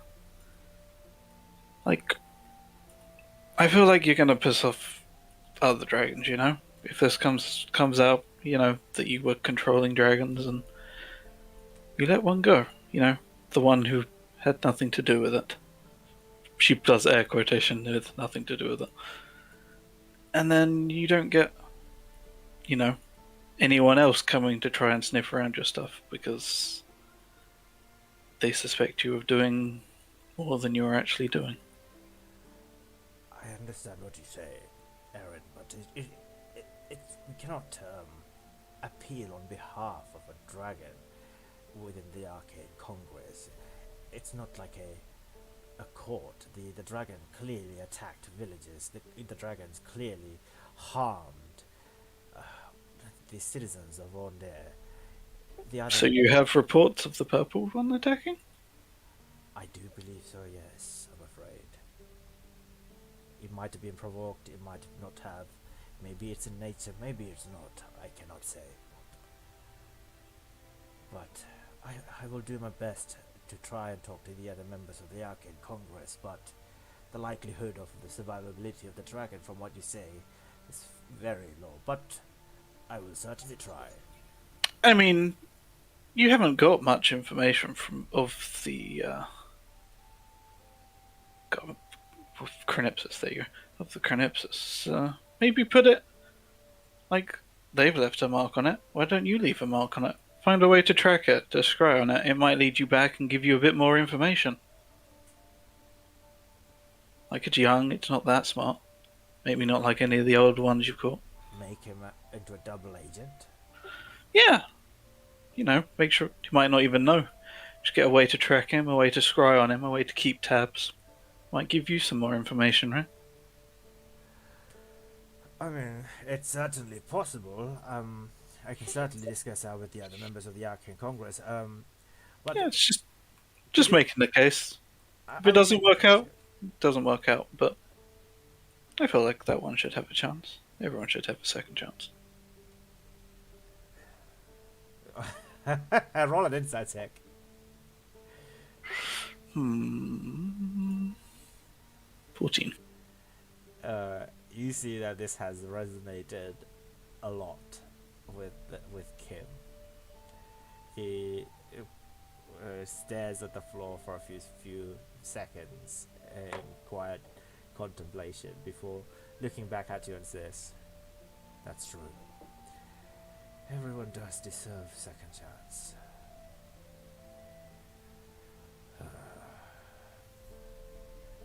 I will make this case for you. You have my words. Thank you. Yeah, that's all I wanted to do. So I'll thank him and leave and wait for the hour. Yeah.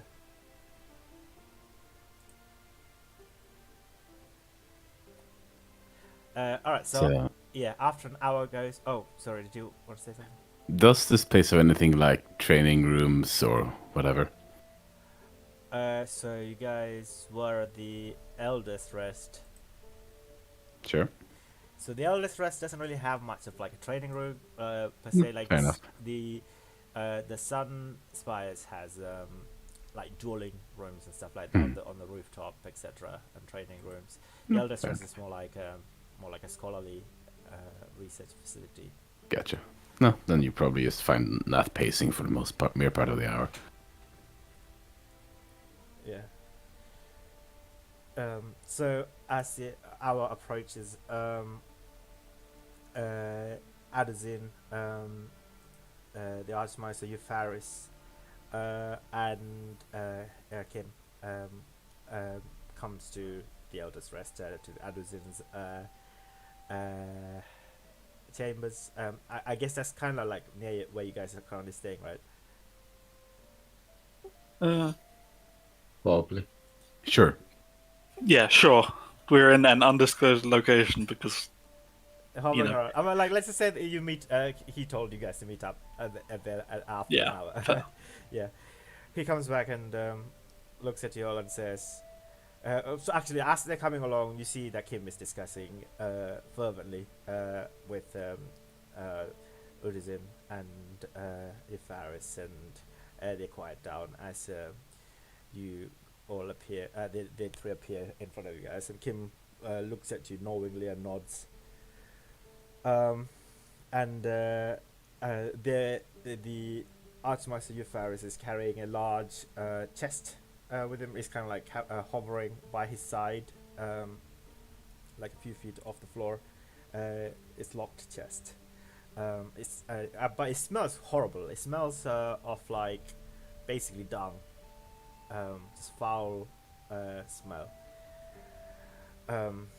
Addison looks at you all and says, the dragon's bane has been prepared and mixed with the dragon feed and ready. And we will we do have a request. I believe that Kim has discussed and proposed an idea with the Arcane Congress to try and attempt to convert one of the dragons to work for us, to be a, what did you say, a double agent, if you will. For that, we would require your assistance, as you are the one who is willing to talk to these creatures, I do believe. So we thought perhaps the one Kim, you suggested, the purple crystalline one, to potentially be converted as a double agent. As he's saying this, Erin just goes near Nat and she just puts her hand on her shoulder and leans in and whispers into her ear. Just give me a minute to type that out. I'll say whatever you say, don't get any visible reaction from that. Okay. Although she does probably like look up at the mention of the purple crystalline one. Okay. So, Archmaster Addison looks at you, Warren, and says, therefore, Lord Warren, I must ask you, after you request one of your whatever question that you want to be answered from this Drake, convince it to work for us. Put a mark of the Arcanics on it so that it can seek information on behalf of us. I will objectively state everything to it, and Otherwise, the alternative will be its demise. You understand that, right? Show me the fully. mark. So he begins to unlock the instrument, the Dance and Dragon instrument on his hand, and hands I it over think to you. Nat. Oh, yeah. Sorry, I thought you. It's me. I'm losing it. It's all good. Yeah, he hands it over to you, and say, "You're capable of using this item. I'm assuming." Am I? What's your intelligence score? 10. Yeah, you're fine. Did he respond to Nat? Because Nat asked about the mark. What was that? Sorry. Show me the mark. Show you the mark of The Arcanics.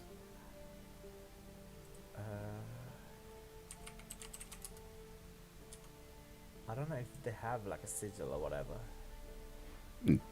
Can you say that he shows it too? It's Yeah. He will show you like a mark of the 4 floating towers, like the Arcanic symbol, basically, that you see all around the Arcanics, on the architecture, etc. Yeah, she just nods once. And he will also explain to you how this instrument works, the Dancing Dragon instrument works. Yeah, I will say Nat is listening very intently to that. Okay. Of the spell? Yes. Yeah, I mean, he'll look at it. They're not happy, but I mean, nothing about this situation is something to smile at. Then, I guess when we're ready, go use it.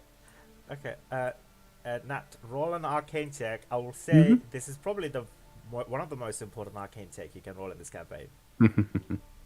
Oh no.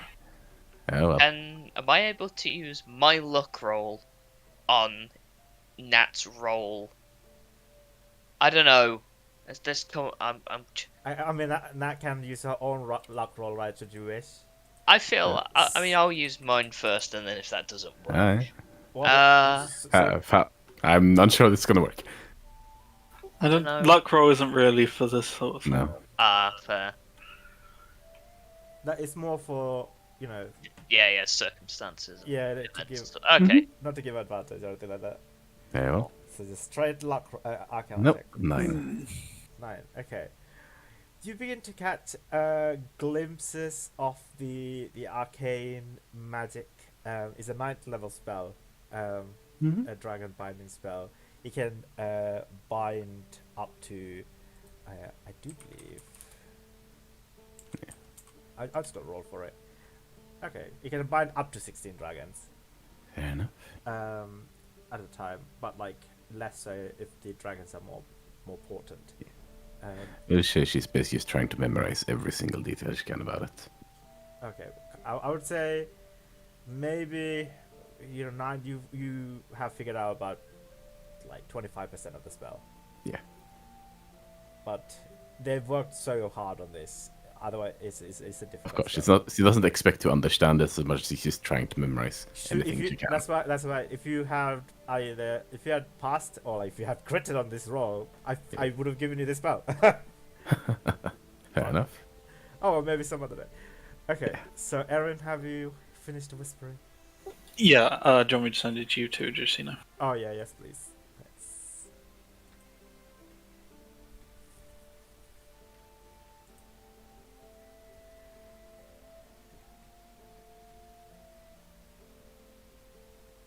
Oh, that's nice. Damn.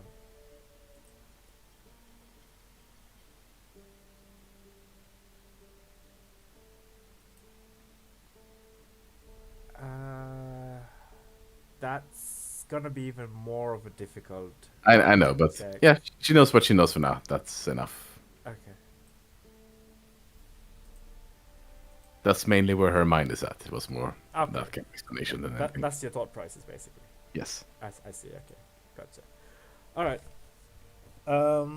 So yeah, he hands it over to you. Are you putting the instrument on, the Dancing Dragon gloves, Warren, or do you want Natalia to put it on? Oh no, that would be horrible. All right, so you're putting it on. I mean, yeah, you can tell he's disgusted with himself, but he's gonna begrudgingly do it. Okay, so technically it would require an hour of attunement, but let's just do let's say you had this conversation before and you had an hour to attune to this, if that makes any sense. Hand wave it. He passes his attunement over to you willingly. Yeah. Hmm. I don't know is that how it works? Can you do that? There are No. items that can have specific attunement rules, so yeah. Yeah, All I right. think you made it. Yeah. Let's say he does that. As you know, it helps with the story, so let's go with it. Yeah. Yeah. So he will begin to make his way through his chambers, past the pews, past the workstations, past an archway, begin to climb down a damp corridor. It's a stony corridor, and at the end of the corridor there's a large chamber, and you all begin to follow him. The circular chamber has a pedestal, and he places a ring on the pedestal, and you hear like a large rock grinding against each other sound, like sound, as the entire room begins to descend downwards, and he begins to lead his way to the end of the secondary corridor, where you see a portal. It's currently not activated, but you can recognize it as a portal. It's like a circular portal. Currently, it's not open, but he kind of he flicks his hand and almost like, taking like a matchstick and rubs against his hand, and then put the flame into the portal, kind of, but with magic. It's like purple color magic, and the purple color magic begins to swirl into red and slightly like reddish, purplish, magenta color, and the purple becomes activated, and you could just about see vague outlines of mountains and jaggedy rock outcroppings, just like facing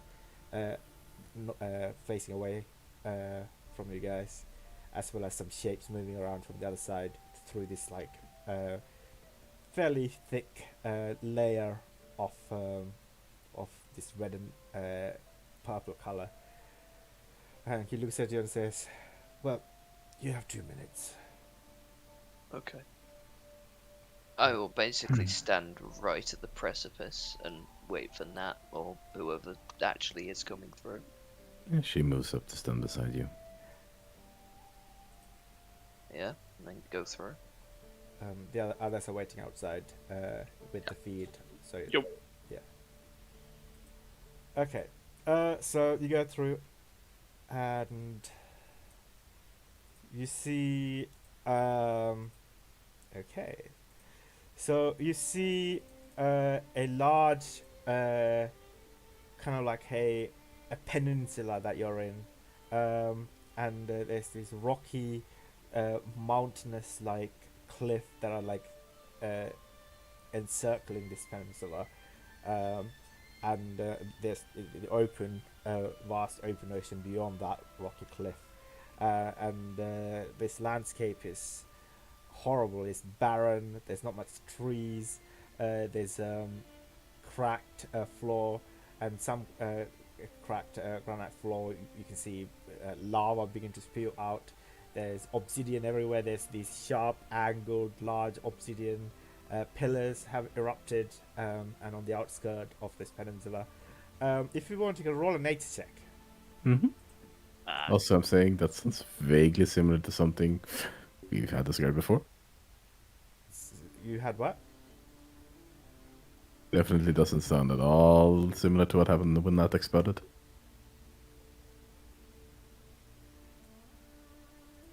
No, it's large.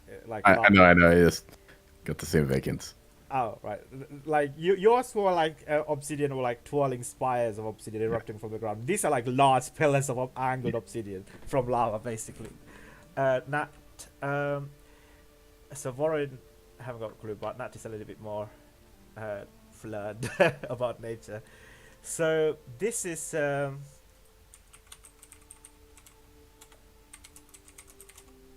Give me 1 second. Look, I passed basic geography and that's all I needed back in my day, alright?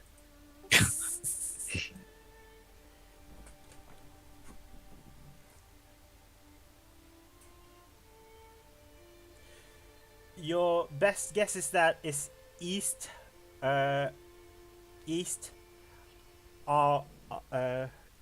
somewhere the east side of the Argonassans, basically closer to Salona. Maybe at the Claw Islands, maybe one of the islands at the Claw Islands. So should I post the map? Of Sure. Sorry, you were saying? We are far. Oh, oh. I think this is Arcaness.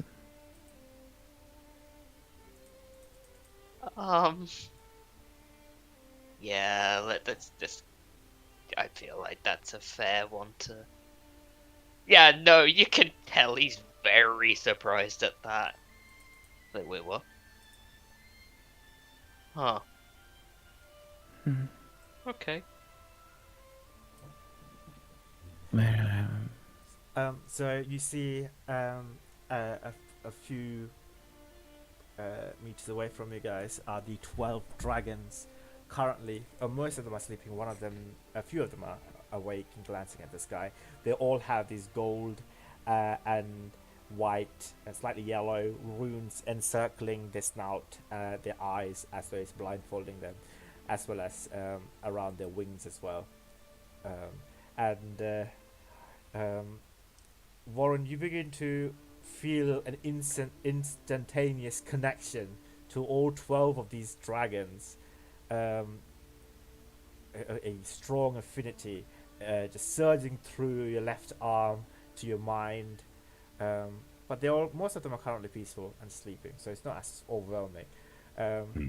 But you feel like with a movement, with a small sleight of your hand, you can control their will. Oh, he's not moving his hand at all then. I also think you probably see Nat almost seems to be forcing herself to look at them. Yeah. Can I ask you to roll a wisdom saving throw, please, then? Yeah, you succeed in Yeah. forcing yourself, yeah. Yeah. So, amongst them, at the middle you see is the large red dragon is currently snoring. The adult one. Pison is sleeping on the far end against a rocky obsidian pillar. Yeah. I'm just gonna begin walking Same. because, yeah. Yeah. Okay, you Yep. begin to make your way towards the crystalline purple dragon. It slowly begins to raises its head, a little bit skittish, and stares at you both. Its eyes are glazed, and it looks a bit flustered and dazed. It doesn't say anything. Do I feel like I have a way to? I know I can't drop the control completely. Yep. But is there a way to give the dragon its ability to think back and respond back? Think and talk. Yeah, because I know I Sure. can't drop the control. Roll an Arcana check, please. Oh boy, here I go Arcana-ing again. Hey. Oh my god, I Ooh. actually do go Arcana. Okay, I'll say that you, mainly because you talked to Bison before and you had developed a certain affinity towards him. Yeah, you were able to diminish a certain hold on him, so that he can think for himself as well as speak for a moment. But his eyes are still a little bit glazed, and he seems a bit dazed now. Only slightly. Hey buddy. I'm just gonna Hi. kneel so I'm closer. Pison. He lifts his head up and looks at you. Hi, where am I? Where are you? It's a long story and we don't have time. I'm sorry. Nice I'm- to see you two again. It's nice It's to nice see you. too. Like I said, I was flying to the Elden Reaches. I was sleeping, and then I woke up in a Yeah. dungeon, and then here. Yeah. Sorry, buddy. If I had more time to explain, I would. But I'm gonna cut to the chase. Because you deserve the truth. You've ultimately got a choice. And then I basically explain the situation, like, as quickly as I can, and as concisely as I can. So what are the options you're giving him? I plainly lay it out that he could either work for them and live, or no longer live. Is I- the best way. You can probably see Natalia visibly winces at the no longer live suggestion. Oh yeah, no, Vorin does, but right now he's stifling it. My choices are to work with those who sent out the Carolyn party to slay my grandfather and then attacked me, or Die. Yeah, trust die. me. I hate either option. Yeah. I Well, will- I choose to die rather than to serve them without my will.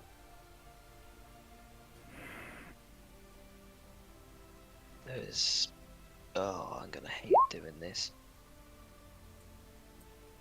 Would you accept the first option if we could find a way to free you? How am I ever free when I am Bound. bound Are you like hurt? this? I wasn't free when I was listening to the final bidding of my grandfather.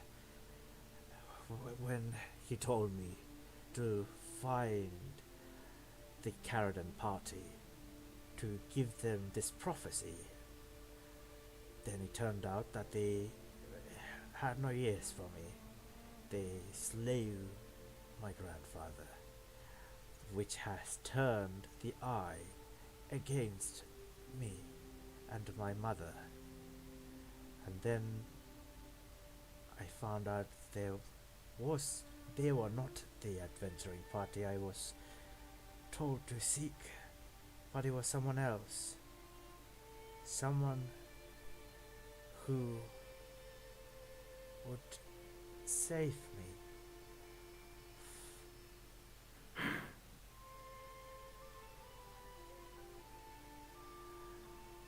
Could I ask you for a small favor? He certainly Goodness. can, but can I ask the DM? Yeah? Oh, I'm gonna regret this. Could I drop the control on just Poison? Roll an Arcana check. Can I figure this out before I do it? I'm expressing this now. Do I feel like I have the potential? Roll an Arcana that. check. Yeah. Okay, Before you have I'll to roll it. release Hey, hang on. Roll a luck check. Is it easier to release control than it is to actually control? Yeah. That seems like a reasonable thing Do to I- ask. You wanna Yeah. try a luck Can first? can I roll a luck check to basically learn as much about this device as possible and its capabilities, so that, you know, if it turns out I can give Poison his full mental capacity back and stop him being tracked by anybody, that'd be like 6 times better. Alright, sure. Roll it. Oh, Oh, No, Sadly. I got no clue. Yeah, roll a normal is it Arcana check. possible for people who aren't here to roll anything out of curiosity? check. For a slightly different thing. For a slightly different thing? Yeah, what's up? I guess I'll DM you because I don't want to influence what they're going to do with Okay. my... Yeah. That's fair. Yeah, okay, this is a tense moment, so let's take a moment. Yeah. Yeah. Annette was going to say something like that. Okay, Right. go for it, sorry. Look, I mean, I get that you don't really want to serve, at least be trackable by them, but it might not be forever. There might be a way to, I don't know, get out of it given time. Right? You said it's If the it's Poison, right? forever. Yeah. Yep. Yeah, Poison will say, that's not the problem. Working for those who were responsible for slaying my grandfather and destroying my family. My mother has been exiled, so am I, from the rest of the Argonison because of the Carradon party. And because of them we're like this. And the Arcanics send them after us. I'm sorry, I would rather die than work for them. And if my mother were to find out that I'm working for them, she would not even respect me as a dragon, let alone a son. But that's what I wanted to ask you, kind elves. Please, if you could ever find out and find a way to send a message to my mother, I would be most thankful. What is her name? Her name is Sarah.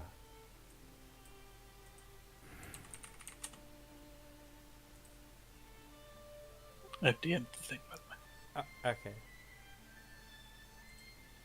Is that something I can roll for? Give me 1 second.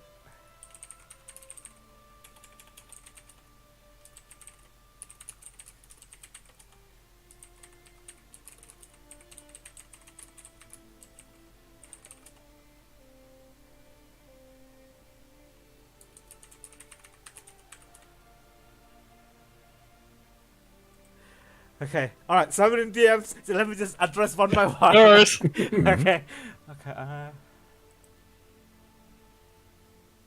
Alright, okay, so... Okay.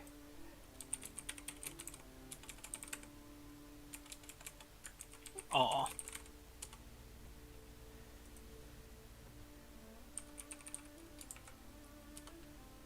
Okay. Oh shit. Oh no, shit's about to go down. Oh no. It is about to go down. Okay, so what is your reaction then? Do you need to roll a deception check? Oh, I absolutely need to roll a deception check. Just to Okay. double check, me and Dante, we didn't go through the portal. We're not there, right? No, No. no, we're not there. Just good. Yeah. I don't want to be involved in any of that. Well, I don't know. Just outside. But you're just outside the portal though, right? With the people who Yeah. has the chest Yeah. full of feed. Yeah. Basically. They'll go down they both will go after these two, basically. I mean, that depends. Uh, Whether or not Natalia passively recognizes that depends on whether or not she's counted as having advantage on insight against her dad. I think this is just a straight roll, sorry. Yeah, Because you're also distracted by looking at puzzle. Sure, I'll just roll them. Nope, she's distracted. Distracted, yeah. So Paizen will say, please tell my mother that I have fulfilled my purpose in bringing the prophecy to the heroes, which I now have the reasons to believe are you and your group of adventurers who saved me, as opposed to the Caradan party who betrayed me. I will reveal the prophecies to you, should you wish. We'll hear it. My grandfather told me of this. The prophecy goes, dreams of dragons and lions, fallen but unbroken, longing to be whole again. Vessels and visage come to light when gems break. Secrets must be secrets. The band of the dragon might break. That is the end of the prophecy. Very well.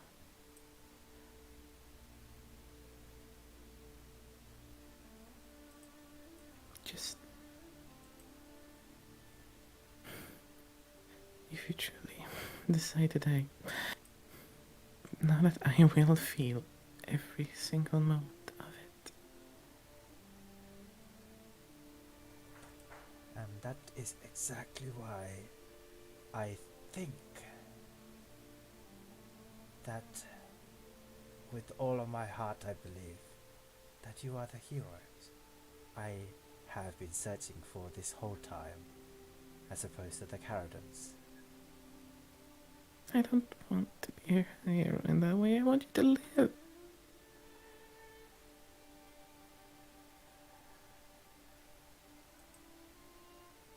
For me, my honor matters more than living a false and bound lie.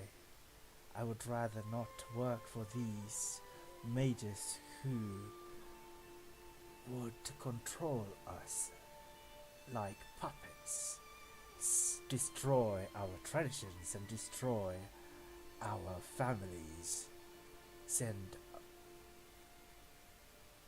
missiles and assassins after us. And then when we came to investigate, they blame us as the monsters, even though I was attacked and I was flying away. I did not mean to harm those villagers. They were in crossfire, which I am sorry. But I did not wish for any of this. I just wanted to stay at home with my mother. But time takes its toll and things fly as they come, as they intend to. There's nothing we can do or say to make you change your mind then. I'm sorry. Nut. Go back through the portal No. to get them. And then come back if you want. But give me 30 seconds and then bring them through, please. Fine. Fine. She turns around and starts to slowly walk back. Once Nat has gone through the portal, Yeah. can I go to the secret room, DM? Yeah.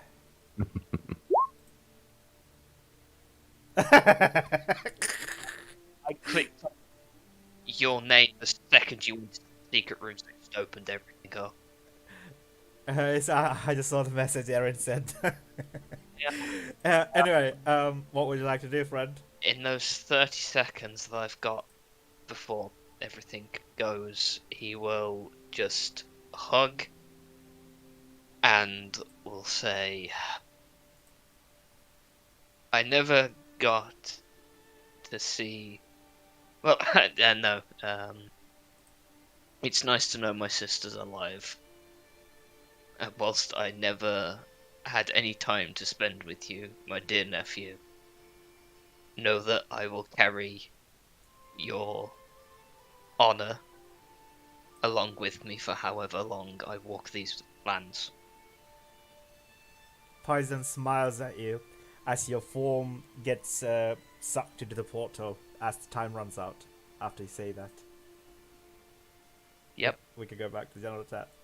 Oh, Welcome back. Yeah, so yeah, Warren comes out of the portal. And Nat. I hand the gauntlets back. No, Nat does. Yeah, Nat does first. Yeah, not first, that's first, and then Warren after. 30 seconds, like 20 to 30 seconds after. Yeah. Yeah, I hand the gauntlets back to that guy and I walk off. Yeah. Yeah, you see Kim. I guess before you come back through the portal, I would look to Nat and just say, well, Yes, I must then. He did not want to be saved. Addison looks at you and says, "You didn't manage to convince him to work for us." He said he chose death. They are proud creatures. Sorry, but they are indeed proud creatures. She doesn't answer. He gestures, and Eupharis and Kim begins to walk in with the chest. Yeah. Shall we end the session there, or do I you guys? mean, there's a few more things Okay, probably gonna happen. okay, go for it. Go Yes, for it. Warren came back, handed over, and walked off, I guess. Oh yeah, he walked off. Yeah. Nat would probably step through again. after the others. Yes. I guess, out of curiosity, would we we've been tweaking. Is that something we would have been like? They said, okay, you can come with us after as well, or do they want to go in there and do that by themselves? It's a slightly different way of working portals. It's like the people are bound to the portal. It's like you're pulling against a wrap, and two people can pull against the wrap momentarily. But the more people enter it, the wrap will break, and the tether might break. Basically, it's those kind of like portal. So Right. only two people are allowed for 2 minutes at a time. Very well, Okay. then never mind. So If they she understanding that, she yeah, wouldn't. they would have told us not to follow, and they just go in by themselves. Then I guess. Yeah, they carry in the test. Yeah. Then Erin wouldn't try and do anything. She'd just probably look at Vorin as he walks away, and then look at Nat, and we'll wait for you to do things. Yeah, I mean, probably if she has no way of going back in for the time being, she will just stand there for a moment. Start crying, and then slowly just kind of turn around. Doesn't say a single word. Yeah, if you start noticeably crying, Erin will just put an arm around you and not say anything. Just walk next to you.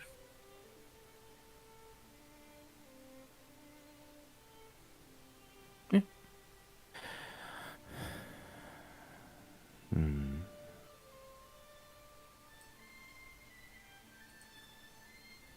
I feel like we all walk out. Yeah, I'd have been there for just a moment longer, then walked off. Yeah. I see. The Talia is still very much not looking at you, Aaron. That's fine. I don't think Erin's looking at you either. No. Like, trying to give you as much privacy as you can while giving you a hug. Yeah, still very much like barely acknowledging that she's being hugged. That's fine. She still remains hugging you. Warren, would he have walked off? Oh yeah, he's just gone. Go back to the inn or whatever? No, he's just walking for walking's sake. Oh, right, I can random direction. Yeah, he's out of it. I don't know where the hell he ends up, but you're not really paying attention. Like half the time, if you've got music in, you just kind of zone out. Yeah. He pretty much zones out for a couple of hours and ends up somewhere. Yeah, I'll say as well, once we get a little bit away, Natalia would probably have stayed out loud. Where did you go yesterday?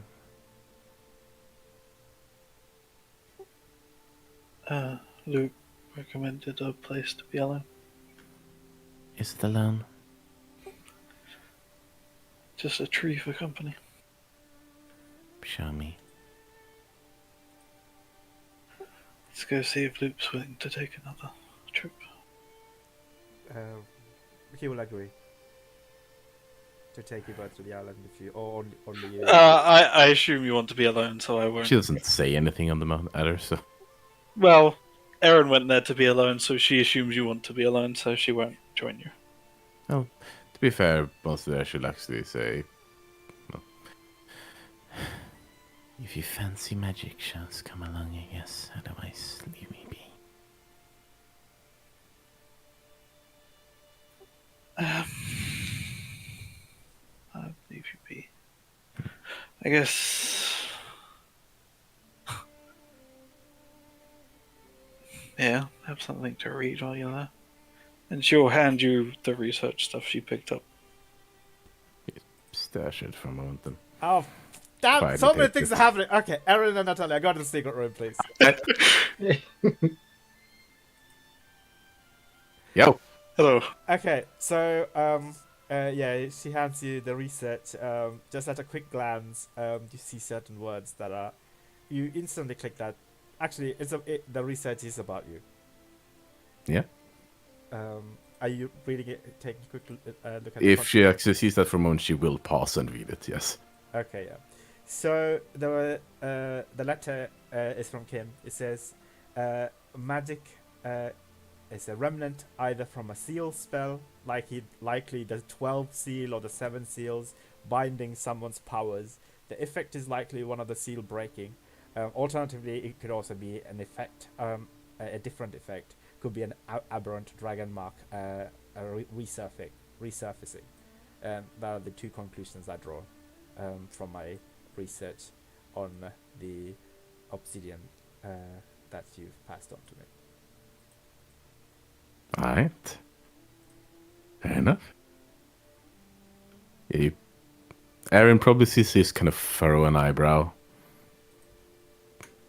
Then you just hand the paper back to her. I don't know what any of this means. Do you? No, I was gonna go look it up, but I don't know. It's not as much fun playing a prank on someone who's not in a good mood. Thanks, I guess. Shrugged. Yeah, and then she would probably head off anyway. Okay, fair enough. Okay, we can go back. Yeah, Aaron won't go with you. Okay. Okay, anybody has anything else to do before we end the session? No, Dante will go to the inn, have a few drinks alone, and then if Bourne's not returned, he'll probably try to have a little scat around the village, see where he is. But other than that, He'll be back. He doesn't Yeah, go it's- up too long. yeah, it's more just to check where you are. And other than that, Yeah. I mean, I'm gonna be honest. He's 6'2". You probably Yeah, well- see him over a crowd. yeah, after a while, I'll see where you are. It's just more. It doesn't say anything. It just recognizes where you are. That's all. Yeah, he comes back. And just without saying a word, just gives like the strongest drink they got there. Probably like a malt, a single malt whiskey. Oh yeah, you know he enjoys his double malt dwarven whiskey on the rocks. Dante doesn't say anything, but he just puts it there. Aww. Hmm. I give you hot chocolate, you get me alcohol. I like this trade. Isn't And that yet somehow, yeah, and somehow I'm young enough and I still could buy alcohol. Yeah, I Well, was when kind of you're getting handed a strong liquor by a child. Hey, he's not a child in this establishment. I know. That's So, Mhm. before we close the session, suddenly with the confused sip. Oh, sorry. was just gonna add what for the DM's note what that's doing to that island. If you want to know. Yes, please. Break my peaceful light. Well, the waters to the far side of it are getting repeatedly frozen over and blasted apart by magic Okay. for a while. I see. I mean, yeah, that would. Attract Essentially people until to she that- runs out of magic. I see. Hang on. And she is doing this purely out of frustration. Okay, fair enough. I'm not gonna ask you that question then in that case. Yeah, no. Purely out of frustration. And Fair no, that is not relevant yet anyway, so. Okay, fair enough. Yeah, you gather a little bit of crowd as this is come to see this show of aggression. I mean, it's in the middle of nowhere. Yeah. In the far away, they can still see the island, right? It's only They 5 probably see kilometers. like the big formation of ice pillars in the distance. Yeah. Yeah. Well, It's black the ice pillars, but student. yes. It's fine. I was gonna say, just before we close the session, so like Warren, you take a few sips of the whiskey, and then suddenly you begin to ponder. The words begin to kind of rearrange themselves in your mind. God, I'm Dream, tripping. bad, worse, king, lord, wake, stag. They all begin to kind of like, and then suddenly it just clicks. In common, they're just words, but in Draconic, they reads, "The Nightmare Lord has risen." The drink falls to the ground and he just goes, "Oh fuck." That's where we're gonna end the session. Alright. Oh no! So the drink falls to the ground, and you say, "Oh fuck." Oh yeah, Yeah. have you ever watched Kingsman? Yeah. You know when he grabs the glass and he smashes it on the guy's head. He Yeah. basically just sends it flying out Oh, of like a knee reaction. You know, Yeah. he doesn't even think that he has done it, and it's just like, oh, okay. Okay. DMY, I wanted to sleep tonight. So, Now we have to wait 2 weeks for whatever this is. I've got to wait longer than 2 weeks for this. I can't turn up next week and be like, yo, and then redacted. Oh man, Warren did really take a punch today, Cecil. I'm sorry, man. A punch? I've been like KO'd by fucking Muhammad Ali. Oh, I you just wanna love start all the streaming? behind the scenes stuff. That's, oh yeah, let me stop streaming.